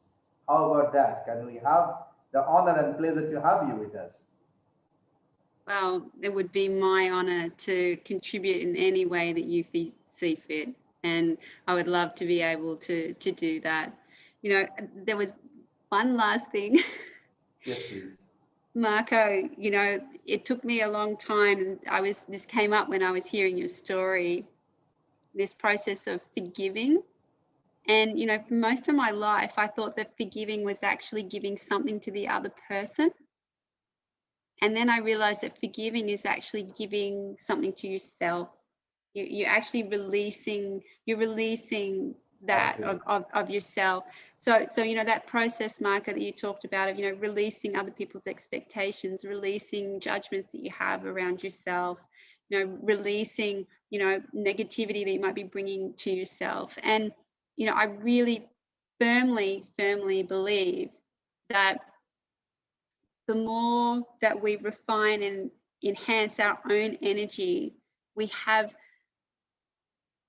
it's impossible not to affect others. It's impossible. So one of the things we talk about at The Successful Woman is it is not a choice to be successful. It's an obligation to the universe. This is what we were born to do, to be all of who you are. And that energy goes out into the world, and it's impossible not to affect others when you do that. Massive statement. if there's any way that I can contribute and help people on the planet, I'm all in. Sign me up. No, that's brilliant, Joanna. And look, Arjit's touched on a few things, but my vision for entrepreneurs and business people is a wellness center, having a physical space where they could go out. You know, might be one in every continent in the world that we could fund, and they could go there not to hide, but they could go there to rejuvenate their minds, their soul, their physicalness. You know, they might go with their family, they might go with their friends, but somewhere that they can just rejuvenate through good food. You know, it might be Tai Chi, you know, just fun things, you know, just maybe being a kid again. I don't know, maybe just speaking to someone. That's what I'd like to see happen also in our team. And a lot of my friends in Australia, you know, are wishing that will happen in the future. So in that respect, we'd love to get involved into wellness centers possibly, but not just the fact they're wellness centers, but the people go there and they come out, because these places can be costly. So we could obviously fund it where people could go there and don't think about, you know, going there to spend money, but going there for having a place where they can just enjoy themselves. You know what I mean? You know what, Marco? I actually invested in such kind of one venture called Yoga Training for You, based out of Thailand. They are doing the exact same. But the fun factor is, because of COVID, everything shut down. Once COVID is over, it's on me. I'm going to take you with me to that center, and all are welcome, including Joanna, of course. Thanks, Sergeant. Thank you. Thanks, Joanna. You're Beautiful welcome. to meet you. Pleasure having you. Pleasure having you, Joanna. It's been a pleasure, and really blessed to have you with us. Thank you so much for being such a great speaker. I just need a small favor. Could you speak, please? Look at the screen and smile for us so that we can take a picture. Give me a moment. I hope I did well. Yes. Thank you so much. Thank you so much for having me. I really appreciate your time and energy and connection. I look forward to being able to contribute more. So I'll wait for you to reach out to me. And in the meantime, enjoy the third day. Have a beautiful summit. Thank you. We need that. Yes. Thanks, Joanna. And I can see in Sydney we can have a coffee or a drink with Dev as well. So let's catch up and, you know. Sounds great. Thank you. Sounds great. Take care. Thank you. Bye-bye. Bye. Bye. Bye. Yelena, my dear, are you here with us? Can you turn on your mic and camera? Hey, here I am. Sorry, I still cannot turn on my camera, but I will do it very soon because I worked a lot last few days, and I'm totally, actually, you know that I always care so much about my makeup and things like that, but I will be there soon. Don't worry about the makeup or the camera. Okay, let me tell the world who she is. Yelena, for me, is a dear and near close heart friend, and of course for World Leader Summit, she is a big pillar as a chairperson for the entire Balkan countries. She is an angel, of course, angel investor. Of course, she managed the whole group of angel investors over there. Not only that, she has got a lot of other titles. I'm not going to go through the whole title of her. Rather, I'll introduce her as a chairperson of Balkan countries for World Leader Summit, and a beautiful good soul from a different part of the world. A friend where you can rely on and trust upon. And another stuff, he's a martial arts specialist. Yelena, for the audience, without the video, we are okay without the video. We don't want to see that you are punching someone's face. But yeah, could you please share a little bit about your story, because you have a story to tell to the world, how you started your journey as a woman, one single woman, and then slowly becoming successful. Could you please share your life story with the audience? Maybe 10-15 minutes is good enough. Yes, sure. Oh, wow. First, thank you so much so sweet and kind words about me. Thank you so much. I don't know what to say. You know that I feel the same for you. So it is not just a one-way journey or one-way feelings or something like that. So thank you so much. About my journey, what to say? Since I was kid, I'm in martial arts. Actually, beside martial arts, I was in ballet for 9 years. So I do both things in the same time. But actually, karate, Shotokan in that moment was my biggest love. So I decided to continue with karate and stop with ballet because it was so hard to do both things in the same time. But there was a basketball also, and I was so good in a basketball, but in one moment I had to decide which sport I'm going to continue. Karate. Now this different style, Kyokushinkai, that is full contact karate, or how my brother, he is professional MMA fighter, he would like to say that is butcher style. Kyokushinkai is not full contact drill, it is for butchers. So I was okay, so it is okay. So what to say about my it was not easy to be a woman in a man's world. You know, because when I go to competition, I see a lot of girls that looks like boys. So for me, it was something that I cannot accept. And my mother was always with me. You know, it was crazy because she was my best coach ever. And she always pushed me. And you know, I remember my first fight, I got a punch in my face and I stopped. And she was, what?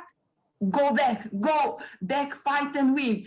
And all around us ask her, is this are you a trainer to this, are you a coach to this girl? No, I'm her mother. And all of them were like, what? Mother? Okay, this is totally crazy.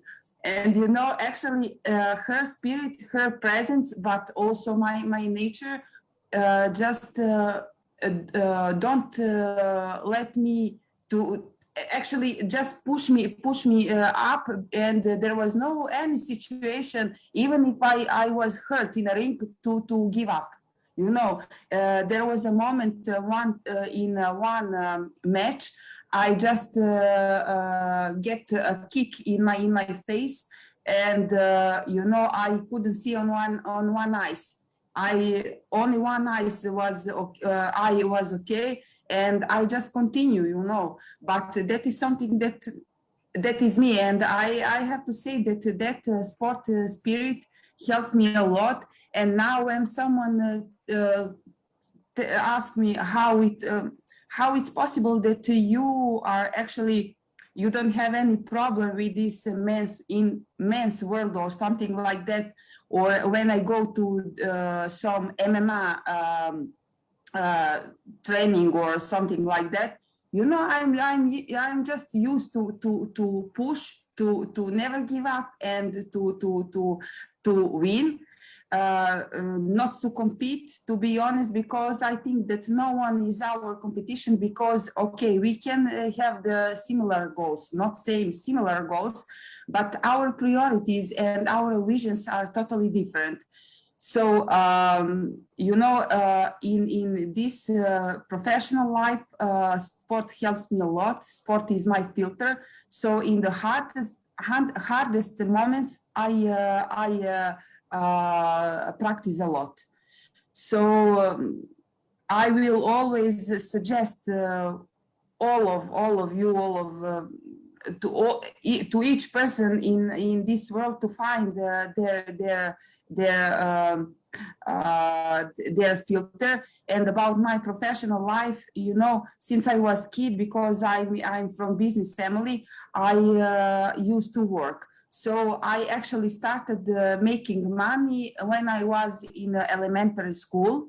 Then I continue in a high school, and you know, when I was at faculty, I also worked and do some things to make money.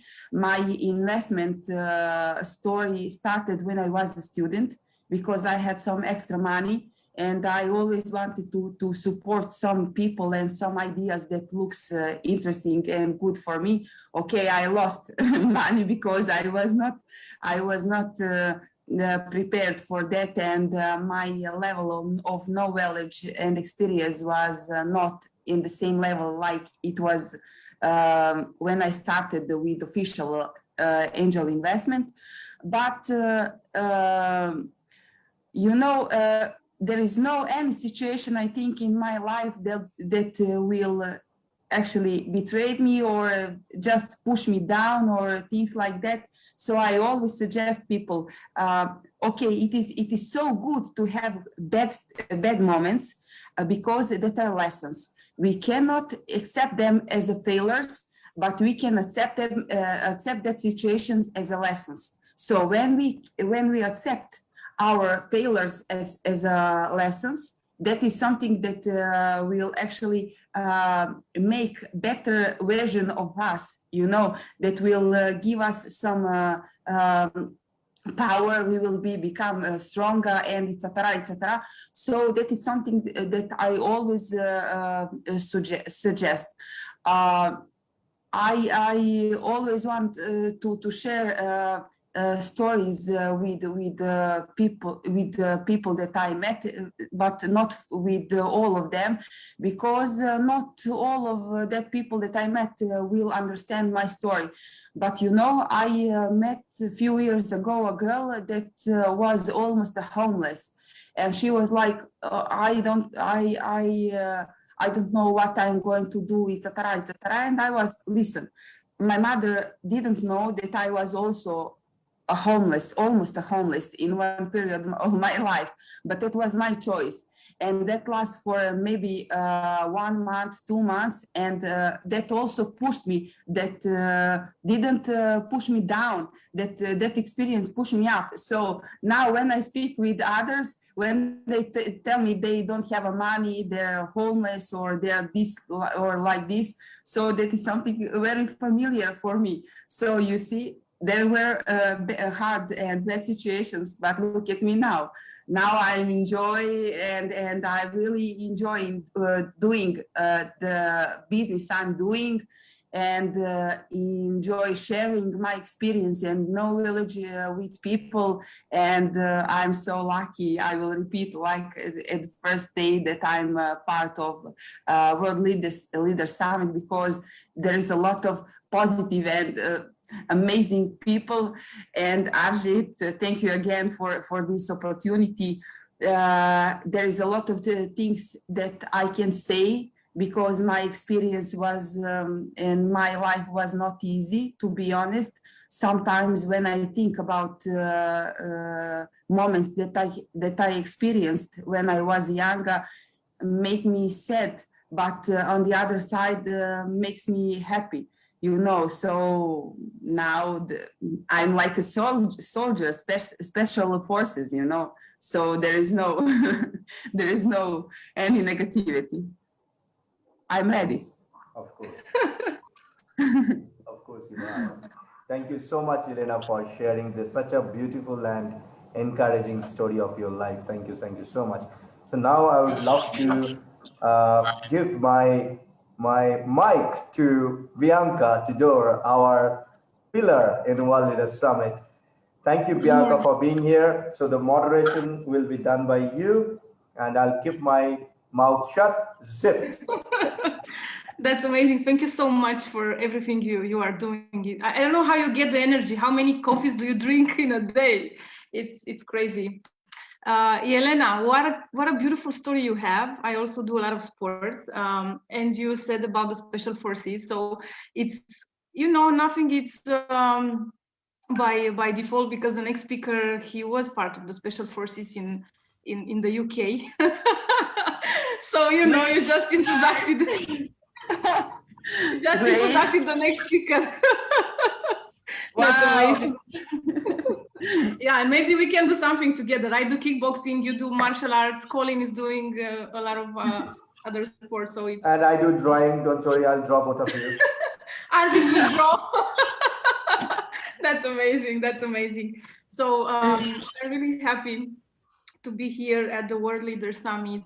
One small, let's say, request for all of you, just share our live on Facebook. There is so much insight, so many beautiful information, so great speakers we have in our World Leaders Summit. It's the first day in which we have this amazing gathering with leaders all over the world. More than 60 speakers, 40 countries. Amazing, amazing. So just share what you are seeing. I know you are getting a lot of value. So because our next speaker, he used to be in the special forces in the UK. I don't want to take more time. I'm afraid of the next speaker. So next speaker is Colin Lindsay. Before telling what he's doing in terms of the business, I just want to say that he was one of my mentors when I started my business. I was, I think, 25 years old back then, and he brought a lot of structure in my business. And it's one of the people I admire and I look up to. When I feel like I'm tired, I go and look at Colin's Facebook and I see that he keeps helping people to develop and grow their businesses. So Colin is the global managing director of the Alpha Group, and he will speak about business development using a peer-to-peer board. Welcome, Colin. Well, good morning to you all. What a morning. pleasure it is to address such an amazing audience of people. So thank you very much for that. Before I get started and talk a little bit about the Alpha Group, I'd just like you to do something for me. If I can ask you all just to close your eyes and then just listen to this story. Just imagine for 1 minute, and as you know from my bio and from Bianca, she's told you that I'm ex-Special Forces. And I spent many years in the military as a paratrooper attached to the Special Forces for the British Army. Now I would want you to imagine that you're going on your own mission. You are fully geared up in all of the military gear that people give us to wear. You have weapons, you have ammunition, you have equipment, and also a 40-kilogram parachute on your back, all strapped to you in one form or another. And you're in an aeroplane at 20,000 feet. And the door of that airplane suddenly opens up. And the noise rushes in to the inside of the airplane, together with the wildest winds that you can possibly imagine. In fact, it's so noisy that you can't even feel or hear yourself breathe. All you can feel is your heart pumping inside your body. You can feel the blood pumping around your veins. And now you have to step forward to the edge of the doorway of that plane. And you look out into the abyss. You can't see anything. It's a total whiteout. And you're traveling at around about 250 miles per hour. Then it becomes your turn to step off the edge of that airplane. The hand goes on your shoulder, and with the slightest of pushes, you step off into the unknown, the unforeseen. Everything that happens next is all about you, your experience, your training, your knowledge, and how you react to what now is in front of you. Then you look around and realize that there is actually no one around to help you. And most importantly, you can't turn around and go backwards. You have to now complete the mission, the project, the journey. Your only choice now is to look forward, to harness that fear and excitement, that adrenaline rush. And you start to think about your training, your experience, your skill, and your ability, knowing you have to put all of these things into place quickly and you make that decision to do just that. And once you do make that decision and start to implement all of those skills, all of that experience that you've gathered over the years, everything starts to fall into place. Your parachute opens, your body positioning is in the right position, and you make your journey downwards. The journey then becomes more enjoyable. You can now see the end in sight. You can see that ground rushing up to you at 200 miles an hour. And you prepare for your landing now. Again, taking that knowledge, that experience, the training that you've gathered, which allows you then to complete the mission and that you're now in a safe place. But you can still remember those terrifying steps that you had to take to get there. How does that make you feel? What kind of emotions would be going through your mind, through your body, as you float through the air? You can open your eyes again now. Bianca says, my name's Colin Lindsay and I'm the Managing Director and co-founder of the Alpha Group, which happens to be the fastest growing peer-to-peer group in the world. Now, what the story that I've related to you there is the reason why I love entrepreneurs like you. You're brave, you are courageous, and you made a decision to make a difference in this world. Now, you know it's going to be a difficult path. It's not going to be easy, and it will be lined with ups and downs. However, you make that decision anyway, and you take that knowledge that I talk about, your experience that you've gathered, the skills that you have honed over the years, and decide to go it alone. Just like when I jump out of that aeroplane. There is no going back for you. There is no giving up, and there is no stop the bus, I want to get off. Your ships are burnt, and the only way now is to make it a success.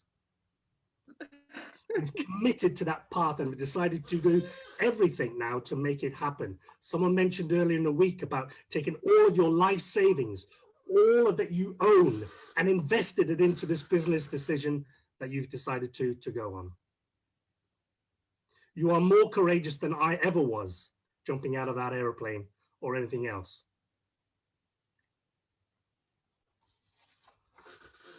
I often talk about sit down, speak up, and cash in.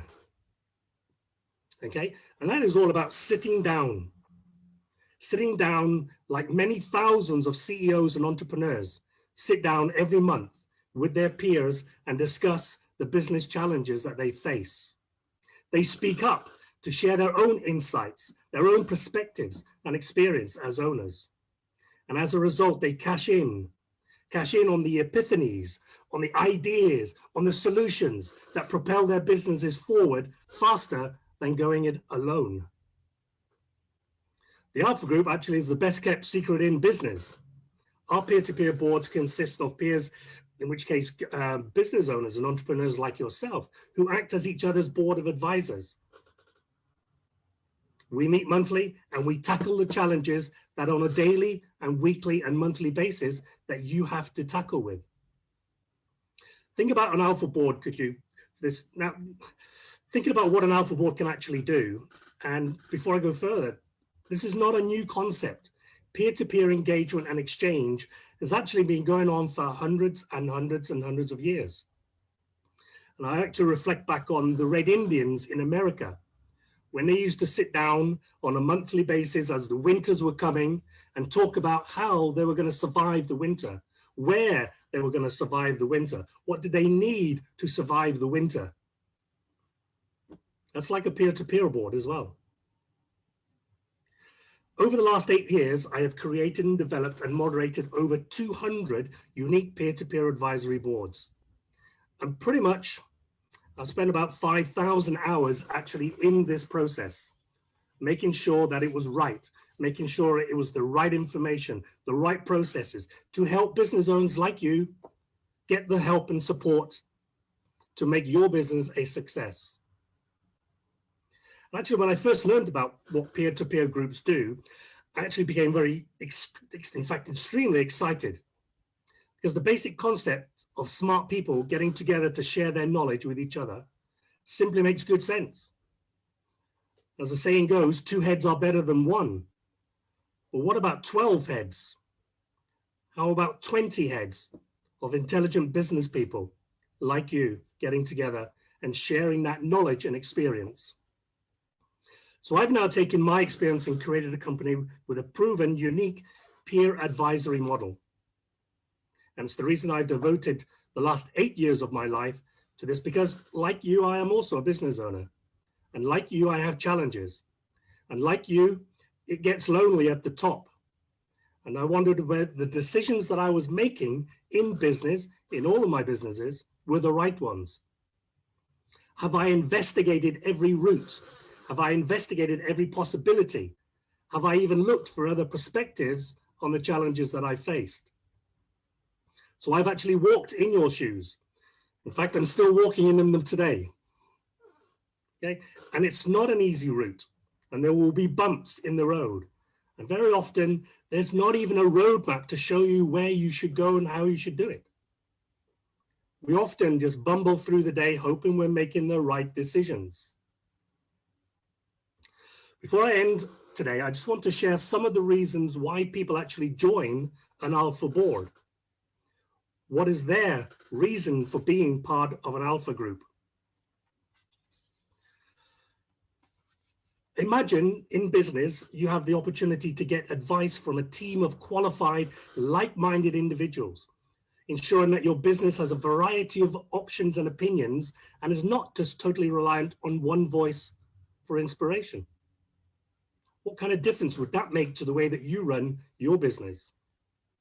Imagine having that opportunity to brainstorm strategies that have the potential to increase your turnover, to increase revenue, and to focus on strategies rather than just the day-to-day tasks and putting out fires, which I'm sure you all identify with. Imagine having the security of knowing that when your organization meets challenges, that you don't have to face them alone, that you have a group of people who are helping you to make better decisions, who are helping you to overcome some of the hurdles of running a business. And the confidence that your organization is well run, and a belief that decisions have been fully investigated. What about getting new motivations leading to increased performance and optimism, especially in today's market? That'll help you then to achieve your full potential within your business growth. Here's another one. Imagine just being able to have ideas that help you to crystallize your own personal vision, what it is that you're looking to achieve with your business. I always look at businesses as, and obviously we've got a lot of females here, about having a baby. You know, you conceive the baby, you then give birth to it, and you look after it, and you help it to grow, you protect it, you develop it. It then becomes a teenager and continue to grow and support. It's just like your business. You conceive the business, you get it started, and then you watch it grow through all of those growth cycles. And you never give up. Imagine having the appropriate financial rewards and freedom from running a successful, profitable business. Very often when I speak to business owners, one of the biggest complaints they have is, I work 18, 90 hours a week, Colin, and at the end of the month, there's no money left for me. After I've paid all of the bills, after I've paid all of my staff, there's nothing left for me.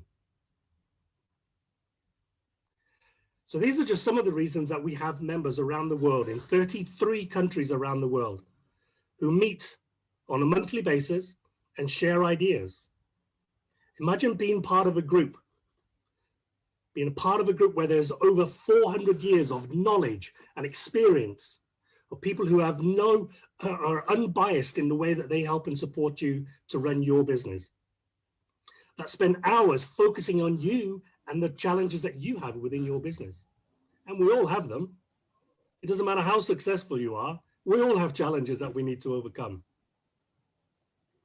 Being part of an alpha board helps you to find different perspectives, different help, different support. Being lonely at the top is a choice. It's not absolutely necessary. So please, I ask you to think about joining a peer-to-peer group. It doesn't have to be us. We are, of course, one of the best in the world, and I'm going to say that anyway. But look at joining together with other people, gaining the knowledge and experience that they have gathered themselves, and how that can help you in your business. Shared knowledge and experience is incredible. And it's a wonderful, wonderful feeling when you're helping other people achieve what they want to achieve. Okay. Hopefully you'll have a look into peer-to-peer. I'm going to put my contact details on the screen if I may, just to, if you wanted to connect with us. There's a QR code there as well. If you actually wanted to, so let me find the right page. There it is there. There's a QR code on there as well. There's a brochure in there, a little bit more information about the Alpha Group and how the Alpha Group can help you to align your business with your goals, with your strategies. Yeah, so feel free to give me a shout. The website is there as well, and my contact details are there. It's been a pleasure sharing some of my experiences with you. And I'm not asking you to jump out of an aeroplane with weapons strapped to your body. Thank you so much, Colin. Wow, what an amazing story. I have a question for you, because you are working with so many entrepreneurs and business owners all over the world. We talk so often about success, but we don't talk about failure. So because you've seen a lot in your life as an entrepreneur and as a global managing director for the Alpha Group, what patterns of failure do you see in entrepreneurs? Give me the top 3. Top 3, okay. I guess one of the top ones is that they do feel that they have to make all the decisions on their own. Yeah, and I can give you examples of entrepreneurs who we've helped. Not helped save them a couple of $100,000, but many, many millions of pounds, just by seeking advice, by taking a look at the decisions they're just about to make before it does cost them time and money. They've got to have that openness and that less rigid mindset to do things differently. You know, very often businesses fall into that trap that they have to do things the same way as everybody in their industry sector tells them to do. They almost get blinkered. You've got to open up the vision, open up and look at new ways of doing business. We have a level of membership which is called the Edge. And I gather that from the saying of having a competitive edge. Well, wouldn't you all like to have a competitive edge over your competitor? Wouldn't you like to do things differently and more successful than your competitor? Not just be another one of those who does that. Okay, so number 1, decisions. Give me the next 2, please. Well, open mind. Having an open mind, Bianca, is the second one there. Yeah. And the third one, I guess, is you have to fight. This is a long journey. It's never going to be a short journey for you to make this happen. And it doesn't happen overnight. Someone once said overnight success takes 46 years. Yeah, there is no quick fix. There's no quick win. You've got to be in the battle for a long time. And then you start to reap the rewards. So tenacity, Bianca, which you know a lot about. And if I can share a little story with you as well there about tenacity and Bianca here. Bianca did come to me when she was 25 years old and said she would like to run an Alpha board for me in Bucharest. And I said, no, this is not for you, Bianca. And she went away, probably hurt. And she came back a few months later and said, Con, I want to run an Alpha board. I want to be part of the Alpha board. And I said, no, Bianca, this is not for you. Yeah, you didn't have that knowledge and that experience that we require as a chair, as a regional director. And then she complained to my boss. She said, that guy Colin, he won't let me in. And he told you, well, it's up to Colin, come back and have another chat with Colin. And on the third time, you wore me down. And I said yes. That was a big decision that I had to make. And one of the best decisions I did make. So tenacity in business, in never giving up. Don't give up on your dreams. Don't give up on your vision, your goals. But don't expect them to happen overnight. Now you're speaking with your soul. I love that. Thank you so much for your. Can I jump in a little bit, Bianca? Yes, Arjit, please. Come on. Colin, good to hear about the Alpha Group and what you're doing. So we are similar kind of ecosystem, although it is new, but I have been doing it for last, I think, probably 16 years. Created multiple groups like this in India, being a part of a couple of global boards, for an example, TAI and CII, etc. Anyway, my point, which I understand, entrepreneurship is basically a journey. And as an entrepreneur, we usually ride tigers. So when you ride a tiger, you can't stop. You need to continue the journey and you need to feed it. And when you feed it, you're feeding raw meat, probably. And that raw meat is your money. So you need to earn the money and feed your venture very wisely so that it doesn't become very big. You don't overfeed it. You don't underfeed it. If you underfeed, it will kill you. If you overfeed it, it will become slow. It cannot run properly. So in your opinion, so I actually differentiate business people and entrepreneurs very aggressively. Business people are different, entrepreneurs, breed are always different. Entrepreneurs are people who are passionate, courageous. They initially don't care about how much money that they can earn. Initially, they care all about their own venture, and they are so passionate that they always talk about their own venture, always. And they forget their name, sometimes their family, sometimes everything. And that's what probably you're meaning about being on the top, and that's alone. And I completely relate to that. When an entrepreneur sleeps, he's sleeping alone in his bed. When he puts his head on a cozy pillow, he is thinking, and that thought process he cannot share with others. It's beautiful that if you bring a lot of like-minded people in one platform and they are sharing similar activity, but even though they can't share everything with each other, it's a mindset game. So in your opinion, what is your two key suggestion to entrepreneurs and to business people? When you're running a business, you have to earn money. But for entrepreneurs, sometimes they feel someone will be there as an angel who will invest money in my business. And even though if I don't earn money, that is okay, because investors will be there and he is going to put money and I'll burn his money off. I'm talking from the perspective of an active angel. I've been into this angel space for quite a long time, but I tell people to think differently. But I want to understand your thought, please. Two thoughts. Absolutely, and there's that phrase about thinking outside of the box is absolutely necessary. You know, if I use an example, and apologize if there's anybody here that's in that industry, but web designers, you know, my gosh, how many web designers are there in the world? And don't they all create wonderful websites? So you've got to be different. You've got to have that product, what I call a wow product, to take to the marketplace.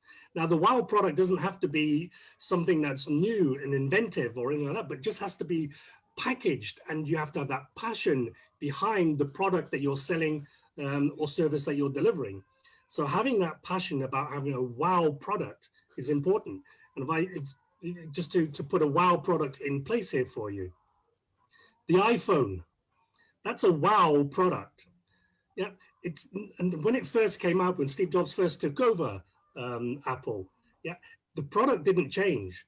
The iPhone stayed the same, but the packaging changed. The whole feel about it changed, and it became that wow product. Yeah, how many of you keep your iPhone boxes? Yeah, because they're too nice to throw away, aren't they? Yeah.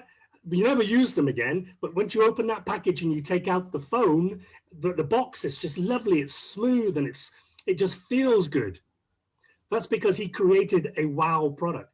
And I think everybody needs to look at their own business, whatever product, whatever service you have, and creating that into a wow product where people look at your product or your service delivery and they go, wow, I wish I had that.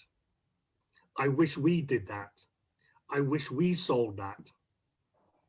So that's the wow product, and having the passion behind that. Yeah, it's pointless going in and trying to sell your product or service and going, yeah, it might work. It could help you. We're okay at this. We're not so bad. We're in that market where everybody does the same. People don't buy that. So they buy from you. They buy that passion that you have about the way that you package your product and your service. Yeah. So create a wow product within the business, and you all have wow products and wow services. Just how you talk about them. True. Thank you so much, Colin, for being with us. Can you grace us with one of your picture? Could you please look at the screen and we can take your picture? We are doing live tweet. Is it fine? Sure. I don't know how to take a good picture. Too modest. Marco, you're taking the screen. Sorry. Okay. Because if you speak, it is your screen. Could you speak a little bit, Colin, so that I can have you? Absolutely. I can speak as long as you want. By the way, we have wonderful international female boards running around the world as well. I don't know if they're any good because they won't let me attend.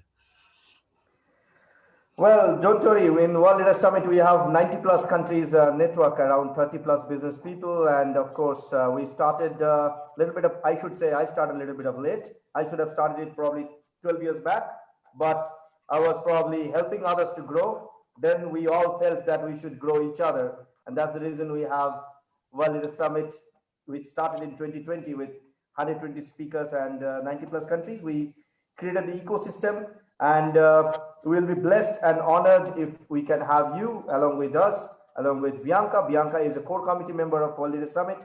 And for Marco is the co-founder of World Leaders Summit. And this is not an event company, basically. This is basically a whole ecosystem. We have training programs, we have B2B Connect, we have Market Connect program, we have Investors Pool, our own investors. Plus, we have an academy which teach HNI guys how to become angel investor, not on VC font, but yes, we have VC Connects. We have a couple of more things. We'll talk offline because this is, there are a lot of other speakers who are waiting. Let me take your picture, please. First, 1, 2, 3. Here we go. And don't worry, Colin, once the borders are open, I'll be there. I did a couple of things in my life. I used to be a fashion photographer in my initial days when I started my entrepreneurial journey when I was 17. So to earn the pocket monies, I did fashion photography, I did mission selling, I became a salesperson. I used to do a lot of stuff. I even sold a lot of solutions, which are third-party solutions. Then eventually we became a product company.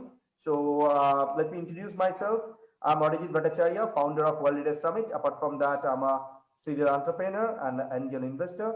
I started India's one of the first game development studio called Virtual Infocom in 1998, which has got about 7 countries presence at the moment with around 350 plus employee base. We are 100% cloud-based at the moment.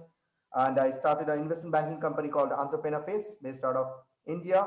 And then together, me, Marco, and Dave, we started an investment banking company based out of Australia, Sydney. It's called Avila Global. Then we have a technology adoption company called Supreme Corp, and so on and so forth. It's an ecosystem of like-minded people, and we'll be happy and blessed to have you once again with us, probably in a concept called Breakfast with Baron. Thank you so much, Colin, for being with us. Thank you, all the audience for all the sharing. I can tell you the number. It has been increased to 155 share at the moment in Facebook live streaming. Thank you so much, audience, for all the support. I can see a lot of people are joining as well. We have our next speaker, Mary. Mary, thank you so much joining with us. And I'm sure that you are from India at the moment. She's actually from a very different part of the world. Mary is from United States, Texas. How are you doing, Mary? You are muted, my friend. I'm doing wonderful. Thank you very much, Arjit. How are you today? I'm always good. Rise and shine. Excellent. Excellent. It's a pleasure and an honor to be here with everyone. Thank you for the invite. Okay, so for the audience, I usually speak a lot, so I'll again keep myself mute, and the podium is yours, Mary. Over to you. Excellent. Excellent. Thank you for that. So today, I first want to start, I'm going to talk a little bit about kind of how BIOS is transforming the future in health education in the health space, right? But first, I want to do just a little bit of an introduction and then a shout out to all my amazing tribe out there, right? So I am, my name is Mary Carbajal, as Arjit said. I'm the founder and CEO of a dynamic startup called BIOS. And at BIOS, we're revolutionizing the way that we access, view, and share health information in the next normal. Before I jump into what we do in helping to save lives, I wish to share a few words to my female tribe and to my sisterhood from around the world, as we are in just past International Women's Day, of course, and we are in the celebration of Women's History Month. I want to say that I honor you all. We are the sheroes of our life, and we are standing on the shoulders of giants, amazing women who to this day have paved the way through oppression and suppression, fighting through the perils and injustice and inequalities of the world, breaking chains and glass ceilings. And for those who sacrificed and suffered, persevering and prevailing in order for us that we may be standing here with the ability to have more, do more, achieve more, and learn more as women. And I just honor them all. For bravery isn't forged on the battlefields and the bitterness and bigotry. It is built from the power of a thought and the willingness to walk the road of righteousness. And courage isn't something that's born from acts of superheroes and saints. It's buried deep inside each one of us, with a map of trials and tribulations leading to its discovery. And hope isn't something that we ask of others. It is the window into the future, internally formed and framed by faith. I am humbled in this beautiful month to be celebrating with you all a bit of my own journey. We are the heartbeat women of our relationships, and we must always seek, of course, harmony, both mentally, emotionally, as well as physically and spiritually. To ensure balance in our life, we must kindle self-love and carve out a bit of self-care time for ourselves. I think as women, we're very challenged in doing that. We come from a very nurturing space, and we're always worried about everyone else first. For we will create the space inside of us for marrying up joy and human experience. And that will allow us to define what real success truly looks like for each one of us. We must find our own voice and live our own authenticity out loud, leaning into the future and into the truth of our vision that we want to create for ourselves, our family, and our community. And I also honor all of the bold and courageous steps that we've made to bring about gender equality through the movements and initiatives, of course, all over the world and throughout the years. We've seen many happen just over the course of the last years. While we may not be where we are definitely not where we used to be. And the great news is that more and more women are taking their careers into their own hands. In the US alone, 40% of businesswomen, 40% of business-owned new businesses are by women, and it's skyrocketed to 114% in the last decade of female entrepreneurs. And those are statistics from the World Economic Forum. I love to see what's happening around the globe right now as we look to balance the gender. In the recent years, more women have been elected and promoted in leadership. With over 25 prime ministers and presidents in power today, lots of them are first, right? From Mauritius to our own vice president, Madam Vice President of the United States. What an honor to finally have a woman sitting in the House at that level. On top of that, in the first quarter, 41 women will be at the helm of Fortune 500 companies, an all-time high. I honor you all, and I thank you for leading the way, setting the examples, and being a positive, impactful leaders that you are. And as one of those female leaders now in my own journey, I've been in the technology field that spanned over 20 years now, working around the world in many disciplines, helping global companies to achieve financial results and competitive market advantages. While that's all been incredibly exciting and rewarding, no question, the most formidable challenge for me over the years was caring for my own mother who lost her battle with type 1 diabetes. And during those difficult times, it was the struggle to keep up with medical records and numerous prescriptions and heart surgeries and amputations, dialysis, and physical therapy, it was quite a challenge, especially for her. As a mother myself, juggling a full-time career, it was exhausting and stressful. And that's why I found BIOS, for I knew it had to be a better way. So right now I want to take a bit of a moment and just kind of jump into BIOS and share with you a little bit of what that really means. So if I may share my screen, give me just a second. I'm going to jump into share screen mode here.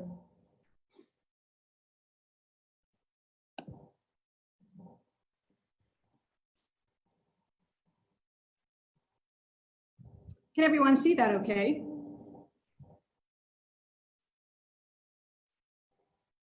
I'm going to pause for a moment and make sure that everyone can see that. Maybe RJ, you can give me a thumbs up. Yeah, perfect, perfect.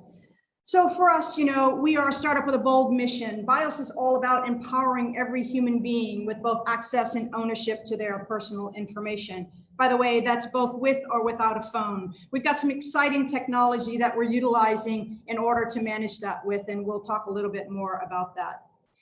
So over the last 200 years, we've made incredible advancements in the field of medical field, right? You can see across the many years all the different milestones that we've reached. Yet in 2021, we sit here and we still do not have a comprehensive view of all of our medical data. So what are we doing about it? Yeah, so BIOS is taking all of those siloed systems that exist out there in the world today, and we are integrating them into one source. We're doing that through two different products. The first product is called the BIOS Health Pass, and the second is the full stack BIOS product. So what do we need to do in order to manage that? The first thing is to truly have the ability to access our a complete comprehensive view of our health information anytime, anywhere from around the world without worry of security and confidentiality. We are working very diligently to ensure we meet all of GDPR and HIPAA requirements and regulations, of course. Today, we may see 5 different doctors. We may or may not have access to those records. And those records, if we do have access, are in 5 different systems. What we're trying to do is bring about medical transparency with BIOS. And medical transparency means if you see those 5 doctors today, none of them will be able to see their own, each other's information. They'll only be able to see their own, of course. But BIOS is providing us with the ability to even allow the doctors to see each other's information as long as you have trusted them in your shared contacts. So we do this for families, individuals, of course, and even your pets, right? We have your data that's accessible to you at your fingertips. And now you have the ownership of that data and you get to say who gets to see it. You can even share it with colleagues. If you are taking a business trip somewhere around the world, they may be able to share that information forward while not being able to see your information, of course. And the key, of course, is to have real-time access, allowing medical professionals to more optimally and efficiently attend to your health needs. And that's no matter where you are in the world. I'll share just a quick story. A friend of a friend that I knew while I was working at Shell in the Netherlands took a trip to Spain and she broke her arm, went into the hospital, was not able to communicate quite well with the doctor, and they ended up giving her medication that was adverse to an allergy she had, and she unfortunately lost her life. Young woman. This is where BIOS steps in and provides incredible value. We never know, and we always need to make sure that we're prepared for those moments. If nothing else, COVID surely taught us that. So when we talk about medical transparency, some of the areas that we're looking at really focusing as we go out to market are across the medical professional area, and that's doctors, clinics, hospitals, you name it, as well as educational institutions, sports and entertainment, and then of course serving the underserved communities of the world where there is no medical records whatsoever, right? If any, they're lucky if they have even paper format. So let's talk about those for just a moment. So what we're doing is we're providing access, of course, across to all institutions and doctors around the world. They get to register into BIOS at no cost. And when they come in, we as patients, as individuals that will go to see those particular health professionals, we can then look online, see who's registered in our area, or even an area that we're traveling around the world to or perhaps being expated to, whatever the case might be. And we can share our information, even if it's just for a brief moment in order to see a doctor that we may only see once. What this does is it takes that whole paper process that precedes our visit to the doctor, being able to see the doctor and the hospital, off of the burden of the administration staff in those particular institutions and offices. And it puts it on us because we are responsible for giving that information to begin with. So now you get to have that information. It's in the cloud. It's backed by blockchain technology. And it's right there, again, at your fingertips. You've got it always. It's not connected to your phone. If you lost your phone, left it in a cab, lost it in the airport, you needed to see someone when you landed, you can go onto the website, log in, and then get in through there as well. So we've crossed ticked all the check boxes to ensure that there was not anything that would prevent us from having access. So what's happening in the next normal? Actually, I want to go back. I want to say a couple more things on that slide. I apologize. So let's talk again about educational institutions. We're working with schools as COVID will continue to prevail, unfortunately, in our lives for a bit longer. We're working to allow the administration and health staff of schools at all levels, whether it's a kindergartner or someone in their postdoc area, we are allowing them to have access to the COVID-19 status of individuals. And we do that through self-reporting tools and any diagnostics that the students might have, as well as, of course, if they've been vaccinated now that we have the vaccine out. So we pass that data on to the school. Of course, all that data is secured. Only the health administration of the school and the student whom data belongs to has access to that. Of course, family members if the child is younger and under 18.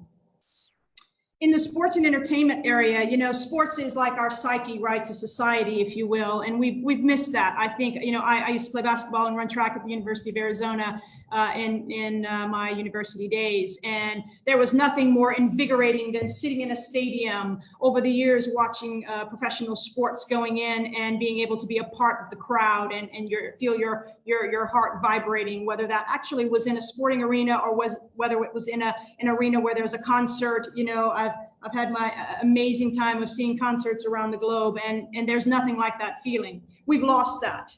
While Zoom and other video conferencing tools have been absolutely crucial and invaluable to our success over the last year, we miss that social interaction. So BIOS has provided a QR code that allows us to start getting a bit more comfortable, adding another layer of security, if you will, and trying to help the confidence, the crisis of confidence that we've suffered over the last year and a half almost now. And then in the underserved areas of the world, of course, I'm a humanitarian at heart. And so when I first built and designed this software, I really came from a place of how do we serve everyone in the world? Arjit, you said it you articulated it very well. You know, when you talk about some of us from a passionate entrepreneurship, the thought of, okay, how rich can I be was not what settled in my mind, right? Because I'm one of those people that plan on giving all that money back to society and back to those people, like those beautiful little children in that picture. And so one of the things that I really want to focus on with BIOS, and we're already doing that in some countries across Africa and as well as here in India, is we're working with government officials in the healthcare sector, as well as private doctors and with clinics across Africa.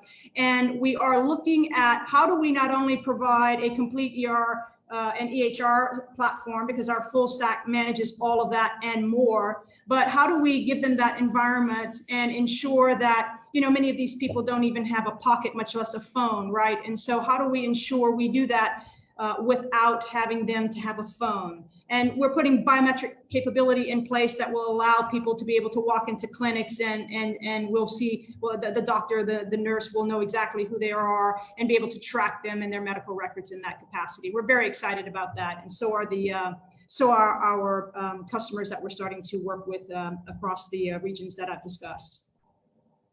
So welcome to the new normal, right? The new normal, I think we've all realized that when we cross borders, when we get on airplanes now, when we start moving around, whether it's across the country we live in or across the world, I think health certification is going to become that next normal, and we are pioneering that, right? We spoke a little bit about it, and so we look at our health pass as, you know, the Siri or Google assistant of the future when it comes to personal health information. We're going to stack up an AI engine on the back of BIOS, and we're going to be able to give you and curate, if you will, data that's specific to you and your family and the needs and the health needs of your members of your family and yourself. Of course, again, with biometric access and backed by blockchain technology, we've got a pretty secure platform. You will hear a lot when you listen to people talk about blockchain now. It's probably one of the most secure platforms out there with immutable data. You know, people say, well, then you've got the challenge then of GDPR, right? So how are you able to kind of forget someone with blockchain? We're working diligently on that, and we do have options around that, and we are managing that through our back end.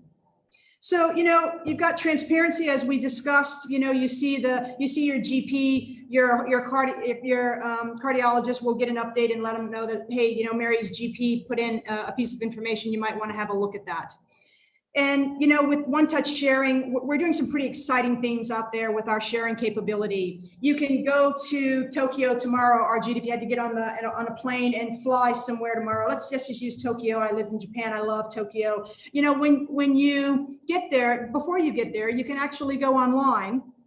You can look and see what hospitals are in either a zip code, a district, or in the city. And you can actually, with one click of a button, register your critical health information that's in your health pass, which means your blood type, your prescriptions, any medical ailments in history that you have, any latest diagnostics reports, EKGs, your emergency contact, all of that good information, right? Hey, I'm really sorry. Could you please make it a little bit faster? Oh yeah, absolutely. Yeah. And so those are the opportunities there. You know, the last thing then, I was just coming right up on the last of it, is that we talked about the full stack. I'll just pass right through that. And the last part about this is really the ripples of impact, right? We call it ROI. ROI isn't just about money. It's about the impact that you make in the world. So I won't bleed the slide. You can just take a look at it. I'll leave it there. And it's all about, you know, who do we help and how do we help them and how do we truly make a difference and work together to improve life for all humanity. Yeah, there you are. Thanks, Arjun. Thank you so much. Could you please turn your screen sharing off? I am going there. Thank you very much. Yeah, here. Okay, so thank you so much. That was Mary. So if anybody wants to connect with Mary, I think she is there. And of course, we had a nice discussion regarding her new startup. And we'll be more than happy to help and support you, Mary, for your journey of startups. And of course, the new journey is betterment and goodness for humanity. So in World Leader Summit, we always support the good cause. And we'll be happy and glad and honored to have you on board on this beautiful journey. Let's keep in touch, and let me move to our next speaker. But before I go, Mary, could you please look at the camera and smile for us? One, two. Excellent. Okay, 1, 2, 3, go. Yes. Thank you. Pleasure. Okay, so after Mary, I guess we have someone from Malaysia, and she is dealing with something remarkable. Sudha, are you there with us? Hi, can you hear me? Yes, we can, but would love to see you. Yeah, sorry, I just got excited and I was listening to the whole thing. Hi everyone. Hello, Sudha. How are you doing? Very happy to be here. I'm doing excellent. Hope you guys are doing great as well. So for the world, Sudha is ambassador of World Leader Summit for Malaysia. Yay! And apart from that, she is the owner of Faces. She is co-founder and producer at Sue and Sudha, run by two sisters. Wow, that's something remarkable. Awesome. So why don't we hear something beautiful from your own self. Yes, of course. Grace us with your knowledge and passion. Amazing. Thank you so much, Arjit.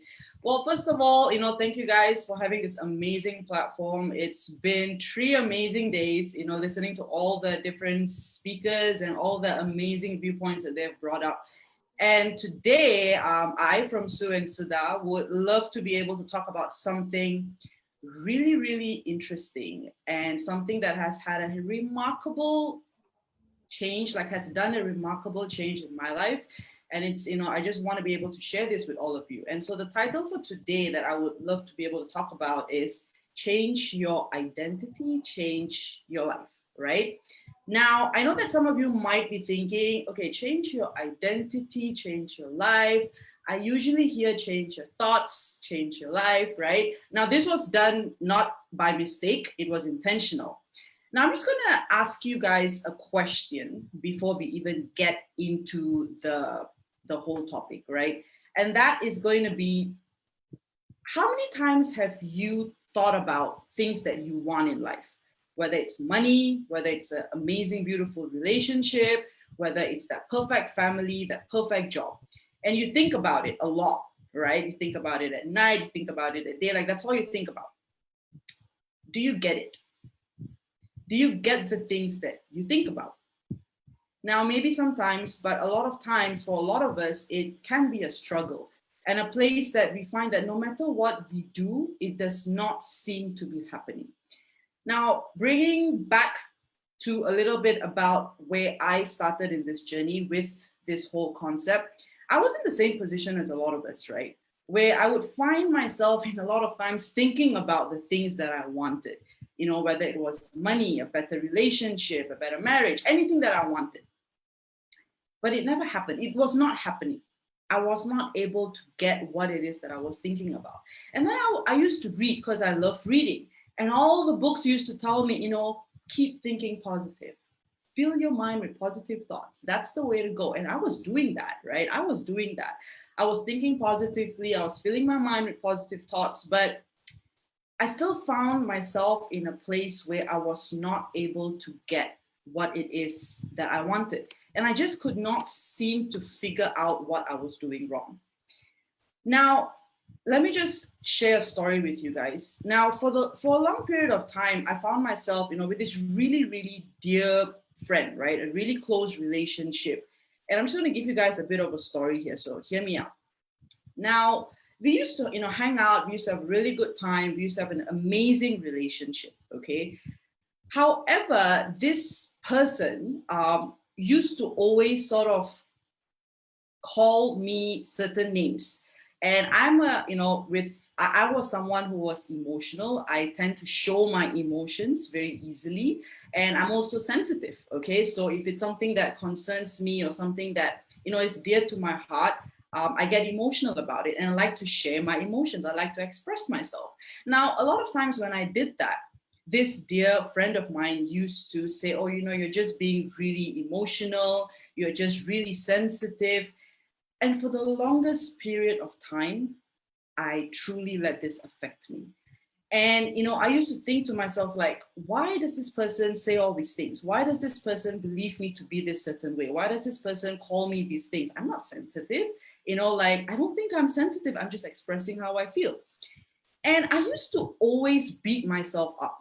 I used to always find myself in a place where, I used to think in my mind, okay, so that don't let this get to you. It's all good. You're going to be happy. You're going to have an amazing day. The relationship is good.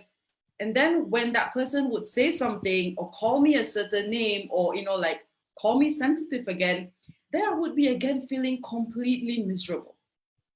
And that's when I realized that no matter how much I tried to be positive, no matter how much I tried to fill my mind with positive thoughts, happy thoughts, right? Thoughts that were building me up, they were not necessarily giving me or reflecting back to me what is it that I wanted out of life. And that is what led me to this concept, which was not just to change your thoughts, but to change your identity. And today I want to be able to share with you guys 3 ways that we could all share our identity and start experiencing, living a much better life. So let's, get right on with the first one, okay? Now, the first one of how you would be able to change your identity would be to ask yourself, who do you want to be? What type of woman do you want to be? Do you want to be confident? Do you want to be someone who thinks highly of herself? Do you want to be someone who is filled with self-love? All right. Who is that woman that you want to be? Forget about the thoughts. Forget about positive thinking. Forget about what you should be thinking about. Because if we are not capable of being, if even knowing, identifying the woman that we want to be, how would we know what to think? How would we know what thoughts are going to empower us? How do we know what thoughts are going to allow us to become that woman? So ask yourself, who is it that you want to be? That's number one. And now number two, we move on to beliefs. When you have identified the woman or the person that you want to be, what are the beliefs? What are the values? What are the morals? What are the principles that that woman or that person would hold close to her? What would she believe in? What would be the things that she stands up for? What are her values? If you want to be confident, right? You want to be seen as a confident individual. You want to be seen as a person who goes there and does things and lives this amazing life. What would your beliefs have to be? Would you have limiting beliefs where you find yourself self-doubting or, asking yourself, am I really capable of doing that? Or would you always be up for the challenge? Would you always want to go there and pursue things? What would your beliefs be? That brings us to the third, which is also a very important part of your identity, which is habits. And this forms the last important part, which is the actions.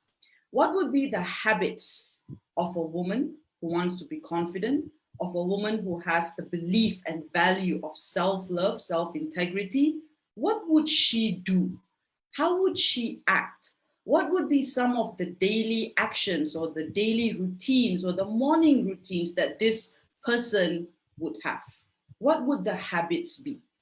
Now, when I realized that having an identity change would make me become a new person, in fact, that is when my life truly began to change, right? Now, let me go back to that story that I just mentioned to you guys a while ago. So when this friend of mine kept, saying I was sensitive and really, it was tearing me inside, right? It was really breaking me in the inside. I was really feeling like I was being attacked by someone that was so close, so dear to me. And all I did was remind myself, hey, you know who you are. You know the woman that you are. You know who you are being. What are her values? What are her beliefs? Would you believe something or something that someone is saying that is not a true reflection of who you are? And immediately my answer was no. And for a lot of us, what we tend to do is we get defensive, right? When someone calls us names or when someone says, oh, you are being too sensitive or you are not, doing this to your best, we get defensive. We're like, oh no, I'm not. How can you think that of me? And we get hurt. We feel disrespected, we get hurt, we feel all those emotions. But if you really sit down and ask yourself, why am I defending myself? Why do I have to defend a truth, which is, who am I being? If I know that I am being me, I'm being expressive, I love showing my emotions, I love expressing my emotions, I love having that sensitivity part of me because that's part of who I am, now you won't feel the need to be defensive. And I didn't. I stopped, having arguments with this person. I stopped defending myself. I stopped letting that hurt me. And that was major for me, right? And then the next thing was habits. What would be that confident, empowered woman? What would she do? How would she react? What would her habits be? And then I found myself, you know what? If someone were to say that to me and I knew that was not true, I would probably laugh at it. I would probably, just disregard it because honestly, it didn't matter to me anymore. And when I was able to change my identity in that simple situation, that problem was never a problem again. That person was able to see that I was reacting differently. Like it was no longer triggering me. It was no longer causing a reaction from me. And they were like, okay, like there's something different here. And that problem went away. And this applies to every area of our lives. How many times do we find ourselves, if we talk about money, right? We keep saying, okay, I'm going to say affirmations. I'm going to have this positive talk. And you keep telling yourself, I'm rich, like money comes to me. Money comes to me in all forms. Money is effortless. And then like, you look at your bank account and the money's not there. You're wondering, okay, what am I doing wrong, right? But who are you being when you want to attract what it is that you want into your life? If you are someone who knows that you want to create financial freedom, what type of person do you have to be? Would you be confident around money? Would you feel fearful about money? Would you have limiting beliefs about how to get money? Or would you worry about money? You wouldn't. What would your beliefs be about money? For a lot of us, we have a belief where, oh, you need to work really hard. You need to work long hours. You need to tire yourself, right? Working day and night because money does not come easy.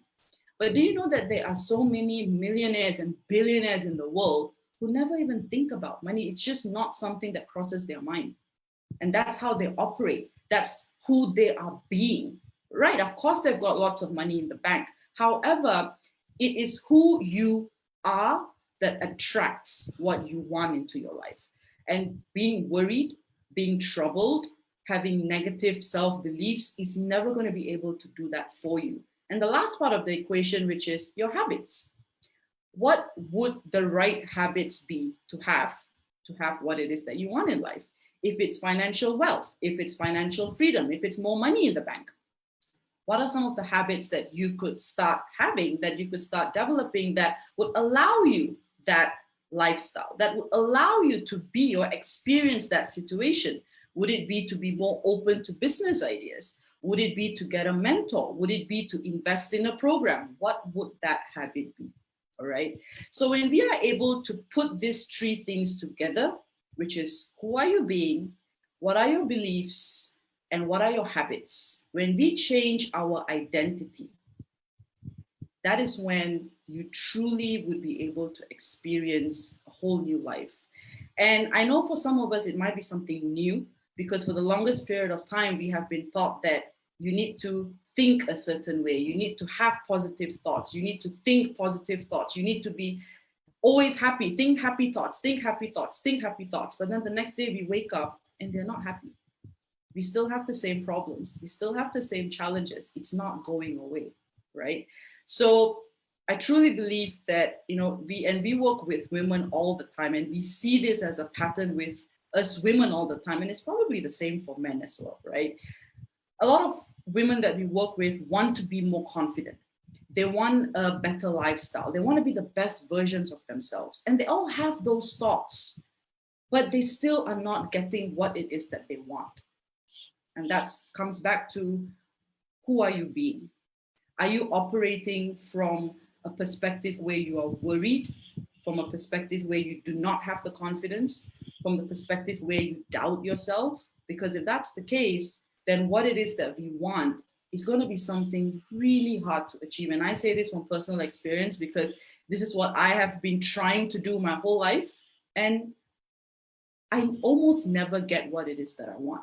But the minute that I change my identity, the minute that I ask myself those three questions, right, that is when I actually see positive changes.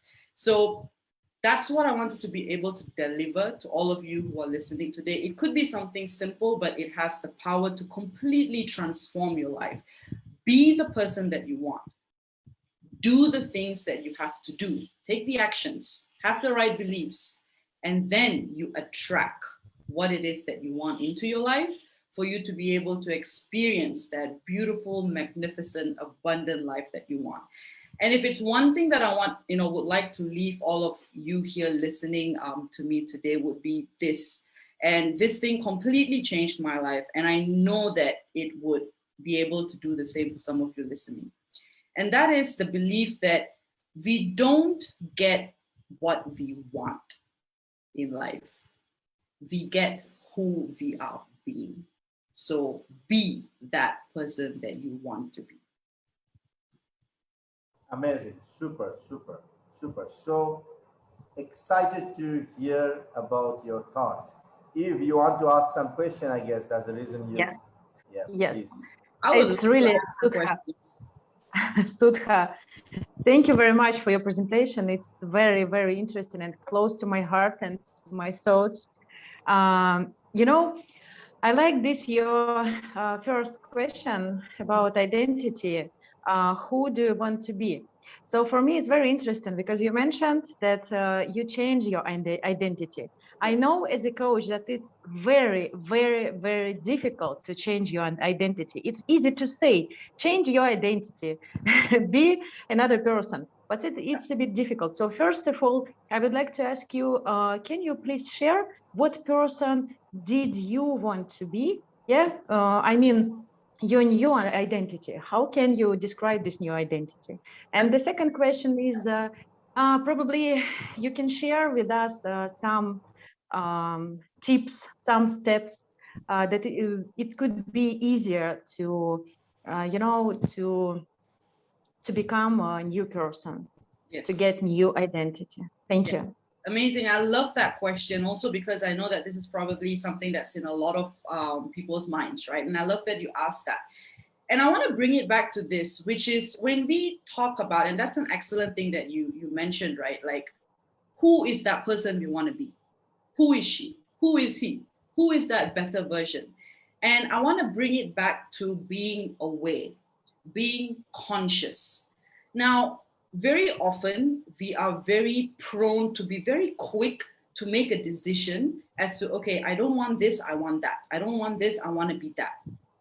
We never really allow ourselves to stop and be mentally aware, to be conscious of what is it that I, as a person, like for example, I as Sudha, like what matters to me?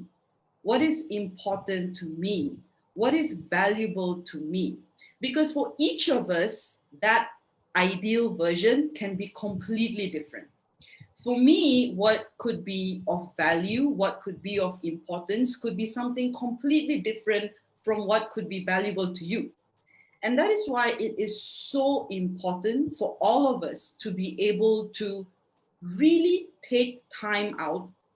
And don't think of this as a one-time thing. You know, I'm going to sit down and I'm going to ask myself these questions, and within 1 hour, I'm going to have it. It doesn't happen that way. It's a process. It's like getting to know yourselves better. It's like dating, right? When you meet someone for the first time, you don't know them right away. It takes a bit of time. And that's the same thing with us. You gotta get comfortable with you. You gotta know what is it that you truly want. And that is why being conscious is so important. And then to reflect back and really ask ourselves, what have been some of the experiences in my life that did not make me happy? What were some of the experiences in my life that did make me really happy? Have I been living a life that is true to me, or have I been living a life to make other people happy?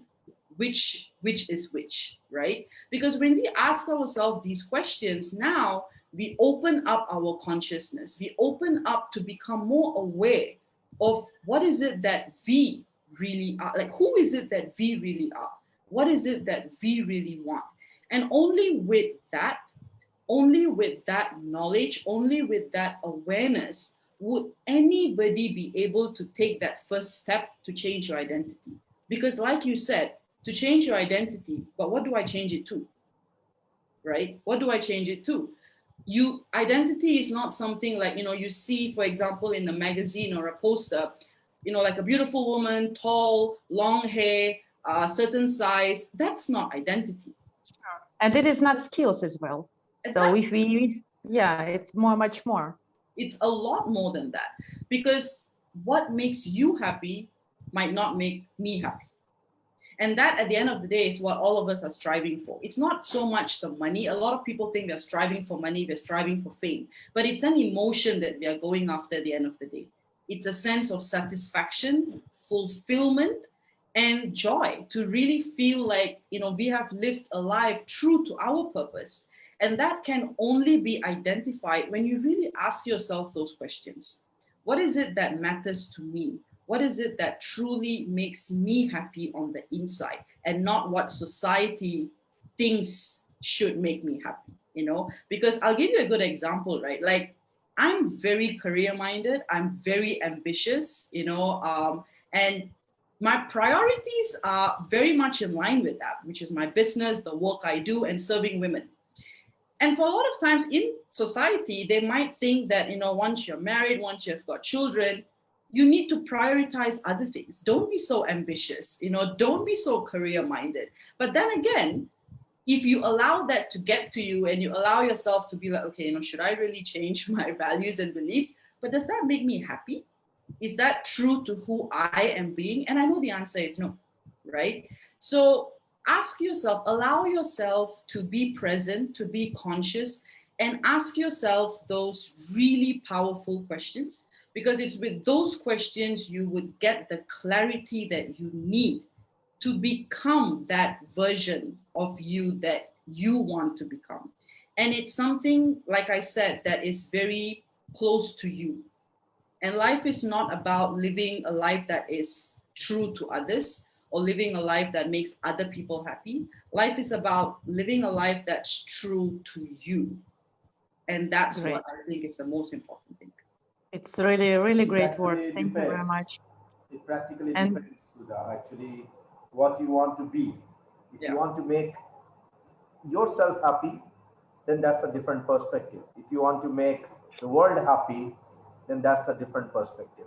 Yes. When you're making world perspective and you're thinking that you want to make an ecosystem, you want to create others become happy in their own life.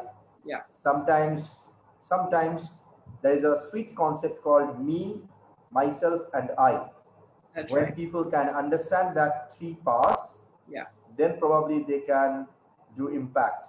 Otherwise, helping yourself is perfectly fine. Making happy yourself is perfectly fine. That's one man, single man approach.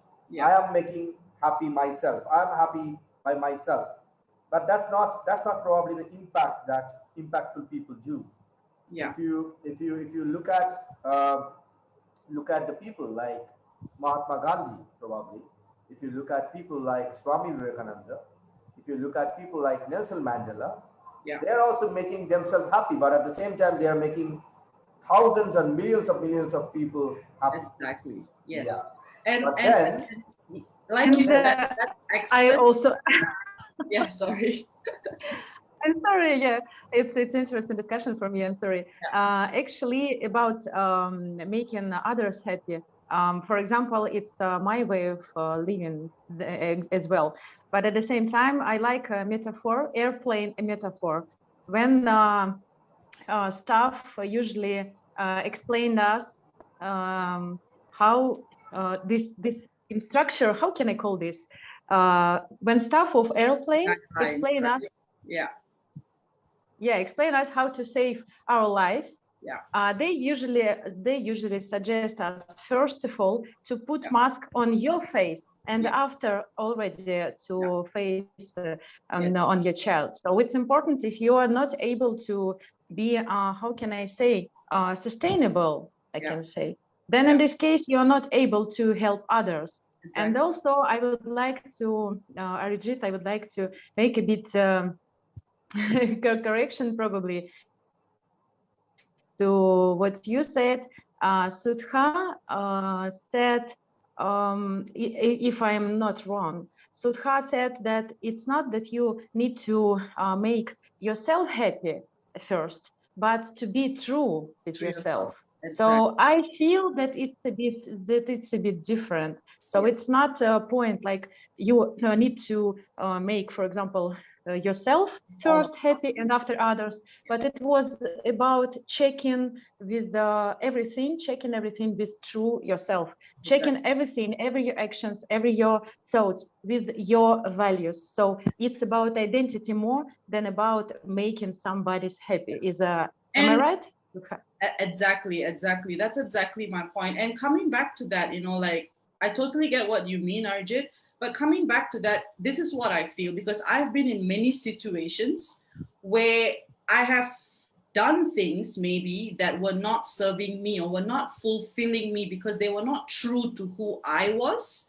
And I wasn't able to perform, because I believe that when you are an empty vessel, when you are not fulfilled, right? When you don't feel that joy, that sense of peace within you, you're not going to be able to pour out to people around you. You're not going to be able to share and express. Listen. I'll make it simple for everybody. When you say that I'm doing good for community and society, that person itself is at his peace and he's successful. Yeah. So a person who is saying I'm doing things for community, until unless he is successful, nobody is going to follow him. Yes. So he cannot do anything. Yeah. So the statement was pretty simple. My statement was, there are statements where people actually do good for community. Yes. And when you do good for community, goodness always gives back 10 times. Yeah. So when you're saying that you have been through some couple of things in your life, and then you decided that you'll be doing what you're doing, that's the ripple. Yes. Because you have got that experience, and that's the reason you are who you are. Exactly. So never say that that was a negative impact. That was basically a positive impact in your life. Learning, yes. It's always a learning experience, and that is how, again, we become true to who we truly are. It's the experiences that we have gone through in life that make us more aware of what is it that I truly want. And even with making an impact and contributing, and that is why, both my sister and I do the work that we do to empower women and to spread that among this community, is to be able to give, because that is what makes us happy. And we have gone through a process in life that has allowed us, has made us realize and conscious and aware that that is my happiness. That is where my fulfillment lies. And that is what I want to do. But for someone else, it could not be the case, So at the end of the day, although doing, like giving back to society is a beautiful thing, and I only truly hope that everybody sees and believes in that, because I really do think the world needs more of that, especially right now, to really stand together and give back in whichever way that we can. It will never happen. It will never happen. You will only get 1% to 2% people who is willing to give back to the community. Yeah. And that's the reason the world is moving. Otherwise, world will become static. If everybody says, I want to give back, who is the taker? So there needs to be takers as well. Exactly. But at the same time, like, I think at the end of the day, when you really know what your purpose in life is, and if your purpose is to give, and that's your identity, that's who you want to be, that's when you really can fulfill it to the fullest. You can really go out there and be that person that you want to be, to give. So identity, coming back to identity again, I think it's just such a defining, crucial factor in really sort of, letting becoming aware of what is it that your true purpose in life is. Because without that, I don't think we would ever know. True. Thank you so much, Sudha. Could you please look at the camera for a nice snap? Yep, sure. 1, 2, 3, go. Thank you so much. Thank you so much for having me, guys. It was amazing. Thank you for being such a lovely support. We will move to our next speaker. Sorry, we are running a little bit out of time. Marco, you want to ask some question? No, Arjit, I was just saying Precious had a hand up. Precious was going to speak. Precious. I'm so sorry. You want to say something? Then you can have the question, but if we can skip that for end of the session, it will be nice, because we have 2 more speakers already with us, and I can see Andrea and Olga both are here.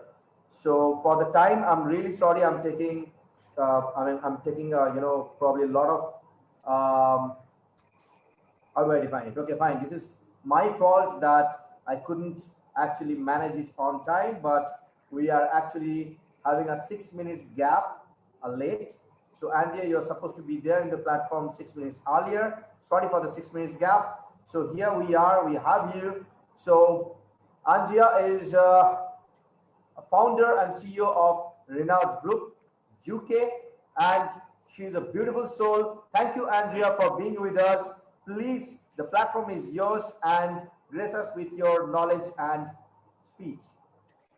Thank you so much for having me. I am delighted by the way the conversation is going so far, because what we do here at Renault Group is in the philanthropy sector. We are a tech company, but we are very, very close to the philanthropy sector. And I heard so many wonderful things from the previous speaker. You know, I think that if you're going to do something as an entrepreneur, the way I present what I'm doing is that it's legacy worthy. This is my legacy, and the only way you can turn something like this into a true legacy of making the world a better place is to actually be at peace with yourself, make the difficult choices, have the right people around you, the like-minded people, even if they don't always agree with you, the different perspectives, and so on and so forth. So I always say that I'm so proud that I've managed to come to a point in my life where I am so happy with making these choices, and whether right or wrong, they are the ones I stand by. They are the ones that move my company. They are the ones that move my people.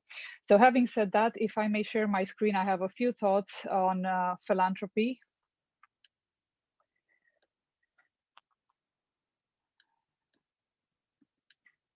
It's perfect. Is that I am not sure it's sharing. Is that working? Yeah, it is working. Oh, perfect. Lovely. Can you see this?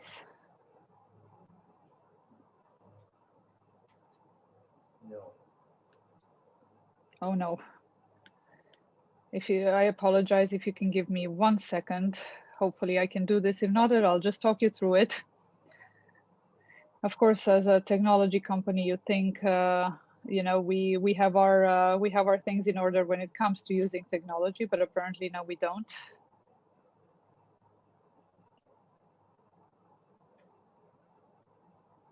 Unfortunately, I think it won't let me share my screen for some reason. RJ, is it because of the way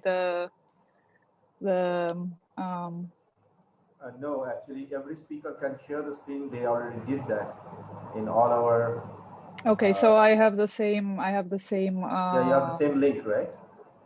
I should have. Yeah, you apologies. have the same I'll link, just take so 10 more seconds. If I can't figure it out, then I will just talk you through what not a problem. What I have Not in a my problem. presentation. And don't worry, after you, we have a beautiful artist, and I can see that she's smiling with amazing flowers and a green microphone with her. Wonderful. Let's see. Have I managed to do this? No, we can't see your screen. If you want, you can send, I don't know, are we connected anywhere? I don't have your communication details. Yeah, it's shared. It's shared, yes. Okay, wonderful. There we go. Can you see this? Yes. Okay, so what I'm talking about today is changing the global economy through philanthropy.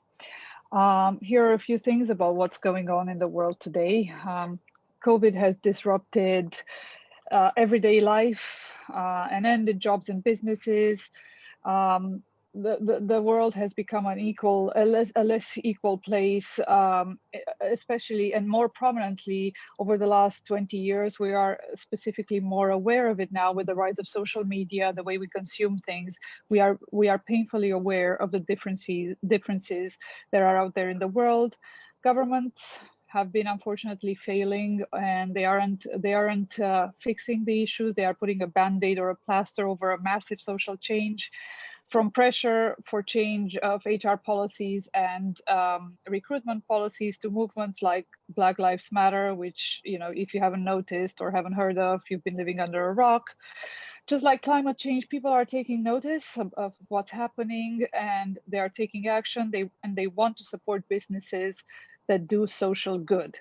People are putting their money and efforts where their mouths are. They are casting ballots, as we've seen over and over again in the last 5 years, elections that surprised so many people. People have understood their power and they're making change, and they're taking to the streets. They're protesting all over the world. So businesses need to bring social good into their strategies. They have to earn loyalty, and in order to do that, they have to give back.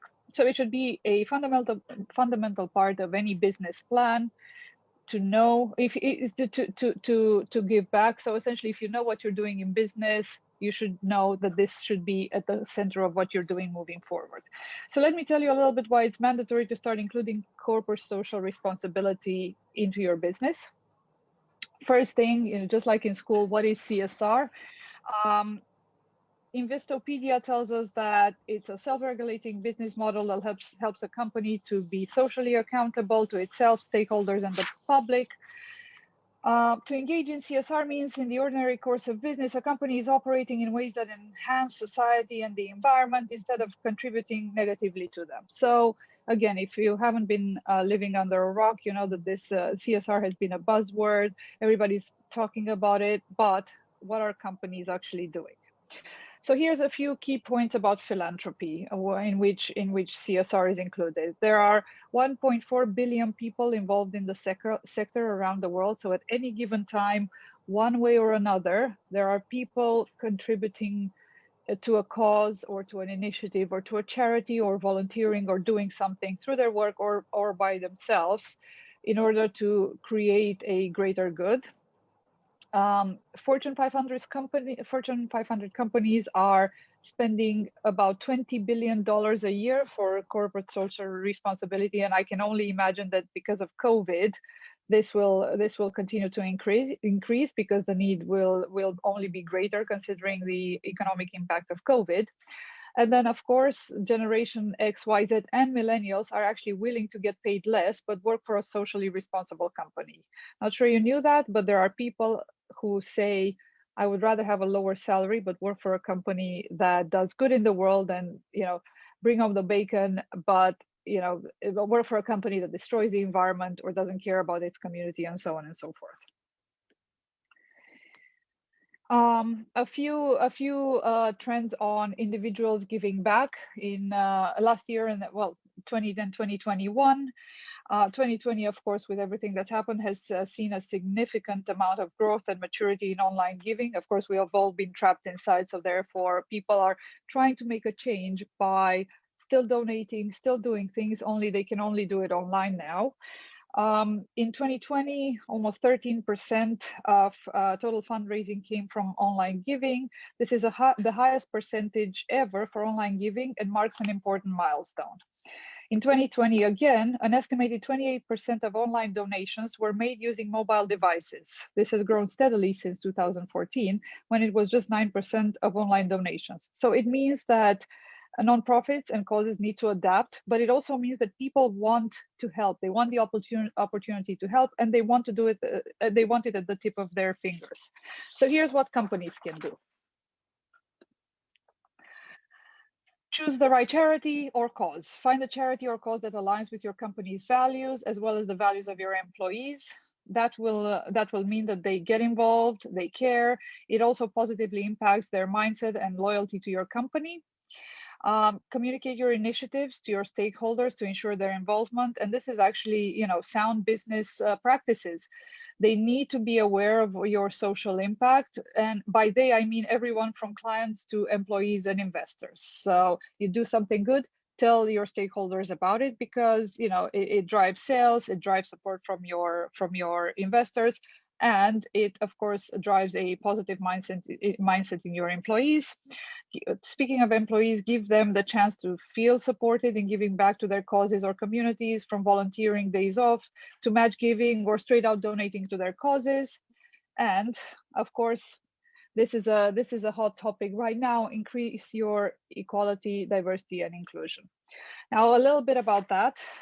As a woman in business, I believe that recovery from the pandemic will be the biggest challenge faced by women in decades. Most of us on this call and perhaps people attending may not have directly felt the effects firsthand because we were lucky or in a way privileged, but the toll the pandemic has taken on women's finances, on their jobs, their family life, their mental well-being, and on gender equality in general has been and will continue to be devastating.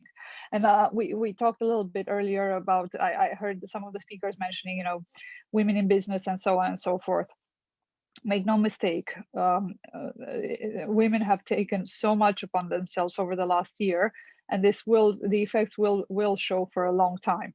So here's a little bit about gender equality. A McKinsey Global Institute report found that $12 trillion would be added to the global GDP by 2025 if we were advancing women's equality. The study says this: a best-in-region scenario in which all countries match the rate of improvement of the fastest improving country in their region could add as much as 12 trillion or 11% in annual 2025 GDP. In a full potential scenario, so if everybody was doing their absolute best, in which women play an identical role in labor markets to that of men, as much as 28 trillion or 26% could be added to global annual GDP by 2025. This is only 4 years from now. We're talking about $28 trillion. A Gartner study predicts that through 2022, 75% of companies with diverse and inclusive decision-making teams will exceed their financial targets. And the study found that gender diverse and inclusive teams outperform their less inclusive counterparts by 50%. This is about the second item on the slide. And when it comes to inclusion, well, in a Deloitte survey, 83% of millennials reported higher levels of engagement when they believed that their company fosters an inclusive culture. That's 83%. So people do care about these things. They're not just buzzwords. 70% of respondents in a 2019 Yellow survey said that they would consider looking for a new job if their employer didn't demonstrate a commitment to diversity. So I've given you some numbers here. You know, as a conclusion on this topic, from a business perspective, it's pragmatic to find the best talent, no matter what their personal details. It doesn't matter who they are. As an employer, as a company, what you care about is the work. So if that's what you're going for, then you know it pays off to keep an open mind on diverse talent. And from the human perspective, if you have the chance to open the door for someone who may otherwise not have that opportunity because of their background or you know, physical challenges or you know, them being a minority or any kind of being overlooked in any way, I think it is your obligation to open the door for them. And in today's world and climate, there really isn't there's no excuse. Very quickly about what we do at Renard Group. We support people's mental well-being through the use of technology and philanthropy. I have an extraordinary team of remarkable women and brilliant men. We can't and shouldn't have one without the other, obviously. And you know, while there's still a lot to be done in terms of equality, as a woman, I can always say, I can also say that we are living extraordinary times for women. You know, we should take a moment to notice and celebrate the fact that we've come a really long way, and we would not have gotten here without the help of some extraordinary men and their support. So I think that's great. But you know, there's still a lot of work to be done in our company. We have great balance and diversity, and we are striving to continue to improve, of course, with every new addition to the team. Now, in terms of equality, diversity, and inclusion, because I didn't introduce myself in the beginning, my work is, apart from my own company, with Asociația Telefonul Copilului, which is Romania's largest NGO fighting for children's rights. I advise them on their comms, And I'm also the head of comms and partnerships for Astrid, a UK-based charity helping people with long-term health issues find meaningful employment. Astrid is a fantastic partner because we were talking about diversity and inclusion for companies looking to increase their inclusion and find great talent in poorly tapped talent pools. So I hope I've given you a little bit of I've tried to keep it very, very short because I know we're delayed. I've given you an overview of everything. If you want to connect with me, please feel to do so. You have, feel free to do so. You have my details there. And if there's any questions on any of the things I've said, I'll happily answer.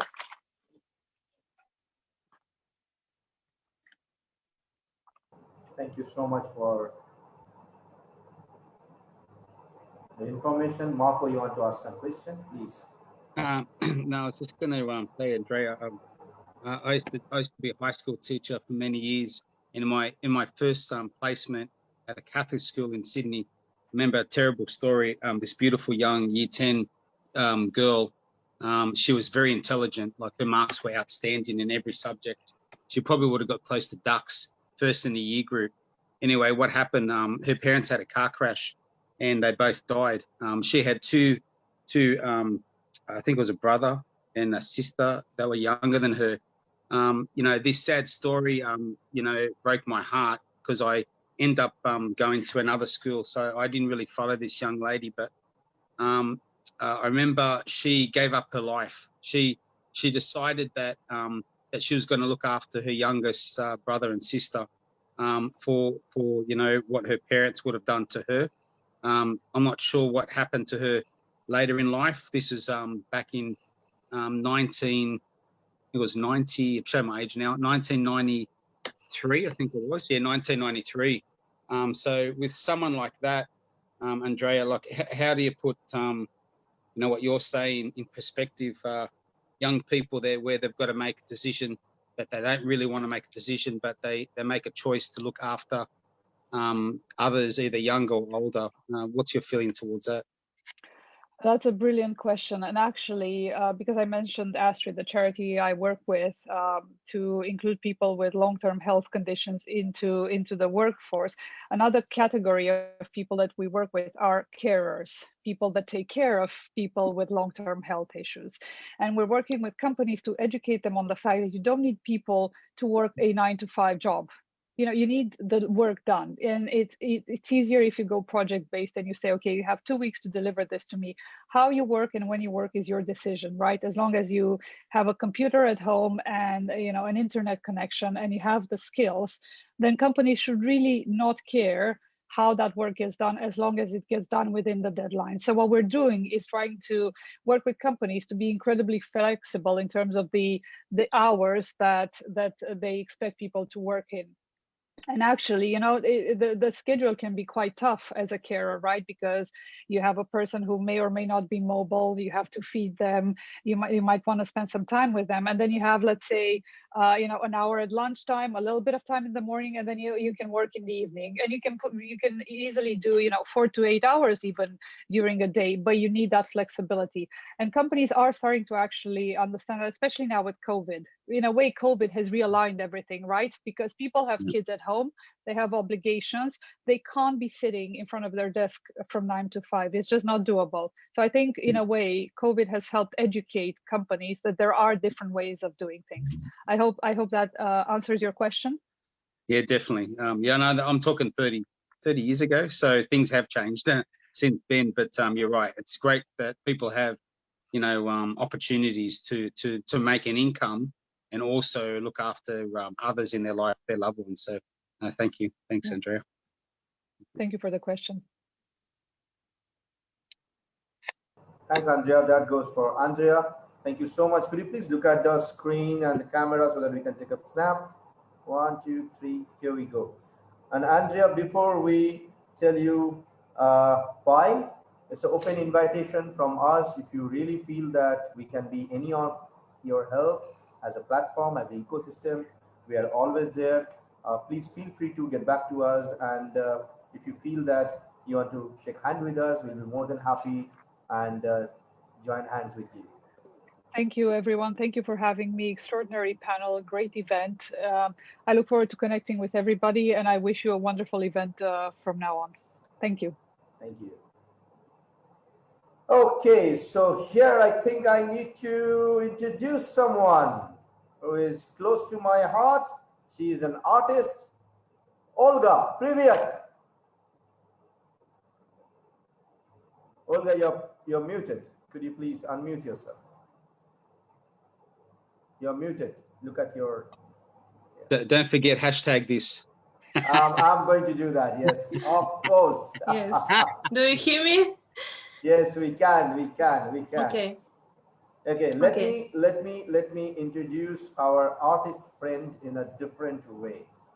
So Olga and me, we are actually connected from another common friend from Russia, and we had a discussion. Olga said that, you know, Arijit, we have got a lot of artists in Russia. They are doing beautiful art, and I want to help our artists in my own town, in my own city, to grow and expand their horizon to various different countries. So why don't we start with your country? I said, hold on, let me pull up you to a platform where I'm not going to give you only one country, rather I'm going to give you 95 plus countries. So Olga, welcome to World Leader Summit, 95 countries network, 30,000 business people. We are thriving. Thank you for being with us. At first, the platform is yours, Olga. Yes. Okay, thank you. At first, I want to apologize because of my English. Okay, and I am very happy to be with you all. I'm happy to see you, to hear you. Last 3 days, I see so many amazing people here, and I'm happy. Also, I want to tell thank you to Arijit to invite me here, and also thank Evgenia for your help. So you already know I am artist, art teacher, art curator from Russia. Also, I am an executive secretary of Arts Union here in our region. You know, I live in Russia, but I also live in Republic inside Russia, Republic Bashkortostan. So our Arts Union of Bashkortostan, it's my place to work. Well, few years ago, I start to think about cultural exchange between countries, between different artists, between children who are keen in arts. And 2 years ago, I visit China. I live in place of Messina's art businessman, very rich Chinese man. His name was Mr. Yao. Mr. Yao invited about 12 foreign artists, and he helped them, and we draw and painted together, traveling, speak, and I would think it is wonderful. I learned many things from them, and now I decide to founded a new project named the International School of Russian Arts, because I think that Russian artist is still very strong in traditional arts. You know, I am also keen on contemporary arts. Maybe, you know, you can take banana tape and put it on a wall. It is contemporary art. So it's very interesting because contemporary arts always think about future, about people suffering, and try to solve it by art. So traditional art is also very important. And I think that Russian artists have something to share. I also have a big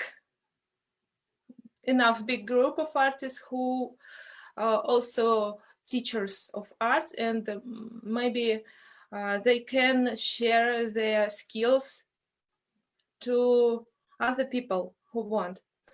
Also, I had visited some art symposiums on Cyprus, Turkey, China, and I see it is very inspirational events. 1 year ago, I, with my colleagues, invited Chinese artists here to Russia, and little small, very small city administration give us providing for artists, and many children came. We painted together, and I think it was very inspiration, and I want to improve it, develop, and try to make it better for children in Russia and our other countries. So I think because of my English, I can show you something, because my English is very poor. And your English is perfect, and you are doing perfect. I'm telling you, trust me. Okay. Okay. Show us some art. Artists don't need any kind of language. Our work says the things. Yeah, of course, we can speak art language. Anyway, I would show you some paintings, because organizers asked me to do it, but I very little. Why? Because it is actually asked by me. Don't worry. Nobody is going to kill you. Show us some arts, please. Okay.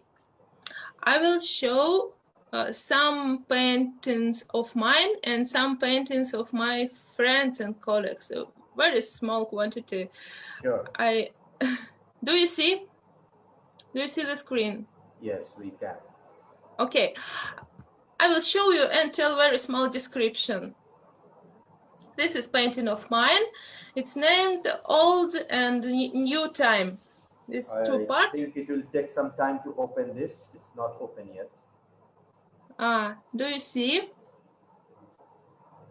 Can you see it? No, not yet. Not yet. Oh, I'm sorry. Could you please, no problem. Could you please right click on it? I'm going to help you. Right click on it. I try. Okay. You actually stopped screen sharing. Yeah. Just open the picture, then share the screen. It will be easy for you. Can you see it? Yes, now it is clear. Okay. This painting, not very small. It's a meter by meter, named Old and New Time. Oil painting. Just see and relax. I don't. No more. Next. It is my head. I painted it last year, last very hard year in art residence in Russia. You know, art residence, it's also very inspirational things. It is maybe free for artists, maybe paid. Some people invite artists to other country or other place, and they paint and have conversation together.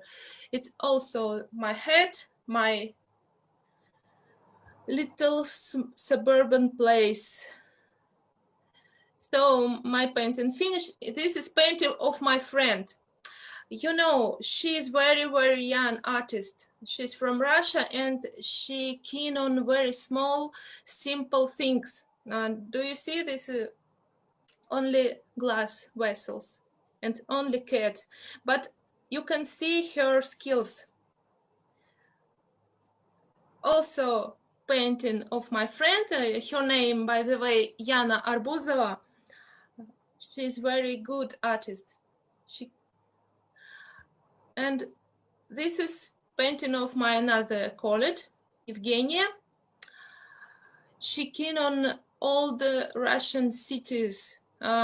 These cities maybe will die soon because everything changing.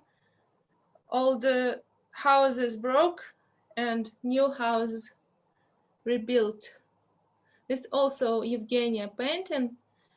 Very simple, very deep, I think. This is again Yana. First painter. And this is paint of my friend Evgenia. That's all I want to show you today. I don't know what you think about it.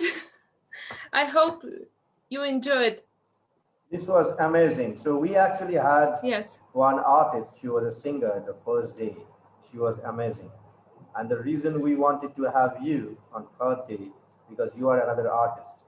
We started by an artist, and that's Lorenzo.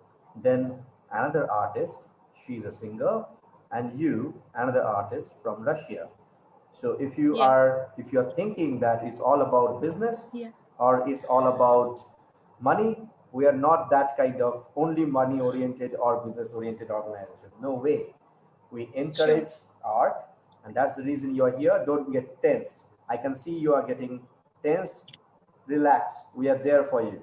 Just a proposal in front of everyone. People are watching us, but let me tell you, let me take that responsibility as a founder of World Leaders Summit.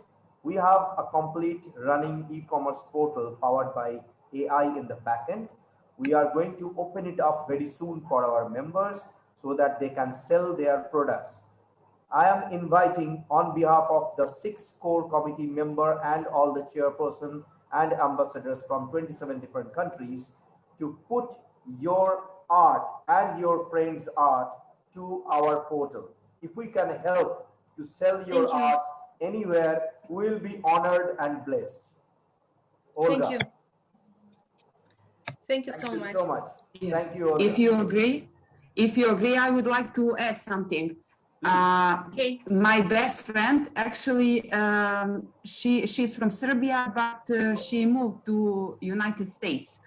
And before she left Serbia, but she's back, and I'm happy because of that. She was very successful in the business, but there was always that artistic moment in her soul, inside her. And when she went there, she started painting, you know. And I was, okay, Alexandra, you are amazing in the business, but okay, is that something that you would like to do now, to be an artist, to make paintings and things like that? I just want to tell that she's amazing, and she has a lot of clients in the United States, also here in Serbia and other things. And now we work together. I am going to help her with some new projects and some new challenges. And you know, art is specific. My sister is a professor at Art University faculty here. But you know, it is good to have people like from a business world that maybe see something that you cannot see, because art is specific. People in art see world from other angles and with the different eyes. So you know, you should definitely just use us, if I can say use, maybe to open your eyes for some other things. But there is a lot of opportunities, especially in this digital era, because there are a lot of online platforms where you can share your works, your paintings, your experience and things like that. And I would really like to connect you with our community here in Serbia. So please be welcome and contact me. I'm a half Russian, so I'm so proud to see that Russian culture and artists are here. So you're more than welcome. And of course, we are here and World Leaders Summit community to support you, of course. So I'm so happy to hear that we have artists also here. Thank you.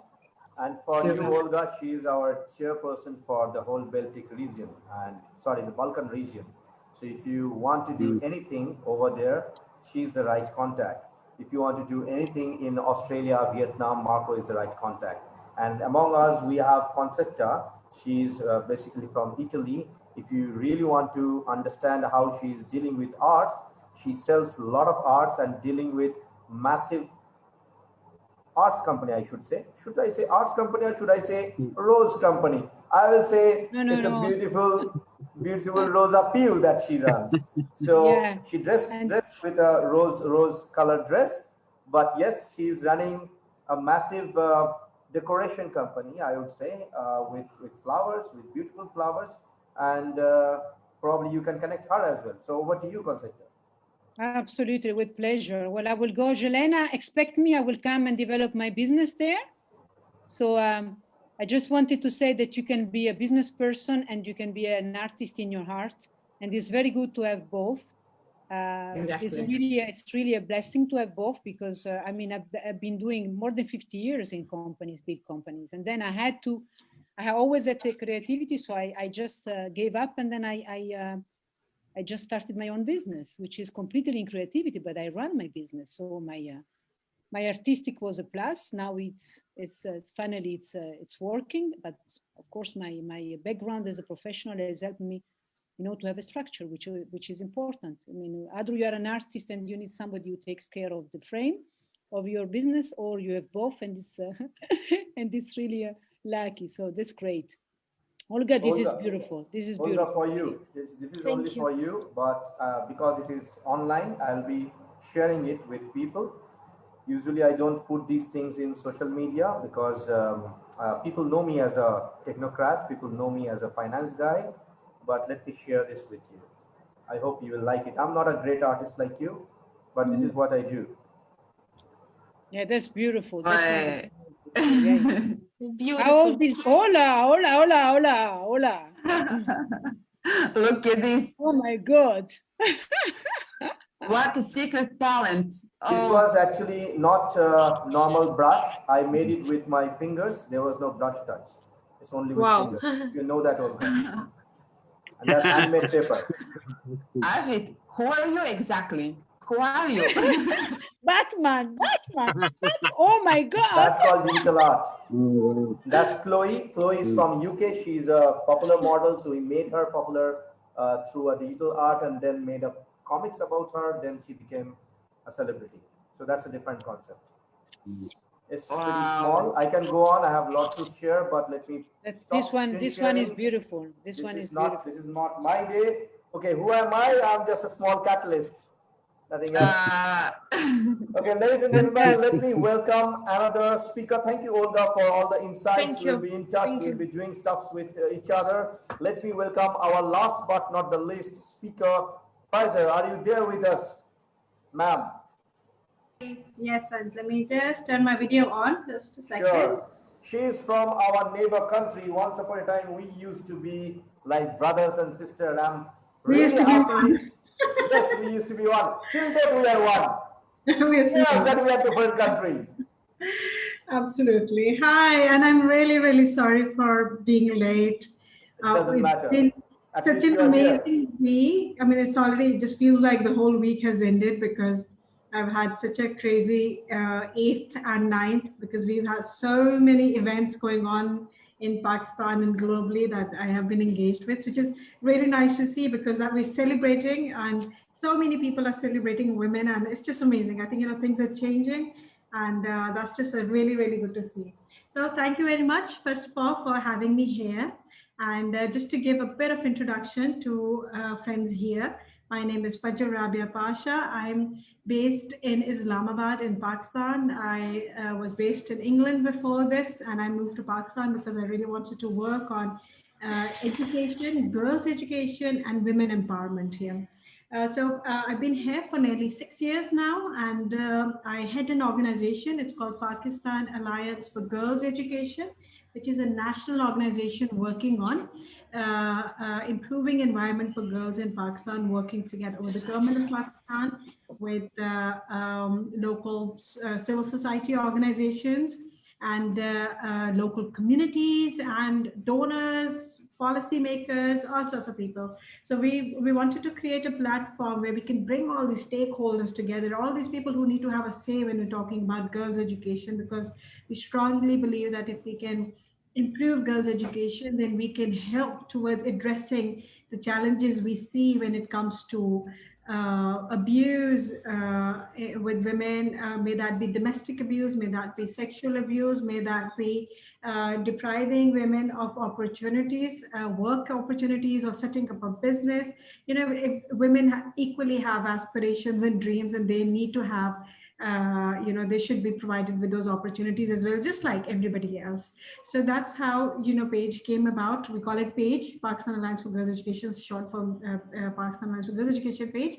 And that's how it's been growing into a global organization. We also now work in England as a charity. We're registered with the Charity Commission there. We work in US, in UAE, in Canada, in Australia. So we've got quite a big global network that works on girls' education now, and that includes all sorts of educationists, donors, and simply people who really want to just do something for the girls in Pakistan. Just to give you a bit of background, in Pakistan, unfortunately, we have, and India has this problem as well, and it's a global issue that we have a high number of out-of-school children. Pakistan has the second highest number of out-of-school children in the world, and the numbers we currently quote are 22.8 million children who are not going to school under the age of 16. And the higher number is of the girls. So around 62% of that figure is of girls who are not able to enter education at all. And then the girls who manage to go into education, they drop out 85%. So majority of the girls drop out before even completing their primary education. And then only 1 out of 10 girls manage to complete secondary education as well. So you could see that just a couple of figures can give you a real background and sort of, you know, a situation that we are in at the moment, where so many young girls and women are unable to access any education at all. Hence our illiteracy rate is very high, especially within women. And even the ones who are literate, they can hardly read their name and write their name and do the signature, and that we call that they're literate enough, right? So that just really showcases in terms of that when women are deprived of opportunities, then that leads to many other social issues. Obviously, a country, when we're talking about economic empowerment, we know that both men and women need to contribute in economic development of a country through their work, through businesses, through various activities. But unfortunately, 50% of our population is unable to contribute to that because they don't have access to education. And then the women who work, for example, Pakistan is an agricultural based country, and you find, you know, if you go into our province of Punjab, where agriculture is the primary source of income, thousands and thousands of women work in the fields, but as unpaid workers, as not recognized. So women are trying to you know, it's not like they're sitting home alone and not doing anything. They're doing their part, but it's not recognized, or it's not recognized from economics point of view that women are making contribution and they're not getting paid for it. So there's more contribution from women than men, because men would take money for it, right? So we have many challenges like these across the country, and through PAGE, what we're trying to do is that we can address these issues, starting from primary education, making sure that girls have access to primary education, that the government of Pakistan puts in more resources in education, invest in education, more specifically for girls' education, make sure more and more schools are built so girls can go to school, or provide online learning, whatever that may be. So coming up with various innovative solutions to improve the current situation. So what we currently have is a great government in place that is trying its best to come up with different models to improve that situation right now. But the scale is huge. There's a lot to be done. Every province has its own culture. And its own sort of, work-wise, industry-wise, it has its own sort of, industry in place. So everything has to be planned, province by province, and implementation obviously then follows through. So that's what we're doing at the moment. In the last couple of years, we have supported enrollment of over 500,000 girls who otherwise would have never been able to go to school. We, in the year and a half pre-COVID, we set up about 138 non-formal schools, which are community-based. where girls can come to school to complete their primary education through an accelerated learning program. So basically what we do is in a normal mainstream system, a child will spend 5 years to complete their primary education. But in our system, they can complete that education within 3 years instead.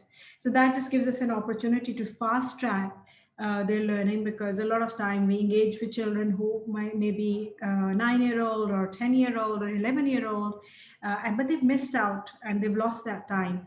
So we've been working with various organizations on creating such models which can be then adapted by the government of Pakistan and replicated across country, cost-effective, simple models to make sure girls can come to school.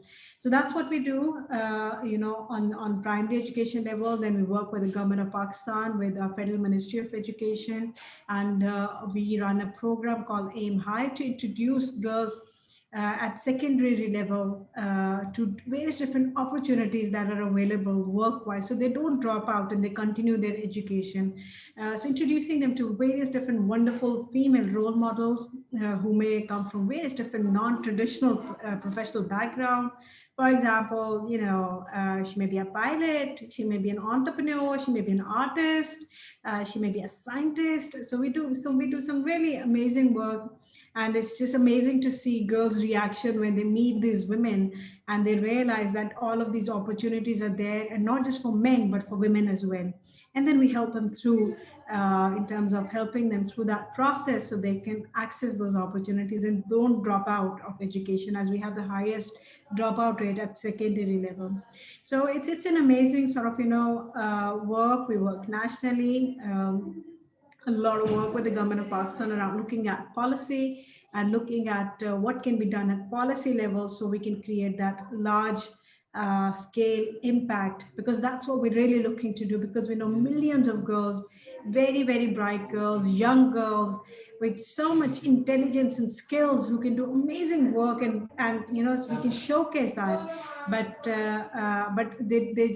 they're not either connected, they don't have awareness, or they don't have the financial resources to be able to do that.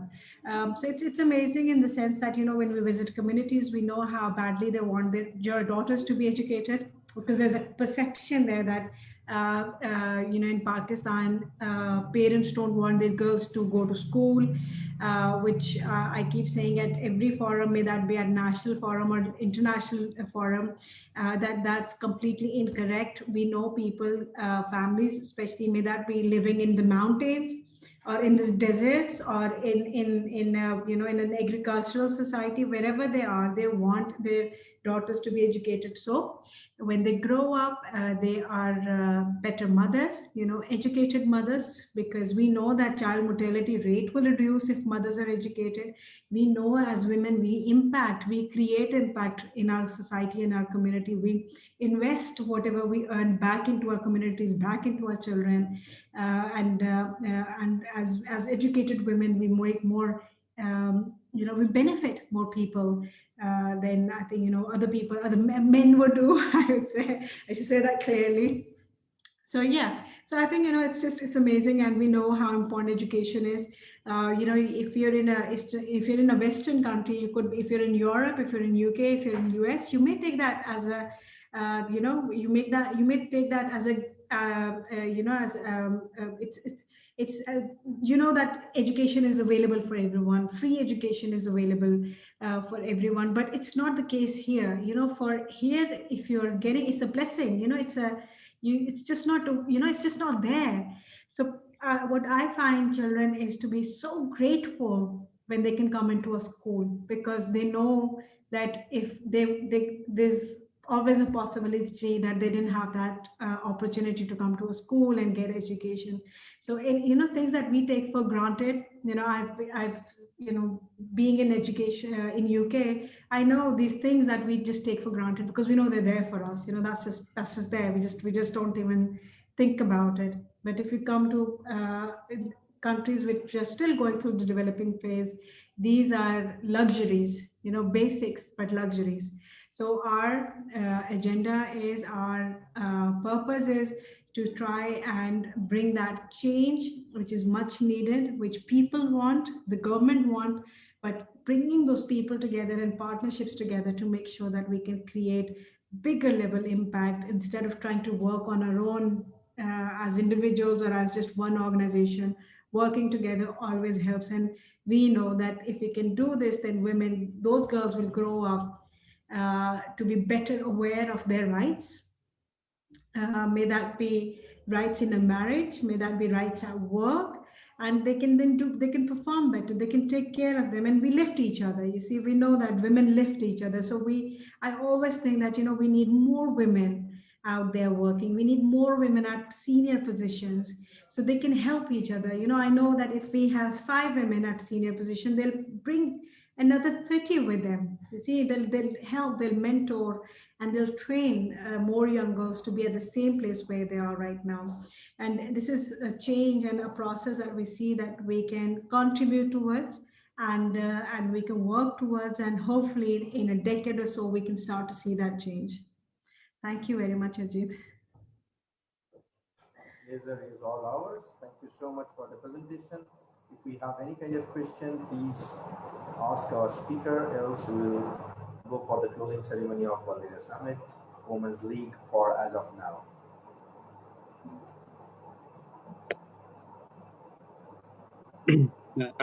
Just a couple of things. Faja, pleased to meet you. And it takes a lot of courage for you to go from a speaking country, UK, to Pakistan. So, honestly, it's amazing what you're doing. Like, it's to take that leap of faith, like as Colin was saying in his presentation, is it's a huge thing. I don't know if I could do it. I know my father did it from Italy when he was 17. If his cousin came to Australia and Sydney, and his cousin found it very difficult because English ruled here in the 40s, 50s, 60s, and still do somewhat now in Australia. But, congratulations. That's awesome. And what you're doing with girls, I've got 2 young girls myself. And what you mentioned about education, I remember 4 years ago, I got invited with a special conference from HSBC, the Oceania CEO, and he was speaking about education, and it resonated me. And I was thinking, like, why are we here? It's a bank, like this is a financial massive institution. Why is he talking about education? So my feelings was back then, what was that, okay, there is wants and needs in life. Our need is to obviously have food, water, shelter, and clothing. But I felt in the modern world, what he was expressing is that education now has changed. It's changed that it's something that we need. It's not a want anymore. Like it's changed from where it's a necessity, and it's a necessity for everyone in developing countries to third world countries to developed countries. I find what you said was correct. In when children are faced with very little, their response is, and I've worked with a lot of handicapped children in the past and had the great pleasure to see them succeed in a lot of areas, mainly sport. And I think what usually happens to children when they're not given, when they're in an environment where they don't have so much, they appreciate a lot more. They appreciate where they are. They appreciate what they've been given, and they appreciate where they're going to go with great people that love them. Not about what you give to them. It's you being there in the present and loving them and loving them for who they are, because the opportunities are not given them too many times in their life through, obviously through poverty or for whatever, lack of opportunity and so on. So, it's amazing what you're doing, and keep doing what you're doing, and it's a great story. Marco, could you please look at the camera for 2 seconds and smile for us? Thank you so much. Concetta, may I request you to do the same for us, please? Speak something, otherwise I can't have you on the screen. You need to unmute yourself. Unmute yourself. Unmute. I love what you said, Fajer. Fantastic. Thank you so much. Thank you very much. Thank you so much, audience. Thank you for all the beautiful comments. Thank you, Precious. Thank you, all the speakers. Give me 5 minutes exactly to give you a little bit of idea about our people who are working in the back end, and they have been working for a couple of months to make it successful. We have, let me start with our council members. We have our council members. We have around a couple of councils. For an example, We have Angel Investors Academy for HNI. Then we have Banking and Finance Council. We have Economic Development as a council. We have Education as council. We have Entertainment, Entrepreneurship, Healthcare and Health Tech, Incubator and Accelerator, International Business, Investment and Funding, Mentoring and Startup, MICE Events, Public Speaking, Technology, Women Empowerment, and Young Leaders. Within this council, we have people like ambassadors and chairpersons, Mr. Matias from Spain, Andrea Suzum from Canada.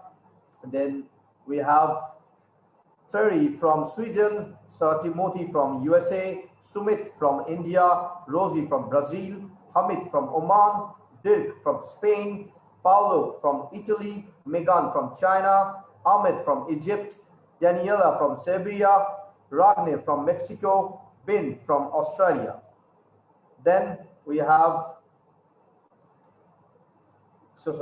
we have John from Ireland, Rivine from Ireland, Abdullah from Kuwait, Yelena from Balkan country. She's taking care of the whole region.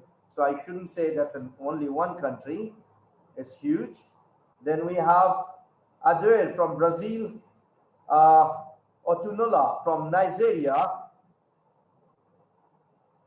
Give me a moment. We have very recently joined ambassador from Russia, Mr. Daniel. Then we have Aya from UAE and Nadja from Germany. And we have so many people whom we call as community managers. And for your reference, we have one community manager. He's a professor in Pakistan as well. We have around 60 plus community managers across the world. Apart from that, last but not the least, we have super amazing team. We call them as a core team member. I'll start with Bianca, then Concepta, Evgenia, Marco, Dave, and myself. So we are growing probably very fast. We are aggressive. Yes, we are. We are a baby. Yes, we are.